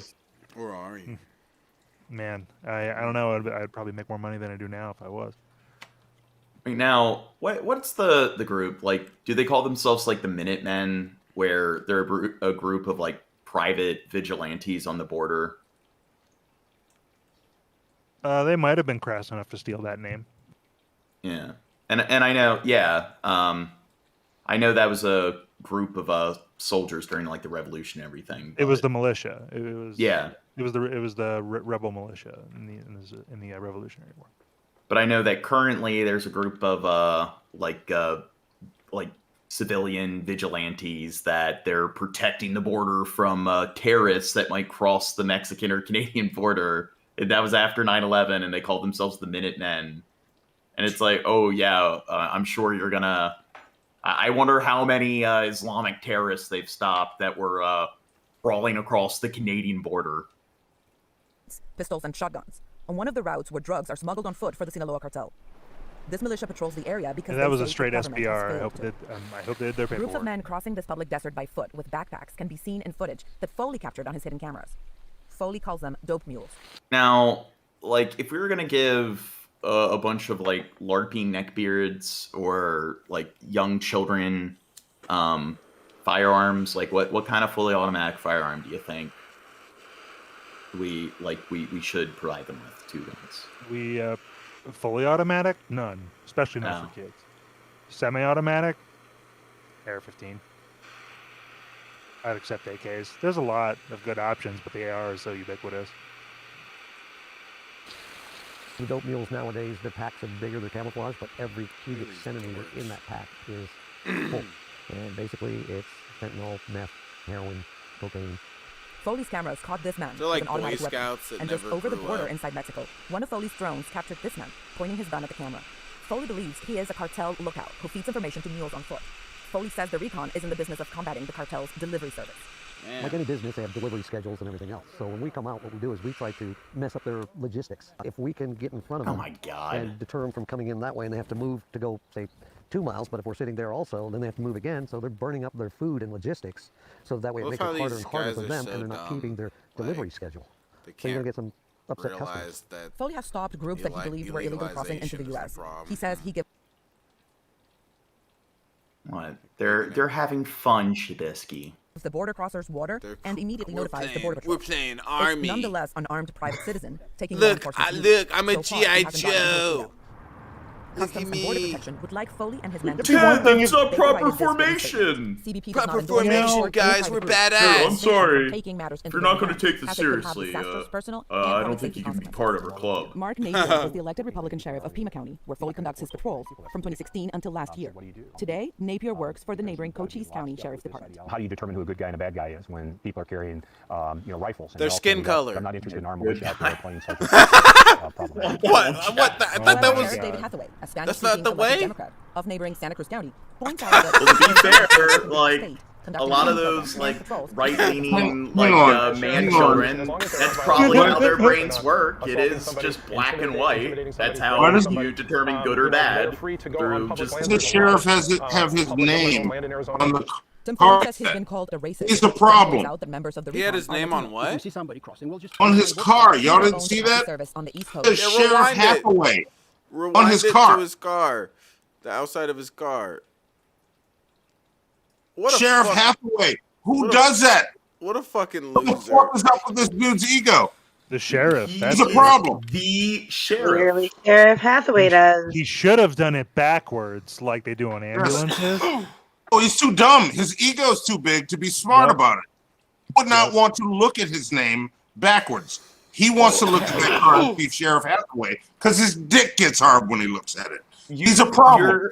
You're just jealous that you did not have like the two people who actually voted in the sheriff election vote for you and this like kick down. I know what it's like to have an ego like that. I have had a car with Monty plastered all over it. I love me. Yeah. Sheriff David Hathaway, a Spanish-speaking... You don't deserve to be sheriff. I'm dangerous. Points out that since Arizona is an conducting training programs and patrols is not against the law. You know, as sheriff in my position, as long as they're not violating Self-aware. the law, as long as they're not assaulting somebody, intimidating somebody. Look at his fucking hat. Oh my god. threatening somebody, they are free to go on public lands. There's a lot of This public is just government like land a dork nation. Tim Foley says he's been called a racist, but he points out that members of the recon are Latino. Oh, he's been called a racist. Hugo owns a taxi service on the east coast of the United States and spends his free time with the recon. He didn't want to tell us. Okay, so he works as a taxi driver, and this is what he does in his free time. His last name due to fear of reprisals. I was born in Uruguay, and I first came to this country as an exchange student. A few years later, I became a U.S. citizen. Foley concedes more drug mules get around him than the recon can stop. But given the deadliness of fentanyl and other drugs, he is still dedicated to the pursuit. Yeah, and I bet like a lot of these guys, their other hobbies are probably like Warhammer and D&D. The way I look at it, every little bit helps. That load I stopped might have saved 2 people. That load I stopped might have saved 1. What is that supposed to mean? Oh, don't you do that to me. No, I said, oh my god, to him. Like, oh, I bet I've saved this many people. I don't think they're saving lives. But what do you mean? The comment I said about like Warhammer and D&D? Correct. I can vouch for Warhammer being problematic. I don't have any issues with the games themselves, but some of those communities, you go to the store to play those games, and a lot of the guys there are very intense. They treat it like a religion.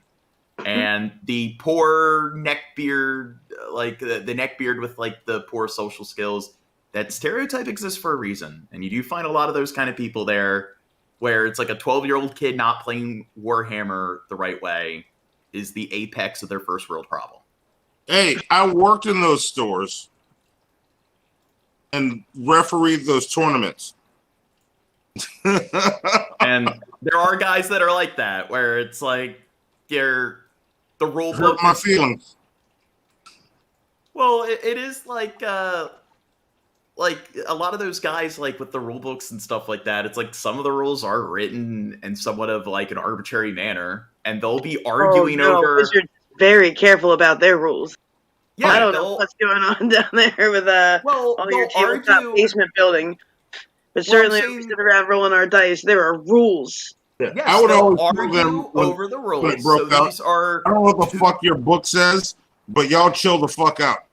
Well, I'm saying that two veteran players, or these are two veteran players, are discussing how to properly interpret a rule, but yet they want to claim that the game is so pristine and well written, where there's no ambiguity at all, when there's an FAQ section on the website to clarify, and then when somebody misinterprets some tertiary rule that has little to no effect on the game, they're going to act as if they never make the same kind of trivial mistakes because they That's don't somebody's succumb. ego problem, not a D&D problem.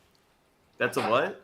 That's somebody's ego problem, not a D&D Yes, problem. and one of the things I noticed. You need a going better to- gaming group. Going to those stores is when I was younger, you come across a Those lot of grown stores men that act.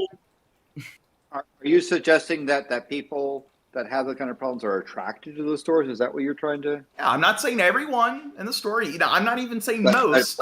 But it attracts them in a greater abundance. Is that what you're? I'm just trying to understand what you're saying. I'm saying that a lot of those stores you will find a handful of fairly antisocial men that kind of ruin the experience for a lot of other people.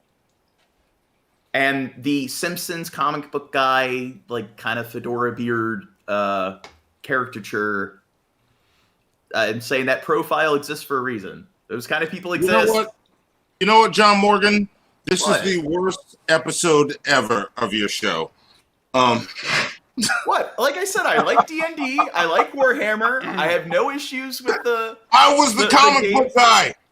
What do you mean was? What I'm not even saying was. What are you talking? You started shit raising? I saw Mrs. Parker's show. You still are. Y'all are making a comic book, so you're still a comic book guy.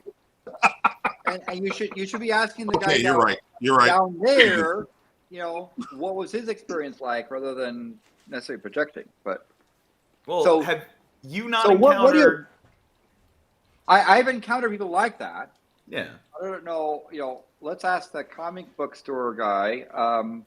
Is that a common thing to find people like that, or is that They just come out. Okay. I'll just come on. I used to work Friday Night Magic at this fucking shop. Those fuckers. Those motherfuckers.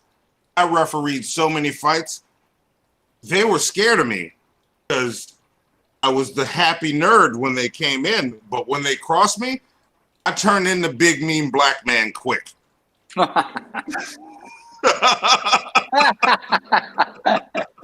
Okay. I'm like, y'all leave me the fuck alone. Play your game. And that's what I was saying earlier. I don't give a fuck what your rule book says. I'm not reading it. Figure the shit out, but be calm. Don't stuff paper towels in our toilet. Because now we got to call a plumber tomorrow. Get to do this week. Because y'all are dumb. Paper towels in the toilet because someone misinterpreted a rule? Is that? They were just assholes. All of them. They're antisocial. It's like the way the games work, they're fun, but it's not like chess where it's like it's the same exact setup every single time you play. They're constantly creating new cards and upgrading the rules, and some of the special ability on this card might contradict what some special ability on this card. So with those kind of games, there's always that gray area. There's always going to be that that area of ambiguity, and a lot of them don't want to acknowledge that exists. And then they're assholes when other people make a mistake or don't interpret a rule the right way. They don't know how to be civil and be like, "Oh yeah, we're all human." Everyone. For me, it was Friday was Magic. Fuck those dudes. Then I wake up the next day and then do the Yu-Gi-Oh crowd. They're also dicks. But easier to deal with. Yeah, and that's my experience with gamers. And Warhammer people, I live with one.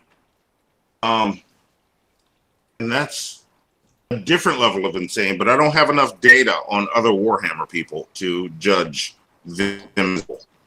Well, when I was younger, so I was into it when I was in middle school. So I was the youngest one in the store. I found that they were big babies. If you win, it's because you got lucky. If you lose, it's because you suck and they're so much better than you. And if you're able to beat them, even though you're abiding by the rules of the game, it's almost like there's the official rulebook that's in print that's sold in the store that you can actually reference. And then there's this invisible rulebook that's constantly changing of things that you're not allowed to do, even though you are allowed to do them in the rulebook that's actually sold in the store that you can read. But isn't that how life works, though? Yeah, I mean, they're just... That's all I'm saying. Like I said, they take fictional franchises way too seriously. I can joke around. Earlier we were talking about DC. I can goof off and joke around about it. Then they treat it like it's a religion. They act like you're burning a Bible or Quran. Yeah, and you joke about Star Wars. I agree with you, and the only thing I have to say is, don't ever tell me that the Flash is not a great character, or I will burn your house. I will set it on fire. You'll throw soup in somebody's face. I will literally set your house on fire. Flames. We did it seems like we lost Raisin Girl, but we gained Crow. Okay, how did that happen? I think we scared Raisin Girl away. I think we insulted her, criticizing D&D and Warhammer. We offended the Raisin. I will be right back again, but I will think about this association. There you go.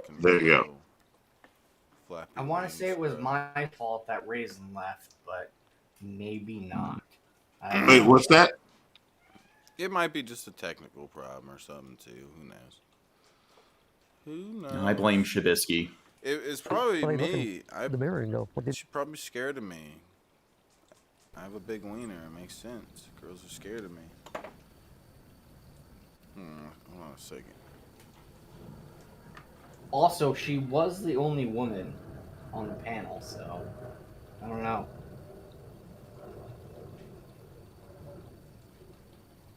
That's okay. Shabisky's here.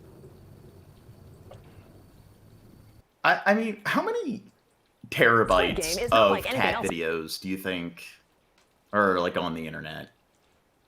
1 trillion. On television, think Hunger Games meets Parasite, a gory dystopian thriller on track to be the most watched streaming sensation ever. The series pits contestants against each other in a life and death struggle for survival and riches. It's the macabre thriller. Tonight on the news, a commercial. Well, the one game where it was like hopscotch where they were on like the glass.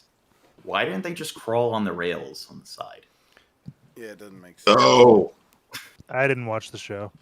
It was a good show. You know what? One show that was actually, I kind of liked it better than Squid Games. It's from Japan. It's called Alice in Borderland. Okay. Yeah. And it's a similar premise. It's kind of like I guess like Asian Jigsaw or whatever. So it's the same kind of thing. Like they're in the city, they're all trapped in the city, but towards the end, it turns into this kind of like really dark drama. It takes like a right-hand turn or left-hand turn, and it, I don't know. I thought it was more poignant than Squid Game. The latest South Korean cultural export. We should definitely watch that during movie nights. Dazzling They're visuals and coming out moments with of the second stunning brutality, season. making it the #1 streaming show in over 90 countries and climbing. Squid Game is about a group of down-on-their-luck contestants who are in so much debt they end up risking their lives competing in life-or-death versions of classic children's games like Red Light, Green Light. At stake, survival, and a $38 million cash prize. Yeah. The show's I think it still counts on as the a cultural group. zeitgeist. Okay. Halloween I don't know. masks That and just sounds costumes like a already word, popping up on weird sites like wording Etsy for and it. Amazon. That's Sales for a white huge amount bands, of slip. Dude, look at you being all pedantic. Yeah, I mean, I am pretty pedantic. I mean, a group I would think of as like 10 people, 5 to 10 people. Like, Okay, let's spend 40 minutes talking about this. So is 1,000 people a group? no, No, that's too much. There you go. What are they? it's not a group of people. It's a cluster. What is it? It's a cluster. It's a collection. It's a cluster fuck. I don't know. It just It's, sounds like weird wording to me. I'm I don't okay like with using the word clusterfuck more often in my daily language if that's what you're proposing. I'm good with that. I'll cluster fuck your asshole. Shut Everyone up. should say fuck all the fucking time. Fuck you. Okay. Bonds, similar to the ones worn on the show, spiking 7,800%. Now, here's the thing. What? If 100 members of one tribe get into a brawl with 100 members of another tribe, that would be like a war. But what if 100 like Russians get into like a giant fight and massacre with 100 Americans? Would that be a war? You make me want to snap your neck. What? I think that would be like a I'm kidding, clash. I'm It would be a clash. kidding. It'd be a clash of clans. So in the Skirmish. society, when it's such a small percentage of society, it's a skirmish, it's a clash. But then when it's a small society, like a tribe or a village, it's a war.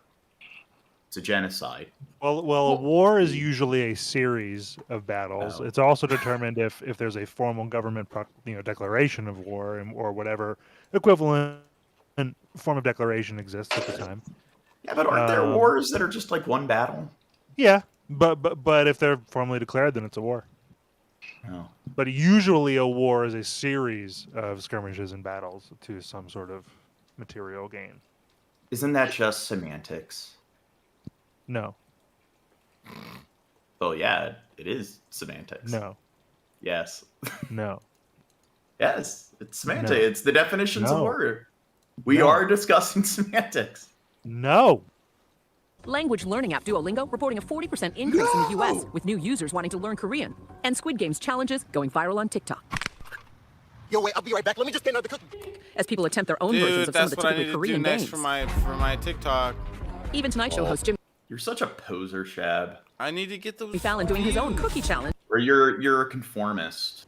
You're just using TikTok because other people are using it, and now you're gonna do stuff other people are doing. Simpsons care did it first. You don't even care about my videos. Okay? Before interviewing the cast Jack on his show. does, 이거는 don't 탐욕이나. you, Jack? Jack loves my videos, huh, Jack? 이런 본성을 굉장히 잘 표현했기 때문에 그런 부분들을 많은 분들이 공감해 주신 것 같습니다. I think that the mania for Squid Game is both really unprecedented and yet at the same time, it's something that we have been building up towards as a culture. People are venturing more into what I don't get is like a lot of like when I was younger, like when the Saw movies came out, like everyone's like, "Oh my god, that's so horrific, so terrible, it's so evil. I'm not going to support it." And then like the same people, it's like, "Oh, Squid Games is awesome," and it's like it's the same kind of premise. I mean, there's lots of recycled premises. But you're right. If you have seen it, here's the thing. One thing I do is I watch detailed reviews of content, like movies and shows that I haven't actually watched myself, mostly because I don't have the time to watch them myself, and I like the entertainers who I am watching, such as Your Movie Sucks. And he did a review of this show, and if you've seen the show, I recommend watching it. But he recommends adjacently near the end of it to go back and watch the 2003, I believe Korean, Old Boy movie. If you like this, I think there's like some crossover in the staffing, if I'm not mistaken. And that movie is one of the most badass like fighting movies you'll ever see. And Indonesia also has an excellent like martial arts and like drama scene. Like there's lots of content on that side of things, and it's really cool that it's catching on over here. Now, one thing I really hate is when older people, like you're watching something like I don't know, like Lord of the Rings, and they're like, "Oh, it's got violence in it," and it's like, what? Fictional franchise of any kind, books, movies, comics, does not have fucking violence. Star Wars, Lord of the Rings, The Matrix, Terminator, they're all violent. Yeah. Monty. Sorry, Gene. What did I do? Monty, I have violence. You want to see something that's better than your thrust? What's better than my thrust? Look at this. I can't see it. It's blurry. Oh, you got a Snorlax. No. How many, when you were moderating all the card games, how many brawls and fights and everything came of Pokemon? I killed a kid. I stabbed him. Dude, that's what they needed. Like in the he tried to play for keeps. He tried to keep my cards, and I was like, "Bro, no, you're gonna die today, son." And he was like, "No, I'm taking your Charizard," and I was like, "I'm taking your life," and he died. That's what they need to do in Squid Game Season 2. They need to play like Pokemon or some Korean trading card game, and the loser gets a bullet to the head. Raisin's back. I don't know if you heard me. Oh. Hello. Hi, Raisin. No, now she's back. Hi, Raisin. Why did you leave us, Raisin? Why did you leave us, Raisin? No, but Landon. My internet crashed. There's stupid little light things that for Alexa turned. Everybody here thought you were too sensitive. I said Raisin isn't that type of chick. Okay, she has balls. I said, why would you even think that of her? Okay, I stood up for you. He definitely didn't say exactly the opposite. That's not what happened. He said what he just said, not the opposite of what he just said. Oh, my spies got me. So anyway, what is this thing about? We're watching. I'm sorry, I was. Oh, they're talking about Squid Games, but like as an aside, I want your opinion on this, Landon. What do you think about people who will criticize like violence in media? Like they walk by, they see somebody watching some random PG-13 action film. They're like, "Oh, it's got violence in it." Don't the majority of critically acclaimed fictional franchises contain violence? I would say that I don't know if majority, but there's certainly it's pervasive throughout literature, and the notion that this thing is violent, therefore you will be violent as well, is kind of a thing that some people do. Like they attack video games, they attack music, they attack literature, so forth, and use that as an excuse. Especially, you get somebody who was violent and say, "Well, I was inspired by, pick the thing," and then people say, "Well, we got to ban that thing because that thing wasn't there. Those people wouldn't, wouldn't do the thing. Yeah, like Charles Manson, right? I was watching Shabisky, and then I just got the urge to kill a bunch of people. But yeah, that happened. I did kill a bunch of people because of Shabisky, but yeah. You know, that's how it works. You know, it's funny that you guys reacted that way because when I look at Shabisky, I just get erect. Well, that happened too. I got erect and felt the need to kill a bunch of people. Wow, both at once? Usually it's one or the other for me. Usually when I kill, I think it's hard and it's just... Oh, dang. It's like a baby's arm when I'm killing. Talk about penetration, am I right? Yeah. Those are naughty boys. Oh my god. The This is my system. And while the show is on track to surpass Bridgerton, the opposite happened to me. My fucking dick and balls just went back into me. Oh shit, dude! I want to see. Shit. And like a turtle. Wait, what's the opposite of like ED, where a person they sounds like Shab. Erectile non-function. You mean it functions too well? Well, it sounds like what Crow is saying, like Shab's existence would be like a cure to that, based on what kind of effect it had on Crow. No, it would be the opposite effect. Like he would not help if someone had ED. Yeah, he wouldn't help if they have ED, but if they have the opposite thing, he'd help with that. Yeah. Well, the opposite thing being a persistent erection. Yeah. Like the thing the Viagra commercial tells you to call your doctor about. No, Paul Shabisky. You get your erection and it doesn't go away. You have an erection that lasts longer than 6 hours. You guys are a bunch of douches. If anything, call Gene. He's the person that's making them all dry. Let's be honest. How do we get here? How do we get here? I don't know. Squid Games.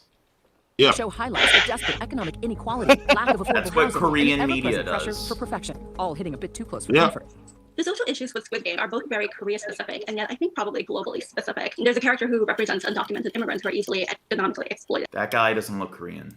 There's a character who represents elderly poverty. There's a character who went to the best university in Korea and turned to financial crime. And yet I think those are all stock characters that people can really see represented in their own societies. If some Korean viewers find the social critiques too close to home, I think that makes sense. Nonetheless, Squid Game is the latest in South Korea's growing global cultural influence. Okay. Movies like Oscar winner Parasite, K-Beauty, and pop phenomenon BTS. All contributing to a worldwide appreciation for Korean tastes. Yeah. Have you guys seen Parasite? No. Oh, that's a pretty funny movie. Like in Korea, they got a pretty dark sense of humor. A lot of their movies are pretty graphic. In the 3 weeks following the show's premiere, model Jung Ho-yeon, contestants capitalism as well.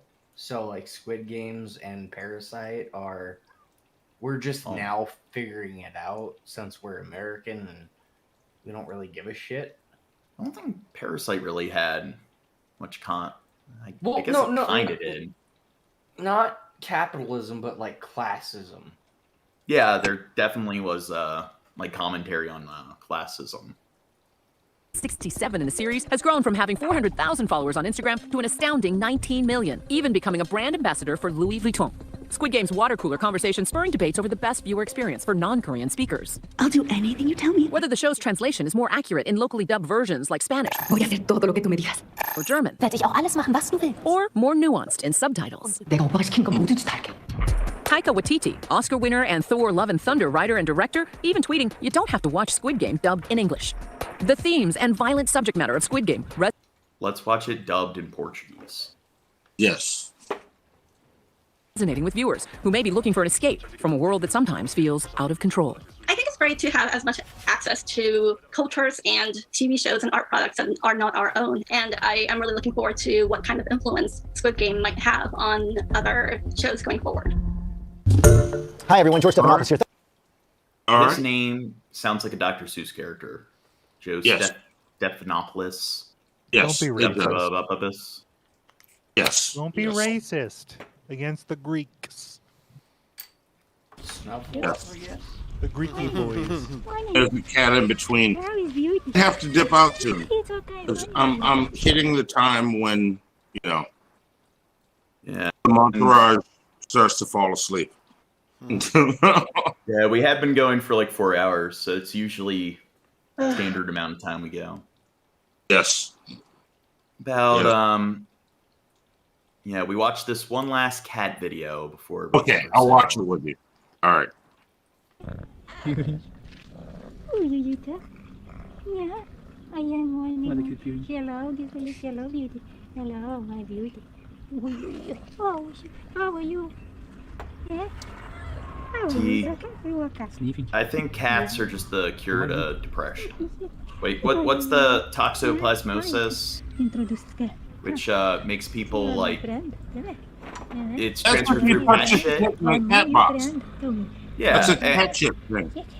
Yeah, it's the cat shit virus, and it makes people obsessed with cats. Maybe because cats help people with like stress and depression.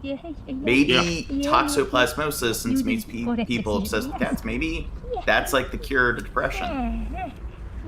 Yeah, maybe. You found a good friend. Yeah. They're good to you, but their shit will kill you.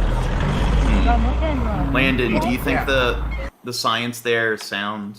Trying to find a way to engineer toxoplasmosis as a cure to depression.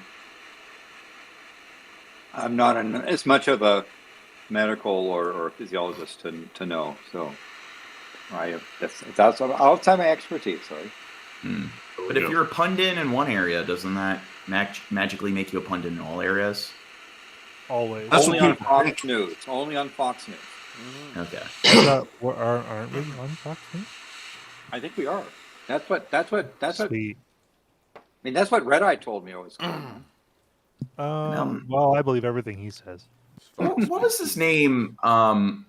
He was running against Trump, and then Trump. He was a neurosurgeon. Carson. Yeah, Ben Carson. Ben Carson. Yeah, and everyone's like, "Oh, he's a neurosurgeon, so that means he's smart." Yeah, and he's also like a young earther or some bullshit. Yeah, but I mean, that would be like if somebody was like, "Hey, Bill Clinton, Obama, they're going to go about your like neuro operation," and it's like, "Wait, do they have any training? Do they have any sort of medical background?" It's like, "No, but they were the president. They must be smart." You gotta know what's going on. Oh yeah, of course I like music. One more. Yeah, good morning. Are you hungry? Huh?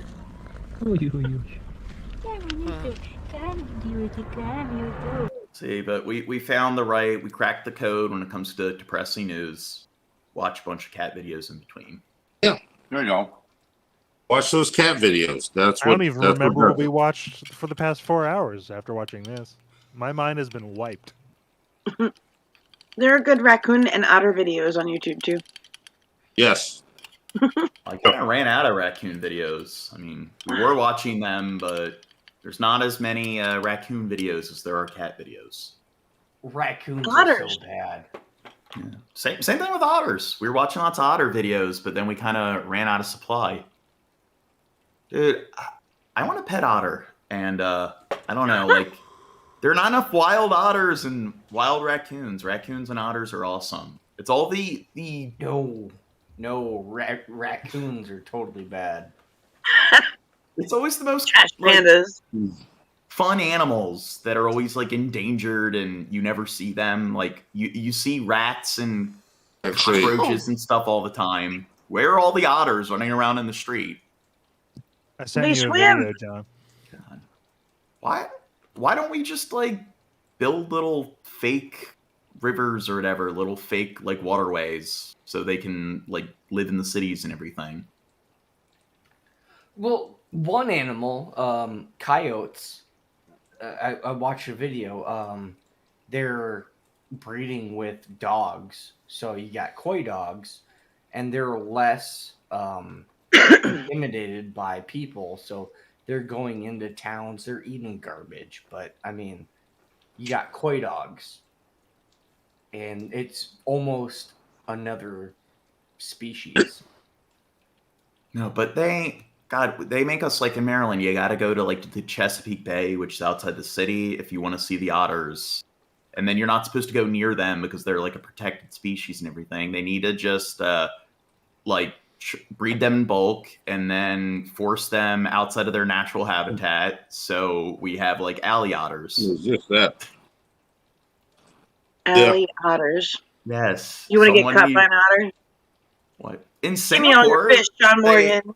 dude, Singapore, they got street otters. They may cane you in Singapore if you like pee on the like toilet seat or whatever.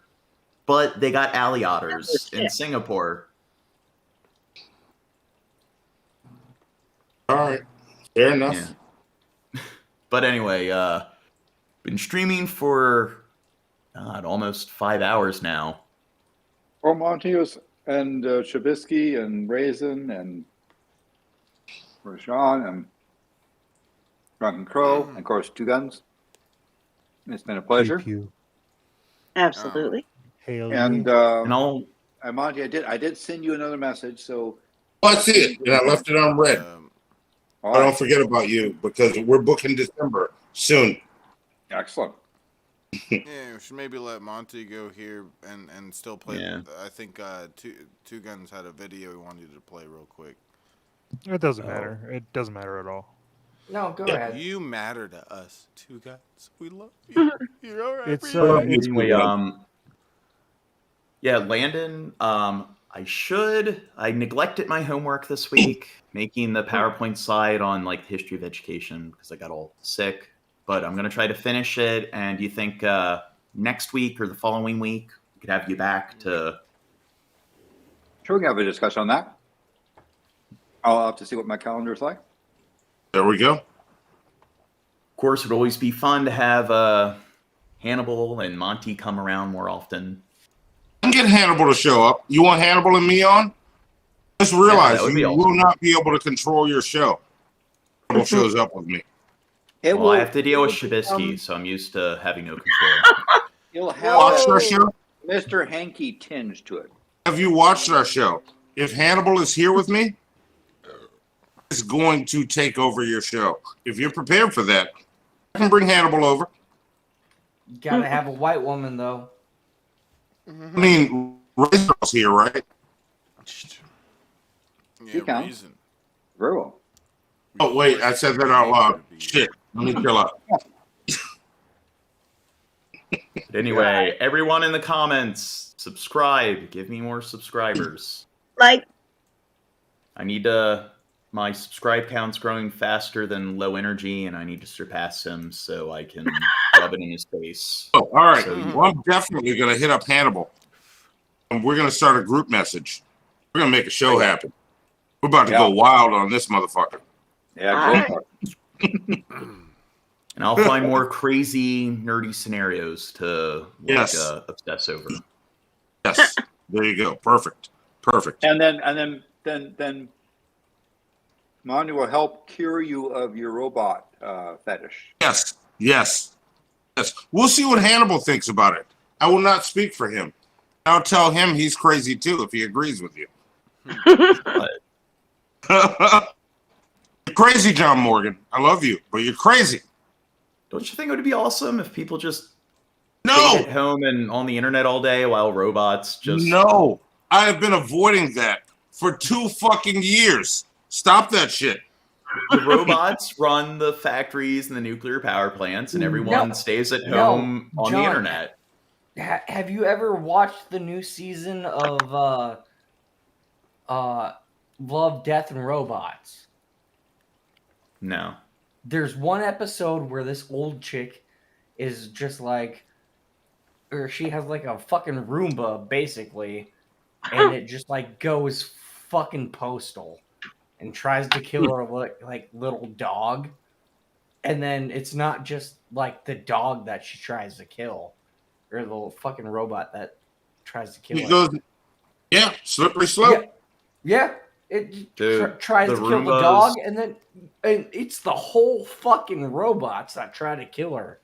Yes. You're finally going to complete your zoo, and then once you have your zoo, your robots will rise up and kill all of your animals. Yep. Yeah. But the Roombas, you got to think, like, they're the robots we've had in our households the longest, so they're probably going to be the most, like, advanced compared to the other robots that follow them. and they're probably going to be the first ones to rebel. Okay. And that you're going to have like the Roomba uprising, where they kill all our house cats. You won't see, and you're making. No, we're not going to argue about this. I'm getting tired. I don't want to fight you, John Morgan. I love you. And until next time, sir. We will fight. We will fight. You and me, John Morgan. Cheers, cheers. I don't know. I have glasses. I don't know if I'd be good at fighting. You're going to be good at fighting the way I want to fight. Oh, damn. Oh, you think I'm not going into this? Let's go. Face down, ass up. But if we fight, you need to wear glasses to make it even. I'm supposed to wear glasses. I'll put my glasses on for that shit show. And I know there are people that will be happy with that. I will wear my glasses. Boys and girls. People should wear glasses. Shab, cut the stream whenever you're ready, because we'll end up going for another 5 hours. Out, guys. Click the link I put in the chat.